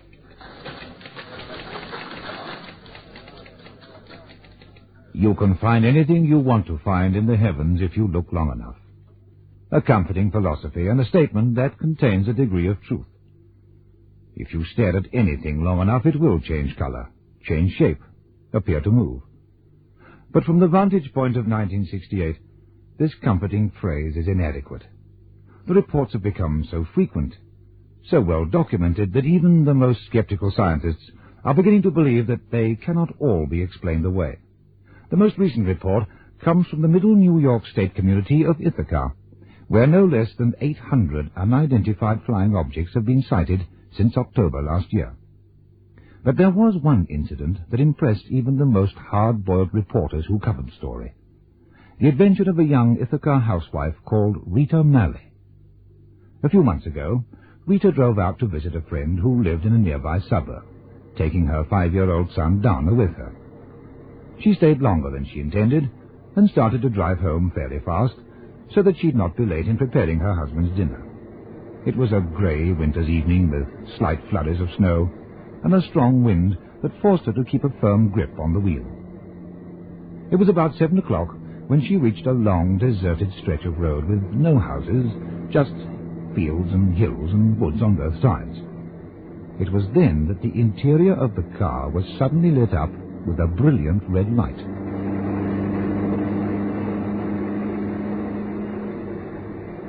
Funny. Must be coming from behind it. Uh-oh. Probably the cops. Speeding. Better slow down. John wouldn't be exactly pleased if I got a ticket for speeding. You all right, Donna? Yeah, I'm okay, Mommy. Bit tired. Never mind. Soon be home. There's the cops. Keeping their distance. Yet the light's getting brighter. Now it's changing color. What? Heaven's name. It's a flying saucer. It must be. A little dome-like thing on the top. That's where the light's coming from. Take a grip on yourself, Rita. What would a flying saucer want with you? Now it stopped moving. Funny. The car stopped, too. I must get out of here. But where to? Not a house in sight. Besides, if we're outside, they might... Donna, you all right back there? God. He looks as if he'd been hypnotized.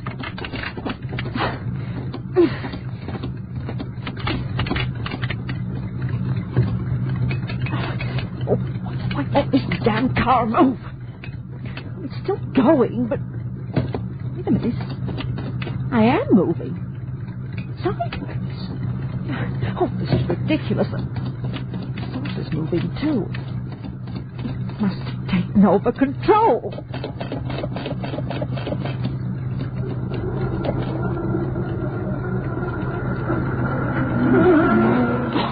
It's no good.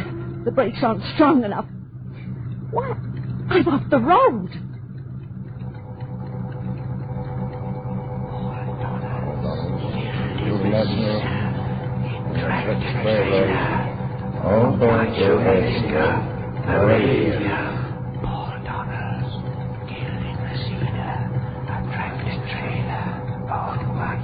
Oh, Donald's killed, but I just... Your son will not make it fast. Stop the car from the side of the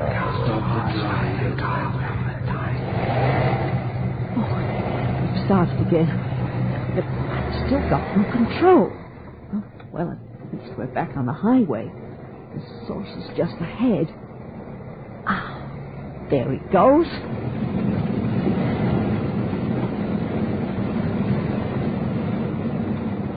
Oh, it's Donna. Donna? Yes, Mommy? You okay, Donna? Yeah, I'm fine. I must have been asleep. Did you see what Mommy saw? I didn't see anything. Good. We'll soon be home now.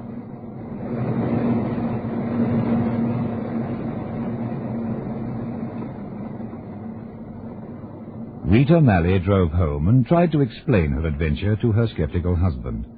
Then she broke down. That night, she woke up screaming and heard the low, quivering hum of voices all over again. The next day, they received a phone call from an old school friend of Rita's, Marion Donalds. She told Rita that her brother, Paul, had been killed in a tractor accident near Messina.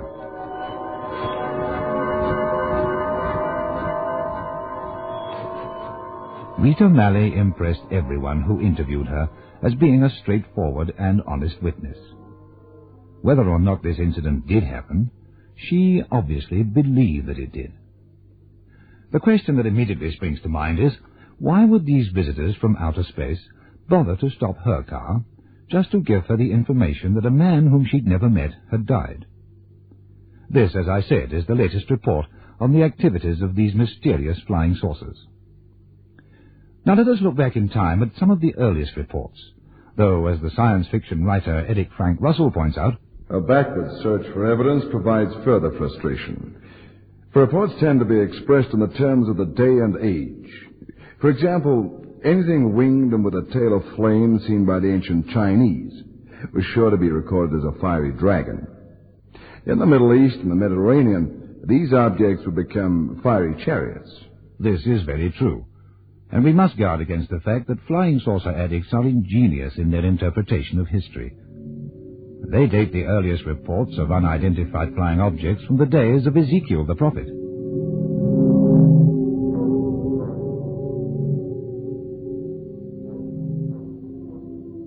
And I looked, and behold, a whirlwind came out of the north, a great cloud, and a fire enfolding itself, and a brightness was about it, and out of the midst thereof, as the colour of amber out of the midst of the fire.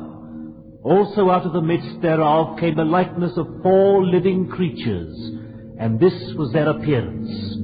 They had the likeness of a man, and every one had 4 faces, and every one had 4 wings.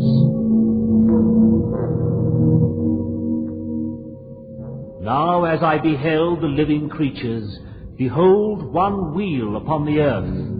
The appearance of the wheels and their work was like unto the colour of beryl, and they had one likeness, as it were a wheel in the middle of a wheel. As for their wings, they were so high that they were dreadful, and their wings were full of eyes, round about them 4. And when the living creatures went, the wheels went with them. And when the living creatures were lifted up from the earth, the wheels were lifted up.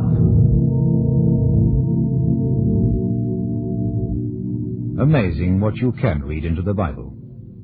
And there are those who even suggest that the Star of Bethlehem was a flying saucer. But we must admit that Ezekiel's description does bear a striking resemblance to some of the more recent reports on unidentified flying objects. The Bible is not the only source of inspiration.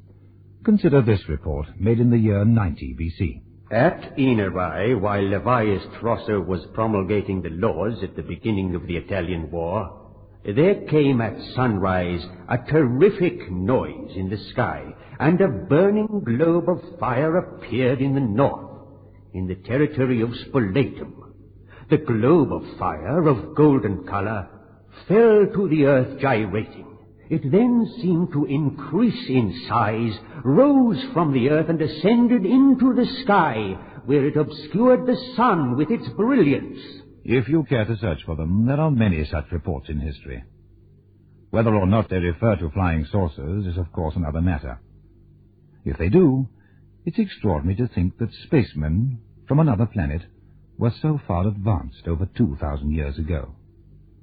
Having reached the stage where we ourselves are contemplating landing on the moon, it's not so difficult to imagine that beings from another planet are already able to conquer space, but 2,000 years ago? Now, it's easy to dismiss these historical allusions because we have no yardstick by which to measure them. Not so easy to dismiss contemporary reports. We not only have a yardstick, but as often as not we have the actual reporter to hand. And allowing for the inevitable number of cranks, we are still left with a hard core of people who are patently honest, people who, on the surface at least, have no apparent reason for making up stories about unidentified flying objects. These reports come from all over the world, and from people in all walks of life. Sundsvall, northern Sweden, July 9, 1946. A rocket-like object moved at tremendous speed past Stockholm and then fell and crashed near Sundsvall. A well-known physicist, Dr. Binga Backlund, declared that the fragments were not those of a meteor and said that he had found fragments of paper among the debris, indicating that it could not be from a meteorite. At sea, September the 23rd, 1938.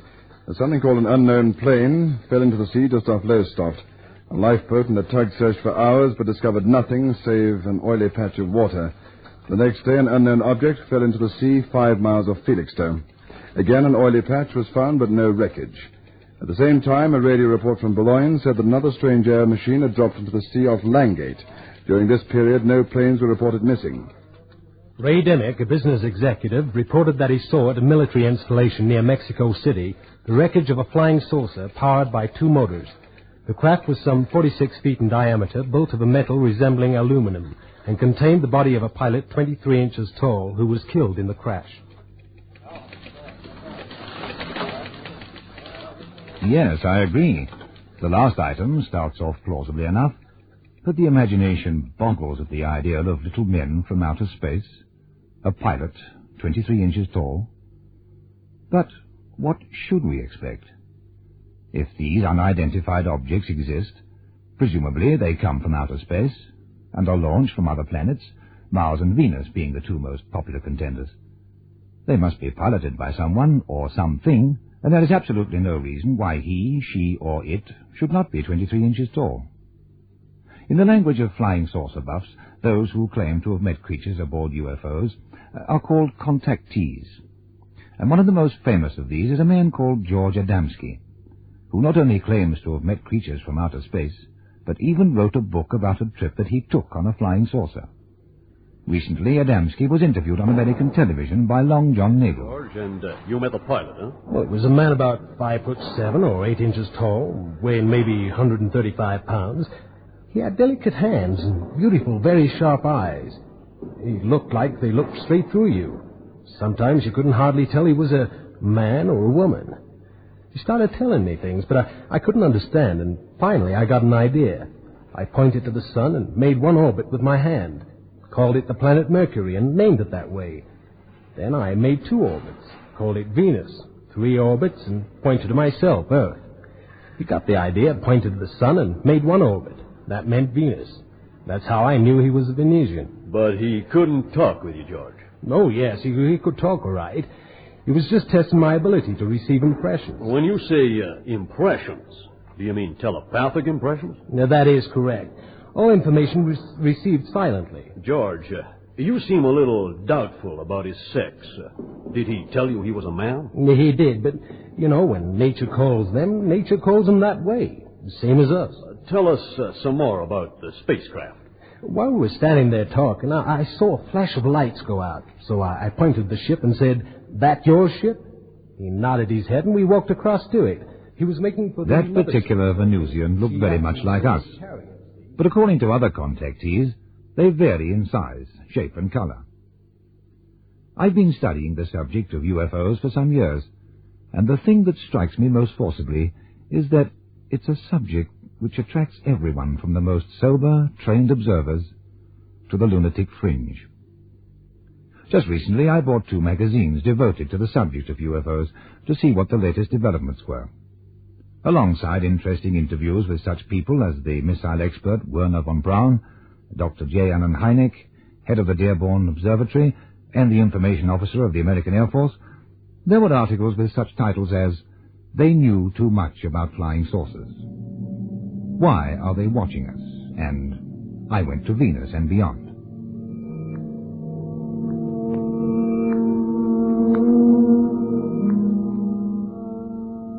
One day, I was standing painting an outdoor advertisement board, and all of a sudden, I was just gone. I just wasn't there. I went out of my earthly body and was taking my astral body to Venus to appear before the galactic command at the great central sun. It was in a tremendously beautiful white building, out of which shone a brilliant light, and out of this light came a voice. "Will you agree to be the savior of the world?" It didn't really shock me too much, but just at that moment, the whole panorama of my existence on Earth passed before me. If I agreed, it meant that I would be isolated from everyone. I paused only a minute before I answered, yes.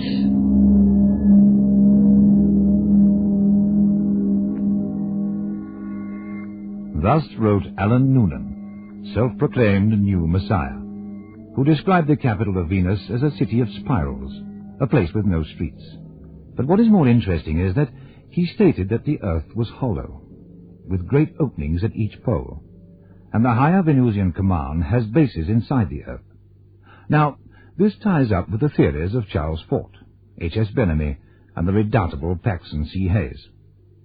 Hayes discovered the mummified remains of an ancient Mongoloid race in Mexico, and he stated that this race had lived in caves 9,000 feet deep, some 23,000 years ago.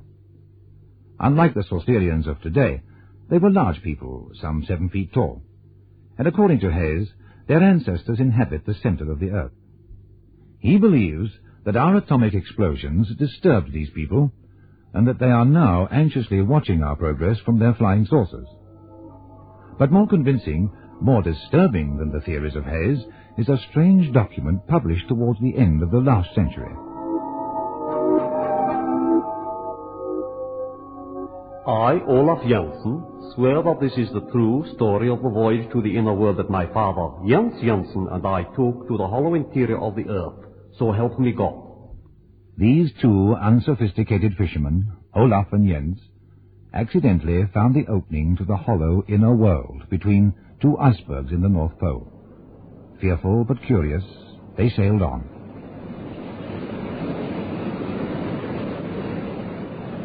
We could hardly believe our eyes.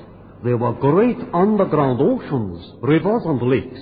There were wonderfully designed cities, enormous plants, vast jungles where roamed prehistoric monsters. And the whole of this inner world was illuminated by a calm, constant, luminous glow. This world is populated by a race of strange but gentle people, 10 feet tall. They had curious machines that would work.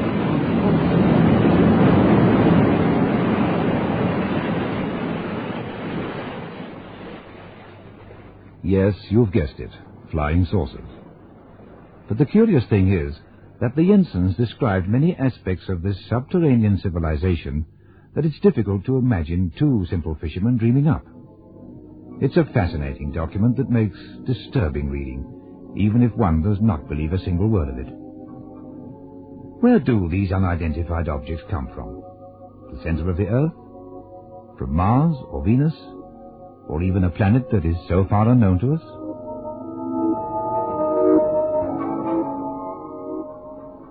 It's difficult to disentangle the facts from the vast mass of so-called evidence.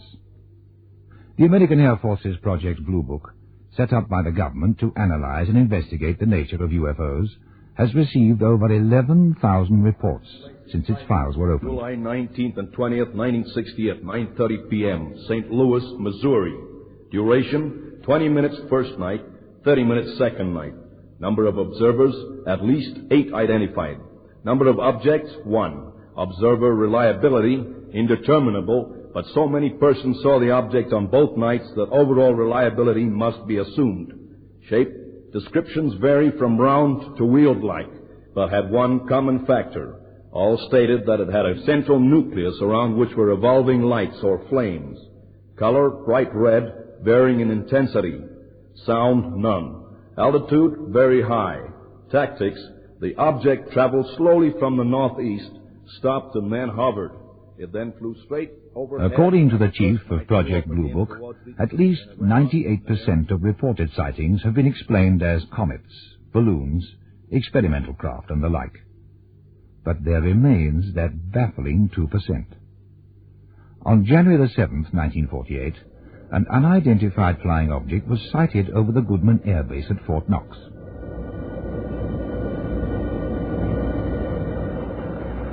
Control tower to flight leader. Control tower to flight leader. Come in control, over. Captain Mantell, an unidentified object has been sighted from the ground by military and civilian observers. Have you seen anything? Over. No, I've seen nothing. What's it supposed to look like, over? It's been described as an ice cream cone topped red. Command would like you to investigate. Over. Very well, control. Can you give me a bearing, over? The object is flying at an altitude of approximately...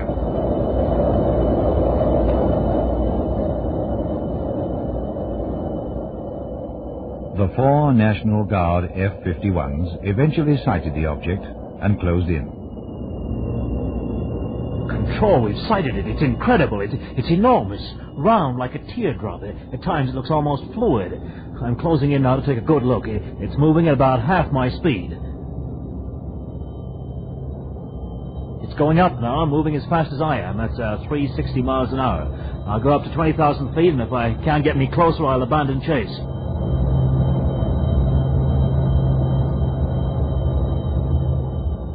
The time was 15:15 hours. That was the last radio contact made by flight leader Captain Mantell with the Goodman Tower.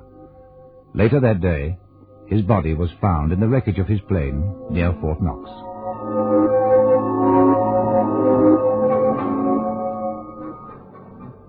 Was Captain Mantell's plane destroyed by the strange craft?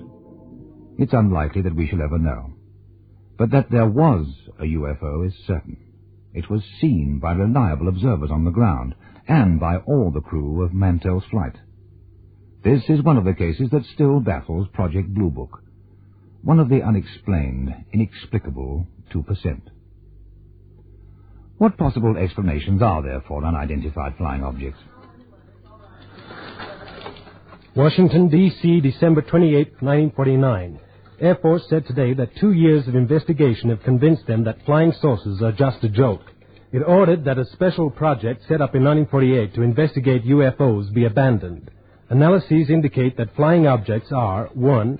Misinterpretation of various conventional objects, 2. A mild form of mass hysteria, 3. Or simply hoaxes. London, March the 16th, 1950. It was suggested by the Meteorological Department that flying saucers are atomic clouds or cloudlets of released atomic ingredients arrested by and magnetically collected on sheets or shells of the Earth's magnetic field. Some of these shells have been detected by scientists and called ionospheres. Los Angeles, April 3rd, 1950. According to radio commentator Henry J. Taylor, flying saucers are actually top-secret U.S. military inventions. These are 2 types. The first are harmless, pilotless discs. The second are flying phantoms, jet-propelled. Take your pick. Atomic clouds, experimental balloons, top-secret military inventions, or simply a mild form of mass hysteria. I have an open mind about UFOs. Obviously, Project Blue Book was right in dismissing the majority of reports, but there remains that disturbing 2%.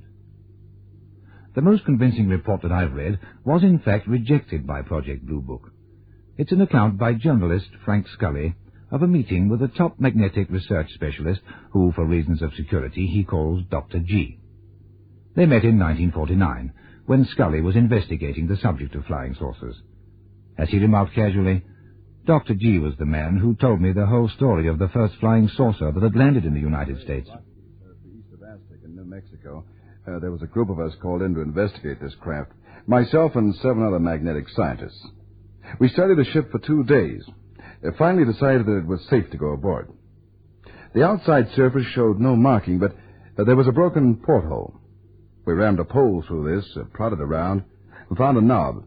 When we pushed it, the door flew open. We found 16 bodies inside. They ranged in height from 36 to 42 inches.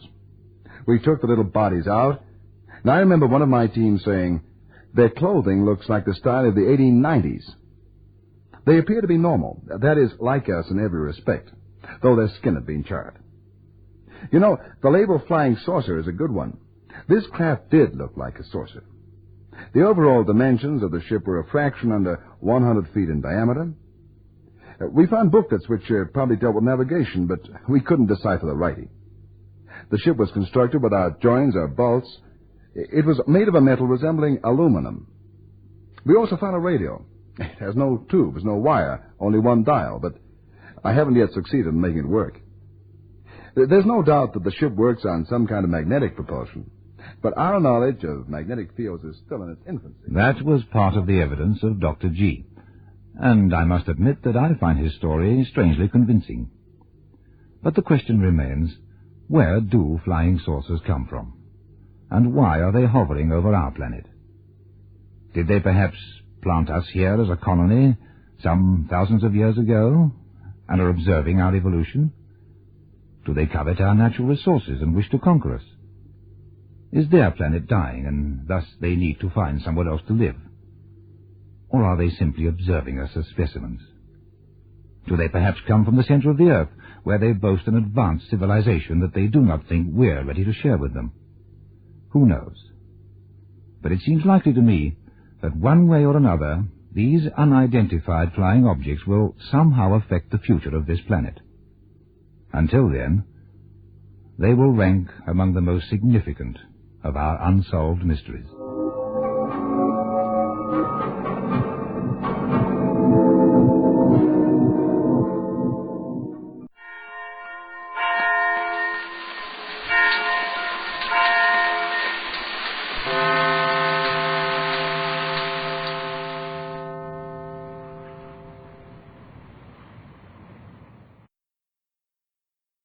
And now, Roma Wines, R-O-M-A, made in California for enjoyment throughout the world. Roma Wines presents Suspense. Tonight, Roma Wines bring you Mr. John Lund as star of A Plain Case of Murder, a suspense play produced, edited, and directed for Roma Wines by William Spear. Suspense, radio's outstanding theater of thrills, is presented for your enjoyment by Roma Wines. That's R-O-M-A, Roma Wines. Those excellent California wines that can add so much pleasantness to the way you live, to your happiness in entertaining guests, to your enjoyment of everyday meals. Yes, right now, a glassful would be very pleasant, as Roma Wines bring you the young actor who has just made such an auspicious screen debut in the Paramount picture, To Each His Own. John Lund appears as Randy, with Kathy Lewis as Marion, in tonight's tale of Suspense. How are you feeling now, Judson? Lousy. You the doctor? That's right. Who are those other two guys? They're from the district attorney's office. Suppose I might have known. First thing I opened my eyes, I'd see those vultures hovering around. I suppose right, all right. Going to tell us about it? Why should I? Just to keep the record straight and save us a lot of trouble. And you've got nothing to lose. How do you figure that? Because they're going to carry you out of here with a sheet over your face before morning. Is that right, Doc? Afraid that's right.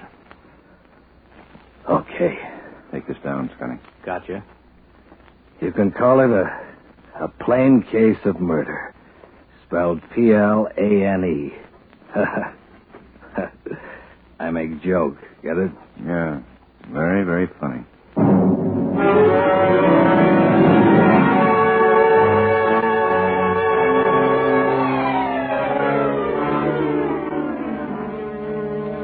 I'd been home 3 weeks when I finally broke down and called her, and she said to come on out. Her husband wouldn't be home. It's funny. I'd already met Dorothy, but I called Marion anyway.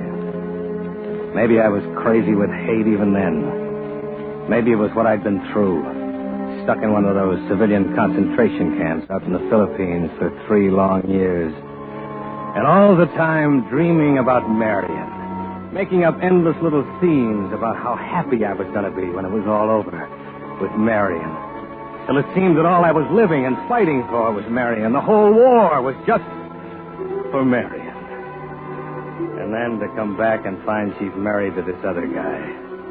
Something like that'll do things to you, no matter how good you are. And so, when she told me to come out, I went. Why? A sort of horrible fascination, I suppose, to see it with my own eyes. Because I already knew from everything I'd heard that she'd married the guy for his money. And that the Marion I'd been dreaming about all those years was just another cheap little gold digger. I went up to the big front door and rang the bell. She must have seen me coming up the drive. Because there she was right away to let me in herself. My dream girl, Marion. Randy. Hello, Marion. Hello, Randy. You mind if I come in? Of course not. Come on in here. It's a little more private. What do we need to be private about? Oh, I thought we'd like to have a little talk. Sure. Let's have a little talk. Oh, Randy, please don't be bitter. Don't you see I couldn't help it? Ed's such a wonderful person. I know you'll like him. I can see why you like him. No, Randy, it's nothing like that. I thought you were dead, and then Ed came along, and, well, we fell in love, that's all. A person can't help falling in love, can they? You never tried to find out how dead I was, though, did you? Oh, Randy, I did. I tried every way there was. I checked on that. There's no record that you ever tried. But I did. I swear I did. Okay, skip it. It's really a lovely place you've got here. Yes, isn't it? You can see the property better from over here. Ed owns all this part of the valley, clear over to those trees. You can see him up against the mountain, you see? You see him? Uh-huh. What's he do with it all? Oh, nothing much. You see, Ed's real business is cattle. Of course, this isn't cattle country. He's visiting one of his cattle ranches now. Oh. He away quite a lot? Yes. Randy, tell me about you. I saw in the papers a big welcome they gave you and all you'd done out there. It must have been awful. Wasn't fun. Well, what are you doing now? Well, in a way, you know, a thing like that almost pays off. Pays off? Uh-huh. All that hero business. You know, I was out there for a commercial aircraft company, selling private planes to sugar growers and gold miners and so on. Yes. Well, the first thing that happens is that the company makes me vice president in charge of sales. $75,000 a year. $75,000? Uh-huh. And then the movies want to do my life story. And they discover that I've got such great executive ability, they make me a part-time producer. Another $50,000. Then, of course, a percentage of the picture and the story price itself will come to, about another $250,000. Well, Randy. And then, through contacts in the aircraft business, I run into some guys in the oil game, and that pays off. I don't know. I figure I'll be able to retire in 3 or 4 years with a cool $1 million. Oh, make more, of course, if I wanted to stick to it. But why be a hog? Why, Randy, that's wonderful. I never dreamed. Right then and there, I knew I had her. I don't know what had made me tell her all those lies to begin with. Just for the satisfaction of watching her show her hand and jump at it, I guess. But now I knew I had her. And as she talked, as I saw that greedy gleam coming into her eyes, I began to know what I was going to do about it. Well, Randy Judson, a big, rich, famous man. Oh, I'm so happy for you, Randy. Not even talking about running me for governor. Yeah, funny things fate does. Well, Marion, I've got to run along. Oh, Randy, must you? Yeah, there's a new field we think is coming in today. Net $1 million a year if it does. Oh, well, all right, I'll walk you to the door. All right, thanks. Well, goodbye, Marion. Randy. What? Don't you want to kiss me goodbye? You know I do, Marion. Oh, Randy. Randy, seeing you again, I'm afraid I made a terrible mistake. Yes, Marion. I'm afraid you have.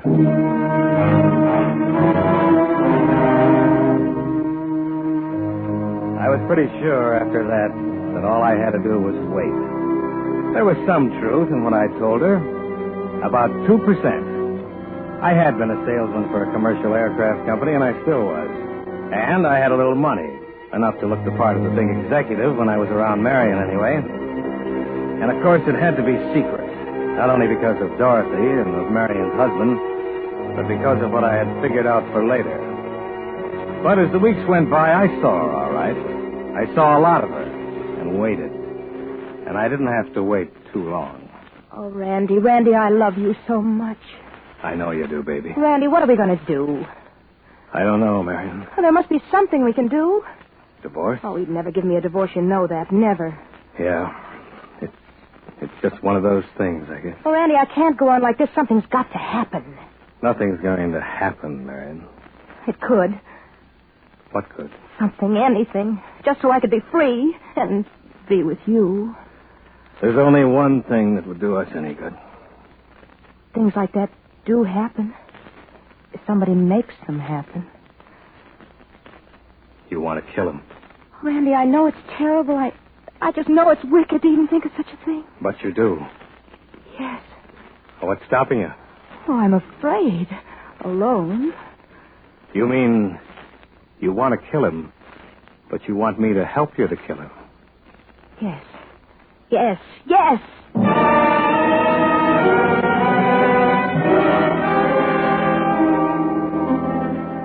Marion, my dream girl. Oh, I agreed to help her, all right. Sure I did.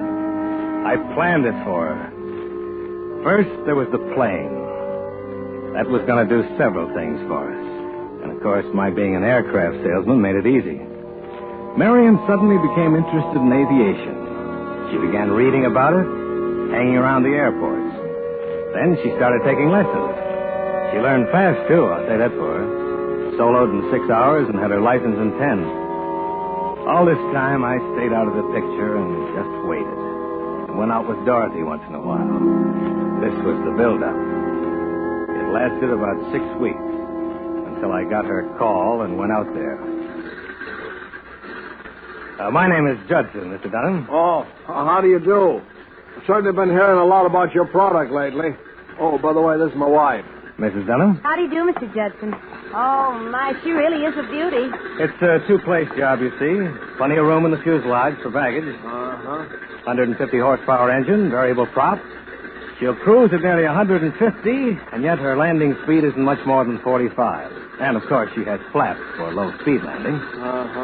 I'm really sincere when I say that you can't match her anywhere near in the price field. Well, I don't know much about it, but if that's what Marion wants. Oh, Ed, you're a darling. Well, that's the way we like to make a sale. How about a little spin? Oh, I don't know. Oh, go on, Ed. You gotta begin sometime. Just Come around on. the field. Oh, by the way, you've got practically a perfect natural landing field here. Yeah. Have to put up a hangar, I suppose. Ah, that won't run you much. Climb in. Well, I'll wait right here for you, dear. There you are. You keep out of the way now, Mary. I will. Oh, by the way, before I take you up, here's a release you have to sign. Just a formality. Oh? 3 copies. One for me as the pilot, one for the company, and one for the Bureau of Civilian Aeronautics. Where do I sign? Oh, anywhere at the bottom there. Okay. That's fine. Thank you, Mr. Dunham.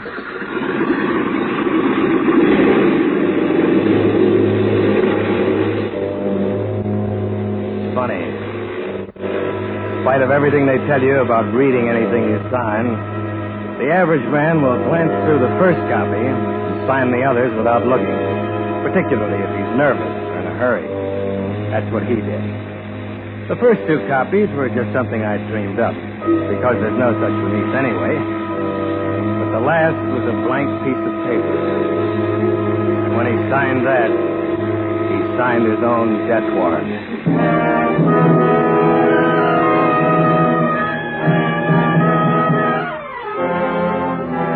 For Suspense, Roma Wines are bringing you John Lund with Kathy Lewis in A Plain Case of Murder, a radio play by Robert L. Richards.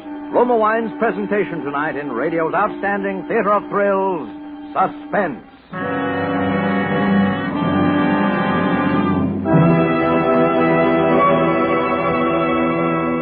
Between the acts of Suspense, this is Ken Niles for Roma Wines.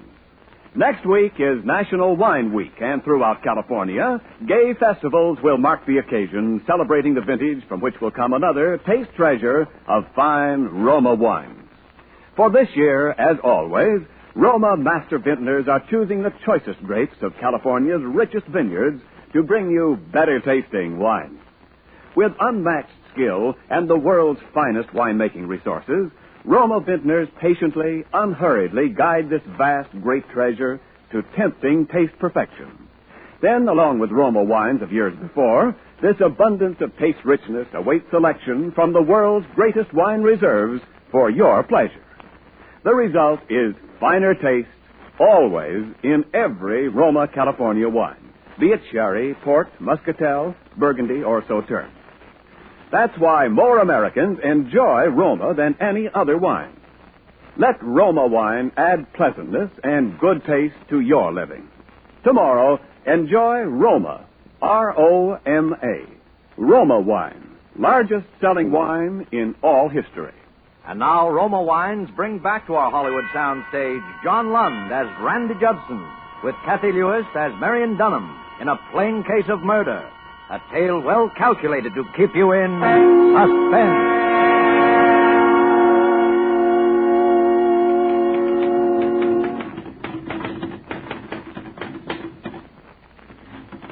Let's see what you got. Here. To whom it may concern, I can give no reason for what I am about to do, and I pray to heaven the reason will never come to light. But it is the only way. To my loving wife, particularly, I know this will come as a great shock, but at least I can leave her amply provided for. Goodbye, and Edward Dunham. Uh-huh. You sure he is leaving you amply provided for? It would look bad I took care of that some time ago. What about the typewriter? There's no question but what it'll be He identified writes as his. stuff on it all the time. He's had it for years. Oh. You want me to keep this, or will you? No, I'll keep it. All right, doesn't matter. You're positive the gun is registered in his name? Yes. And he'll be alone tonight? Yes, we've been through all this. I know. But I don't want any mistakes. This is no penny ante. Now, you got your reservations? Yeah, I checked again this morning. Okay. Now, you better leave in plenty of time. You want to be sure and make Phoenix before that little airport closes down. I know. I'll come down back of the house tonight a little beforehand, say 12:45. Be sure you don't use any throttle coming in. A long glide. Cut your motor as far out as you can. Yeah, I will. I'll be on time. You've got to get back to Phoenix before daylight. And when you put through that call to me, lay it on thick. I will. And don't worry. I'm not worried. No, I don't think you are.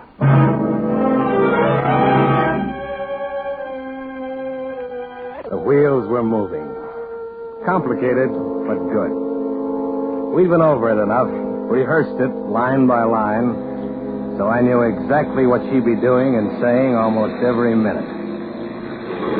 First, she'd be circling that little airport about a mile from the hotel and sounding as though she was in trouble. A little trick of thinning out the mixture that I'd showed her. And then she'd be coming in for a landing, taxiing over to the hangar.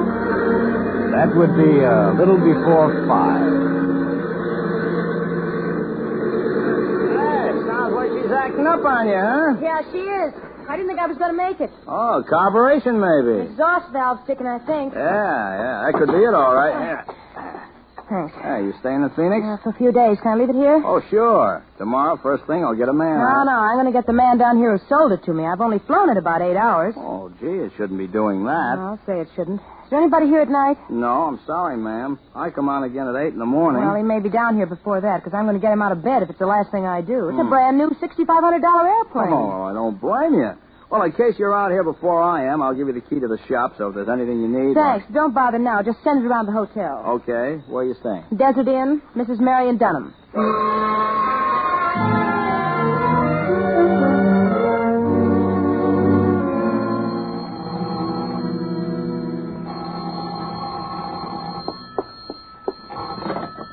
Hello. This is the hotel operator, Mrs. Dunham. I have you called to Los Angeles now. Oh, yes, thank you. Go ahead, Los Angeles. Hello? Mr. Judson, this is Marion Dunham. Who? Oh, how do you do, Mrs. Dunham? I don't do so well, Mr. Judson. In fact, if you ask me, I'm lucky to be alive. What? I'm mad, Mr. Judson. I think I've got a right to be. I started out for Phoenix today in that airplane you sold me. I just barely made it. I don't see why a brand new $6,500 airplane could possibly... Well, I can't understand it, Mrs. Dunham. What seemed to be the trouble? Well, an exhaust valve or two just burned up, apparently. Plane's absolutely useless to me in the condition it's in now. I doubt if it'd even get off the ground. Oh, I quite understand, Mrs. Dunham. I'll send a man down I don't want first just a thing. man. I think you ought to come down here and look at it yourself, Mr. Judson. I should come. Why, there's nothing in particular that I could Well, do. are you responsible for these planes you sell to people, Mr. Judson, or aren't you? Well, Oh, all right, Mrs. Dunham. I'll be down first thing in the morning. Where are you staying? The Desert Inn. The Desert Inn. All right, Mrs. Dunham. Tomorrow morning, then. Well, thank you, Mr. Judson. Good night. Good night, Mrs. Dunham.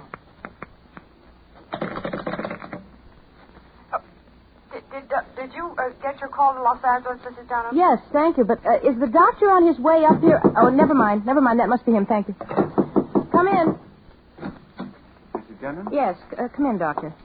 I'm awfully sorry to bother you, Doctor, but I got a frightful headache. I flew in from Los Angeles today, and something went wrong with my plane. I suppose it's just nerves, but I was wondering if you could give me something to help me sleep. Why, certainly, Miss Dunham. Thank you. I've got just the thing for you right here. Here, take one of these, or two if you think you need them. Well, I'd better take two. Well, they're pretty strong. How long will they make me sleep? You'll be dead to the world for a good 8 or 9 hours, particularly if you take two. Well, thank you, Doctor. I'll go in and take them right now. Would you mind hanging that do not disturb sign on the door when you go out? Oh, not at all, Miss Dunham. Not at all. Good night. Good night, Doctor.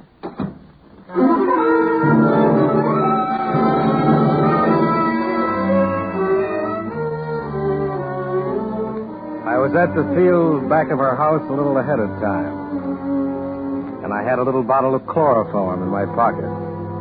Oh, the plan was all right. Like I say, it was perfect. But it was just a little bit too perfect for Marion. Because when they found her lying there beside the corpse, every one of those little steps she'd taken to give herself an alibi would prove that she'd planned it. Premeditated. Murder in the first degree. They'd say it went wrong only because her husband managed to knock her cold before he died. The suicide note? There wouldn't be any. I'd see to that. And I'd even be a witness against her. Because instead of flying down to Phoenix with a couple of burned valves in my pocket to support her alibi, I'd fly down there and find there wasn't any plane or any Marion. And when she started that last walk to the gas chamber, maybe she'd begin to realize what I'd been through. My dream girl. I knew she'd sneaked out of the hotel a good 2 hours ago. And sure enough, I heard the motor. Then I heard her cut it. Then she was gliding in. And then we were walking together over towards the darkened house. Yes, everything went all right. What's the matter with you? You haven't spoken a civil word to me yet. Oh, just nervous, I guess. You got your key? Yes, I got it. Be quiet now. It's dark. I got a flash. No. Knock something over. Who's there? Walk him. Who is it? I'll have to go to him and install him somehow. All right. Get in there. Get into the closet. Quick. Okay. It's me, Ed. Oh, what in the world are you doing, Bob? It seemed like an hour that I was in there, straining to hear and not being able to. She'd done it. I heard her running down the hall. She'd done it. I had my hand on the doorknob and was just about to step out when there was a click. And the knob wouldn't turn. Marion! Marion! Marion! That was the front door. I was locked in and she was gone.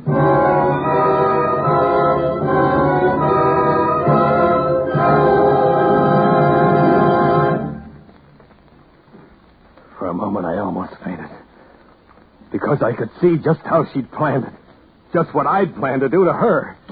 She'd fly back to Phoenix and then put in a call to her husband on some pretext, and she wouldn't get any answer, and pretend to be worried and call the cops.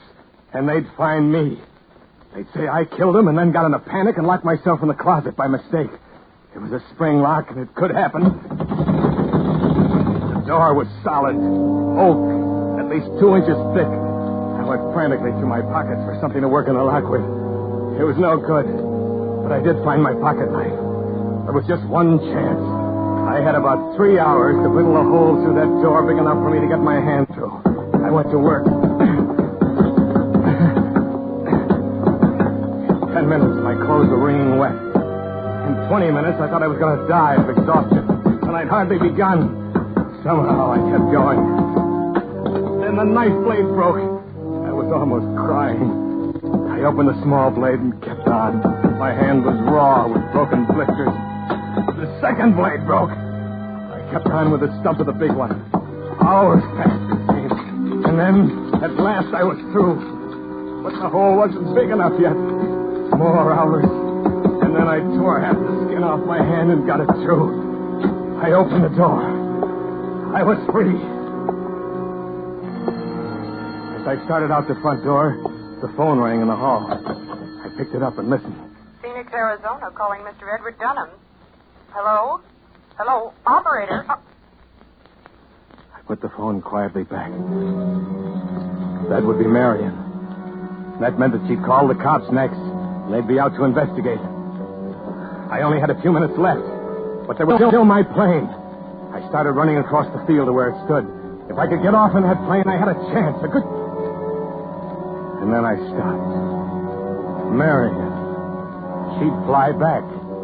She'd land right on this very field.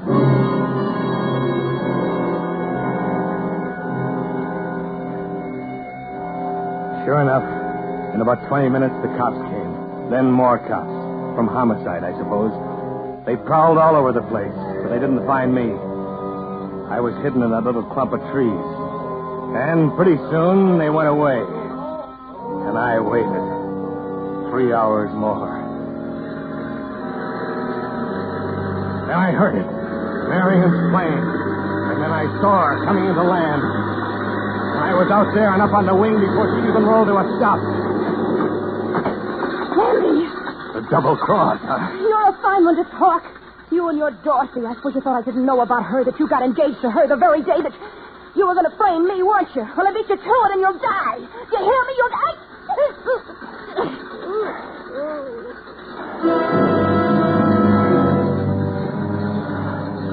She was dead when I let go of her. My dream girl. I had to get out of there. The cops had seen her land. They must have seen me, too. Because they were running out of the field and began shooting as I took off. But something was wrong. Maybe Marion had even figured on this. I don't know. I remember fighting to pull it up, and then those trees coming at me. And the crash, and the fire.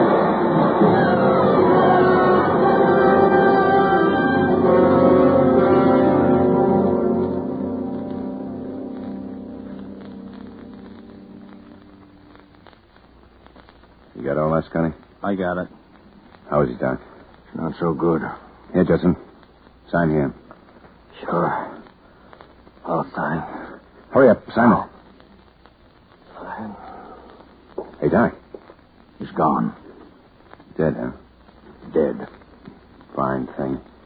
I got a confession and no one to sign it. What's the difference? You got witnesses. Yeah. Plain case of murder. Spelled Plane. Very, very funny.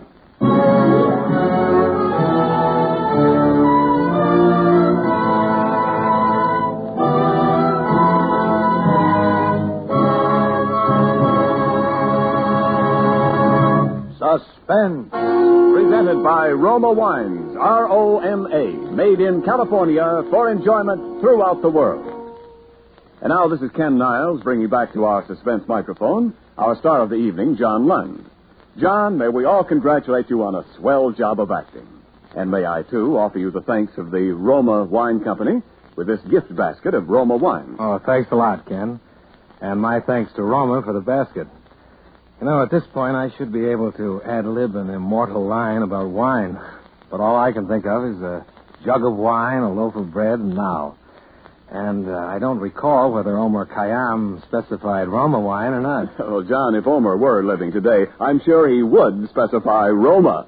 Because for both host and guest, there's real pleasure in the tempting nut-like taste of Roma California sherry. Golden amber Roma sherry assures tasteful, gracious hospitality for the party giver, satisfying enjoyment for guests. No wonder famous hosts from Hollywood to Manhattan praise Roma sherry as the perfect first call for dinner. the all-occasion wine for entertaining anytime. Roma sherry before dinner.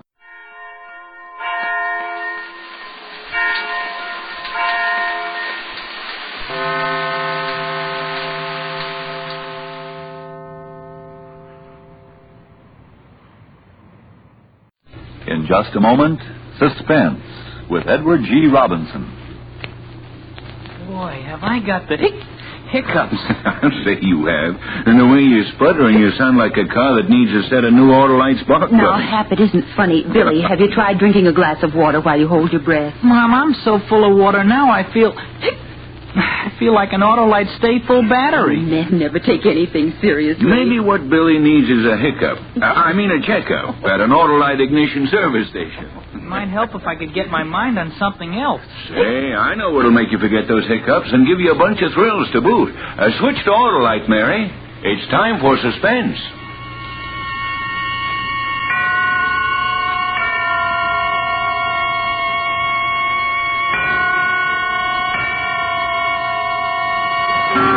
Suspense.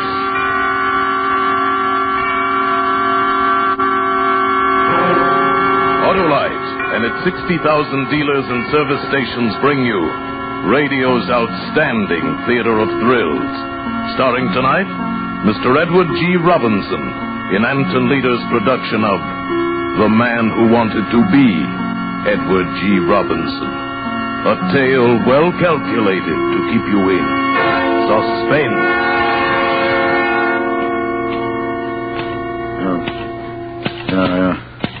I'm making this statement in accordance with a promise to a very dear friend. It's a complete statement in every detail, even including those matters which are to me personally most incriminating. Because my trust in my friend is such that I haven't the slightest concern on that score, or any other. What follows concerns primarily two persons. Myself, Homer J. Hubbard, and my wife, Ada Sampsey Hubbard. Even when I was courting Ada, I was aware that hers was a strong and domineering personality, to say the least. And after we were married, well, at first I put up with Ada's constant nagging and petty persecutions as best I could. I put up with them for 20 long years. It wasn't until a memorable evening a little over a year ago that the first dim outlines of an escape and finally a plan began to take shape in my mind. You see, I never was much of a one for movies, but Ada and I had gone to see a picture called Little Caesar. It was a reissue, I think they call it, with an actor in it whom I'd never even heard of before. Oh, so you thought you ran on me, huh? Well, get this. Nobody rats on Little Caesar, see?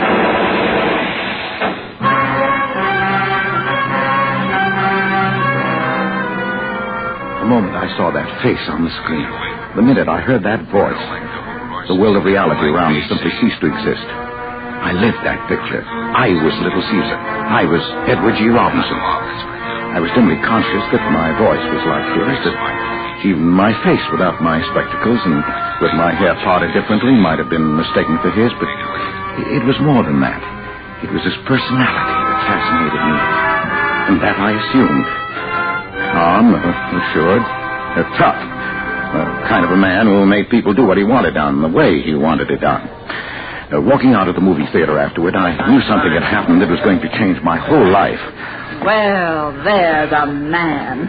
Yes. Caesar, they call him, and well they may. Yes. And that Edward G. Robinson, I'll wager he's no cast for milk toast either. Yes, dear. Is that all you have to say? Well, yes, dear.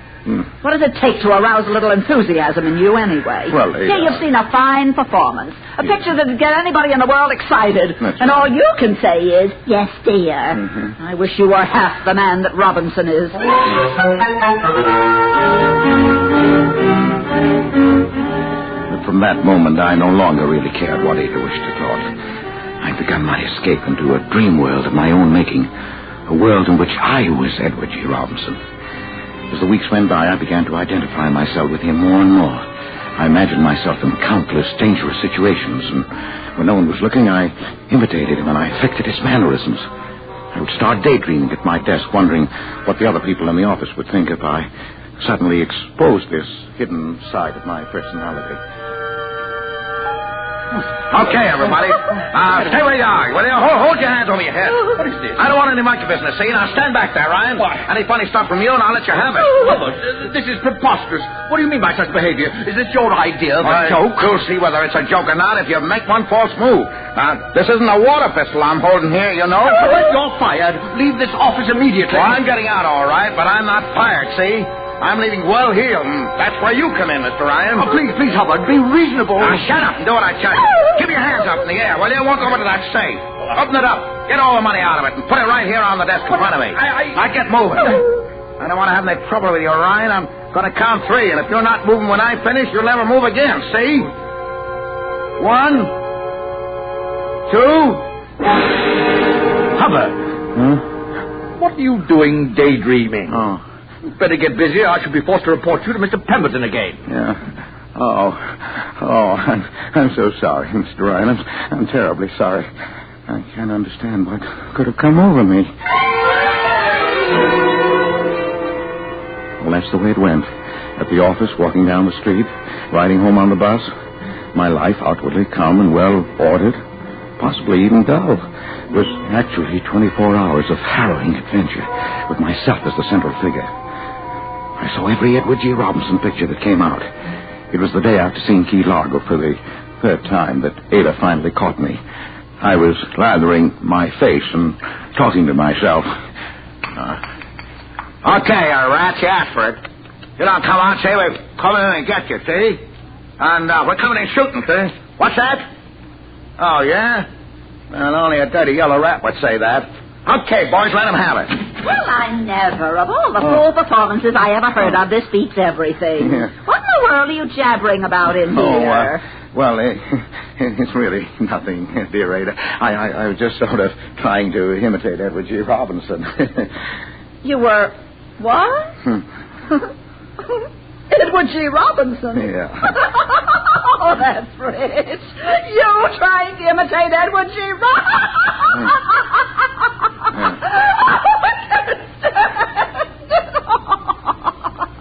Don't stop. Don't let me interrupt the performance, Mr. Movie Star. Come on. Do your act for me. Well, dear, I don't see anything so funny about it. Oh, maybe you don't, but you're the only person in the world who watches. Oh, my. Oh, well, I'll leave you to your rehearsing. Why don't you imitate Eddie Bracken or Margaret O'Brien? I think you'll find it easier. It was right then that I decided to kill her.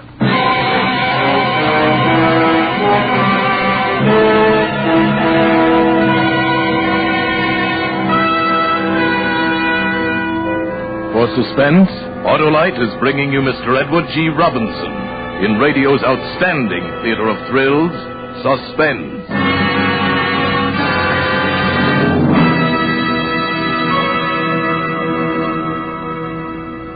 Say, Mary, looks like Billy's all over those hiccups, thanks to Edward G. Robinson in Suspense. Shh, don't mention hiccups again. He might get 'em back. Let's switch his mind to something else. Well, you know how he is about anything Autolite makes. Mm-hmm. Let's listen to Frank Martin. That'll do the trick. Friends, money can't buy better electrical equipment for your car than Autolite. And here's why. In the first place, Autolite is the world's largest independent manufacturer of automotive electrical equipment. Original factory equipment for many of the finest cars and trucks in America. In its 26 nationwide plants, Autolite manufactures distributors, generators, starting motors, spark plugs, batteries, wire, not to mention such things as bumpers, die castings, horns, instruments and gauges, lights, ornamental plastics, and over 400 other products. What's more, Autolite service stations all over the country are staffed with trained men and specialized machines to give your car the best possible electrical service. So, friends, when your car's electrical equipment needs attention, drive into your nearest Autolite service station or the dealer who sells your make of car and ask for original factory parts and service. Remember, Autolite service stations are listed in your classified telephone directory under Automotive Electrical Equipment. And now, Autolite brings back to our Hollywood soundstage Mr. Edward G. Robinson in The Man Who Wanted to Be Edward G. Robinson. A tale well calculated to keep you in suspense.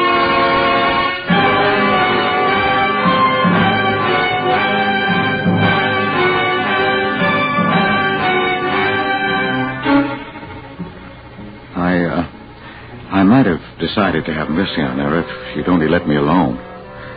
But Ada could never leave anyone alone. She ridiculed me at home and in front of our friends. Sometimes she'd let a few weeks go by without saying anything, and I would think that perhaps she had forgotten. No, Ada never forgot. She would wait until we were in a group of people, and then she would come out with it. Well, my dear, you mean I haven't told you about Homer's dream world? No. He thinks he's Edward G. Robinson. Edward? Oh, no. Do tell us, Mr. Homer G. Robinson, when do you think you'll be getting your next contract from Hollywood? Oh, you folks have got Homer all wrong. He's a killer at heart. Just a cold-blooded killer.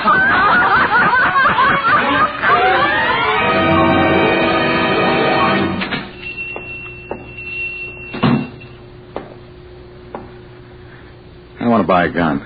Yes, sir. What kind of a gun?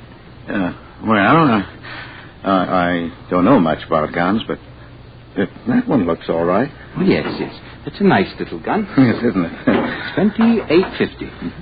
Do I have to have a license? Oh, not unless you're going to carry it on your person. Oh. Otherwise, we just register it for the police records under your name. Oh, yeah. What's the name? Edward G. Robinson. I beg your pardon. You heard me, Mug. Edward G. Robinson. See?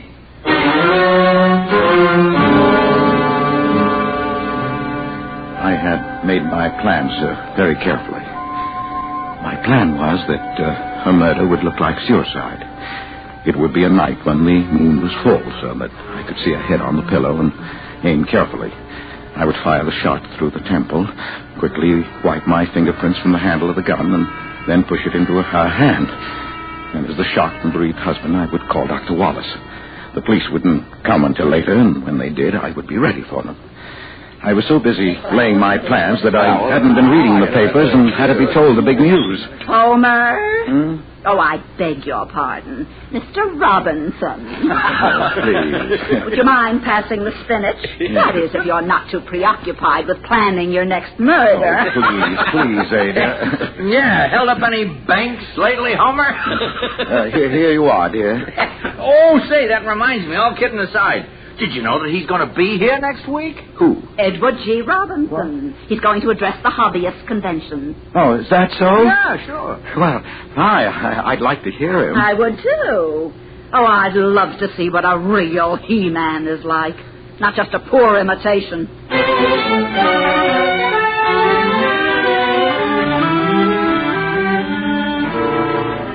We went. And at first, it was the most terrible disappointment of my life. Because he wasn't tough or hard-boiled or anything like it. He seemed to be a mild-mannered little fellow, a little shy, almost like me. He talked about orchids and modern art. They were his hobbies, he said, raising orchids and collecting paintings, modern paintings. Yes, but as the lecture went on, I began to understand. By the time it was over, I knew. And so, ladies and gentlemen, I consider myself twice blessed. Every man is blessed who has a hobby, but I am among the fortunate few who have two hobbies. And as the fellow said whose fiancée had a twin sister, I love them both. Thank you very much.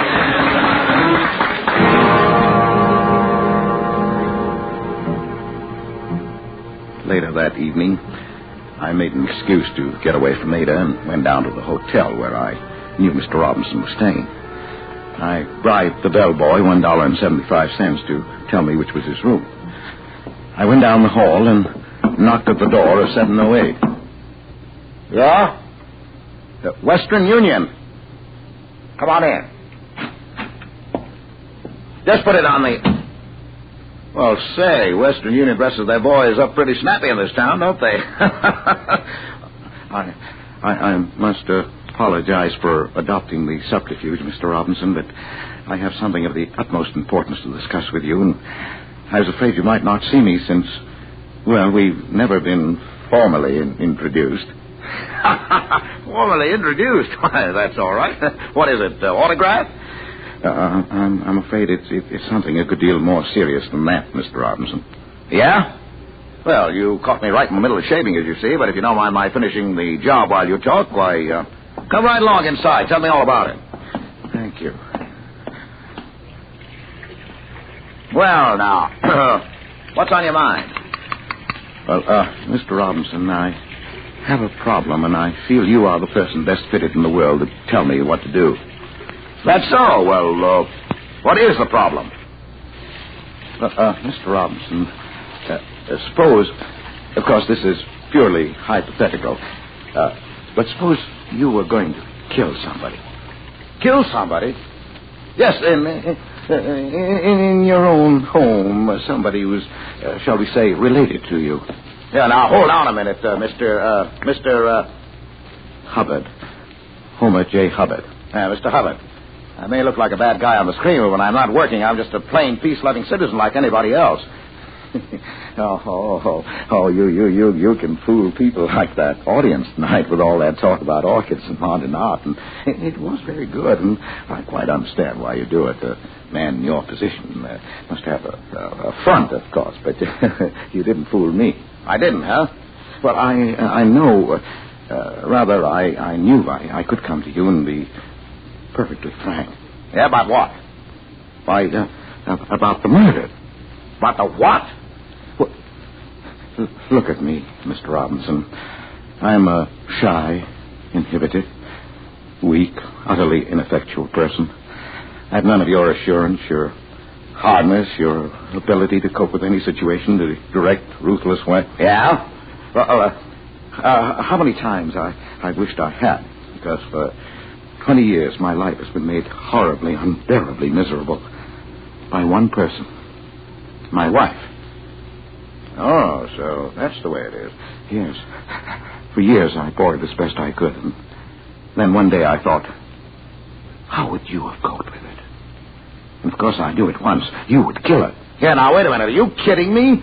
Oh, no, Mr. Robinson. I wouldn't think of such a thing. Look here. I've even secured a gun to do it with. Hey, yeah, here, you better give me that. No, don't point it. Hand it to me by the barrel. Here. Well, put it over here. Safer, you know. Yeah, I must admit I know very little about firearms, and they're quite distasteful to me. Yes, you and me both. You, Mr. Robinson? Well, I mean, small arms like that. Of course, a Tommy gun, that's different. That's the only thing to use. Yeah, I suppose you're right. But I didn't know where to get a Tommy gun. I was afraid even if I did, I'd never master the art of using it. Yeah, well, now you want to kill your wife, is that it? You want me to help you? If you would, Mr. Robinson, if you could spare the time, I can't tell you how grateful I'd be. Yeah, well, you know, Mr. Hubbard, you look like a pretty nice little guy. Wife must really be an old battle axe to have got you in a frame of mind like this. All right, now I'll tell you what I'll do. I will help you. Oh, Mr. Robinson.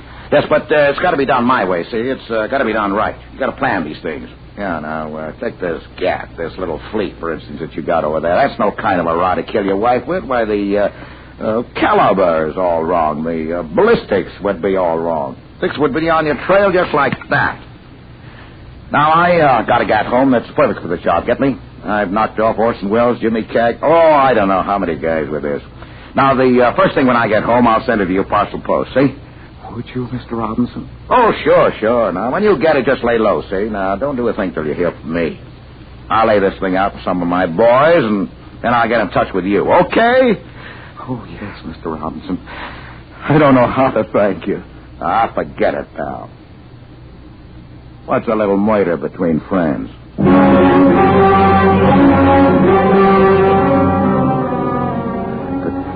I could scarcely maintain my composure in the 2 days that followed. The second day, sure enough, the gun arrived. It was a great, heavy thing, the kind that's referred to, I think, as an automatic. Remembering its history, I handled it with the utmost care and reverence.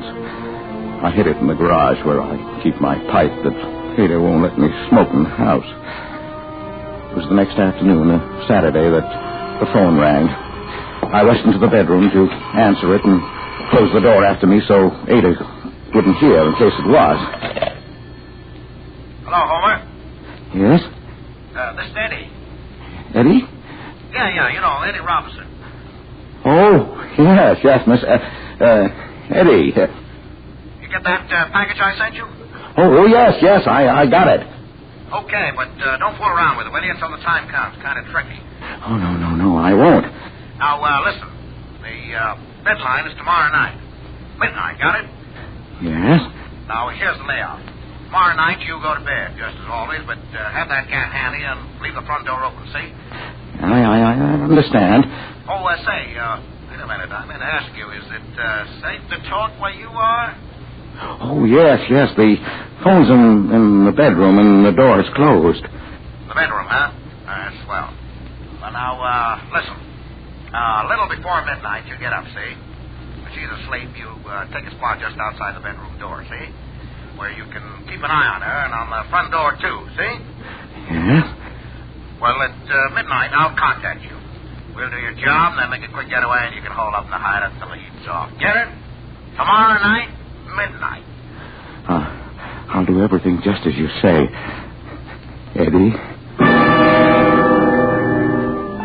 I followed his instructions to the letter. It seemed hours before Ada went to sleep that night. It seemed days until my watch finally crept around towards midnight. But at last, the time had come. I crept out of bed, got the gun out of my coat pocket, and took my position on the landing outside the bedroom door as he had told me to. And then suddenly the phone rang. The plan was ruined. Even Edward G. Robinson couldn't have foreseen this. I rushed back into the bedroom, hoping against hope that I could catch it before Ada woke up. But she already had the light on. Homer!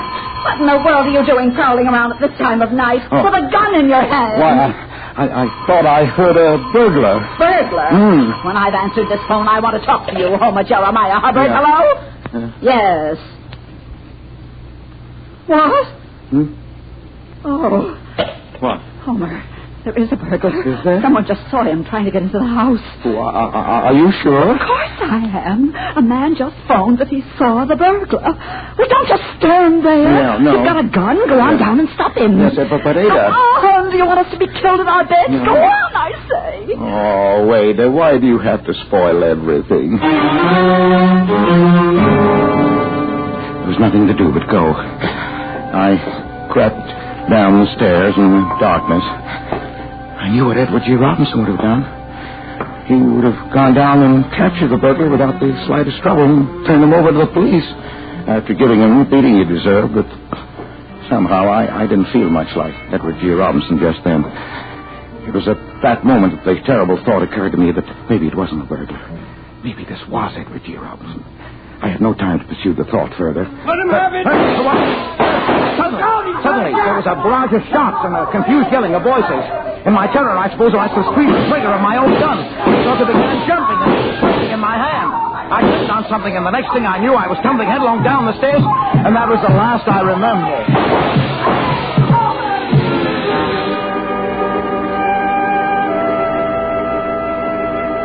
When I woke up, Ada was holding my head in her arms. She was crying. They made me stay in bed for a couple of days, but I really didn't mind. There were reporters to see me and take my picture for the paper, and all kinds of people. Even Mr. Ryan and Mr. Pemberton came to see me. And Ada? Well, Ada was simply a changed person. Nothing was too good for me.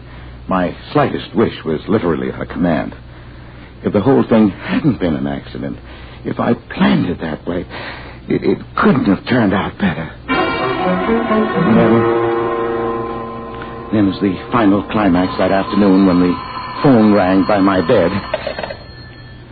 Yes? Oh, yes. Eddie?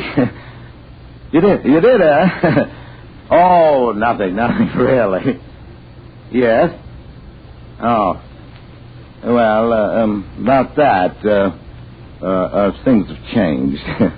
Oh, yes, they've changed quite a lot. I don't think we'll have to go through with it. Yeah, that's right. Oh, sure, she's right here. Just a minute. Eddie wants to talk to you, Ada. Eddie?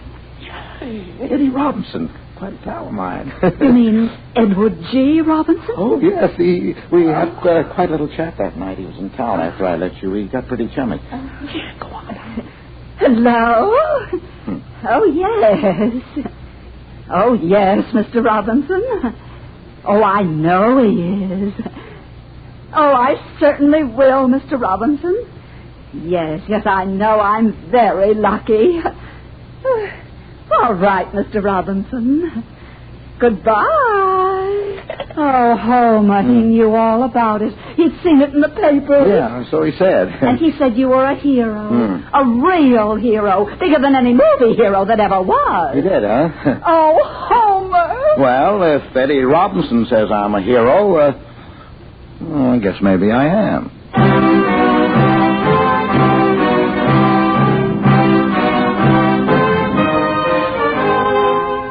Couldn't have turned out better, Eddie. You know how grateful I am. I'm a regular little Caesar around town now, and my married life is all I've ever wanted to be. Of course, there are some things about the whole thing that confuse me a little. It has even occurred to me, I'll confess, that you might have had more of a hand in it that was generally known, and that the gun you sent me might have contained blanks. I believe you called them, because in spite of all the shooting, there wasn't one bullet hole anywhere in the house. And the gun had disappeared, which confused the police somewhat, too, and the burglars might have been some of your boys playing a little joke. But I don't think you would do a thing like that to a pal, Eddie. Would you? I don't even think you would use the statement that you asked me to send you to hold over my head as a guarantee that I wouldn't try to kill Ada again. Now, not that I ever would. Yes, but even if you did all that, Eddie, I don't really mind. Because, as you might say yourself, what's a little joke between pals?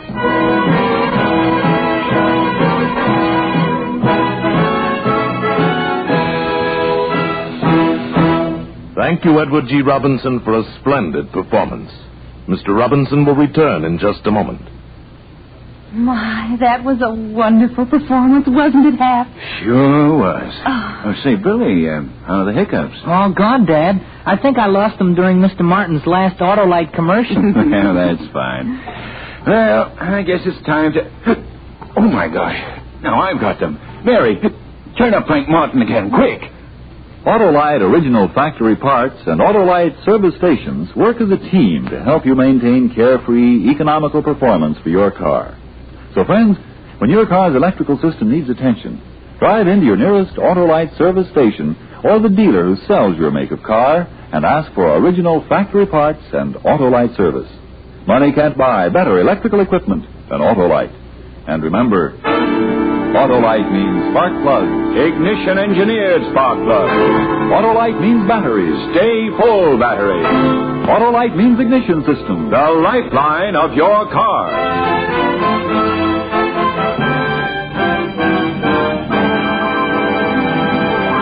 And now here again is Mr. Edward G. Robinson. It's been fun appearing in our suspense story tonight, but just so nobody gets the wrong idea, it was only a story. I'm not really so tough. Only get this. I'm telling you, see, you better listen to Suspense next week, see? Because Ray Milan will be here in the story called Night Cry by William L. Stewart. Another gripping study in... Suspense. Edward G. Robinson may soon be seen in the Paramount production Night Has 1,000 Eyes. Tonight's suspense play was written by Leslie Raditz, with music composed by Lucien Morawick and conducted by Lud Gluskin. The entire production was under the direction of Anton M. Leader. In the coming weeks, Suspense will present such stars as William Powell, Lucille Ball, John Garfield, Sidney Greenstreet, and many others. Make it a point to listen each Thursday to Suspense, radio's outstanding theater of thrills. And next Thursday, same time, hear Ray Milland in Night Cry.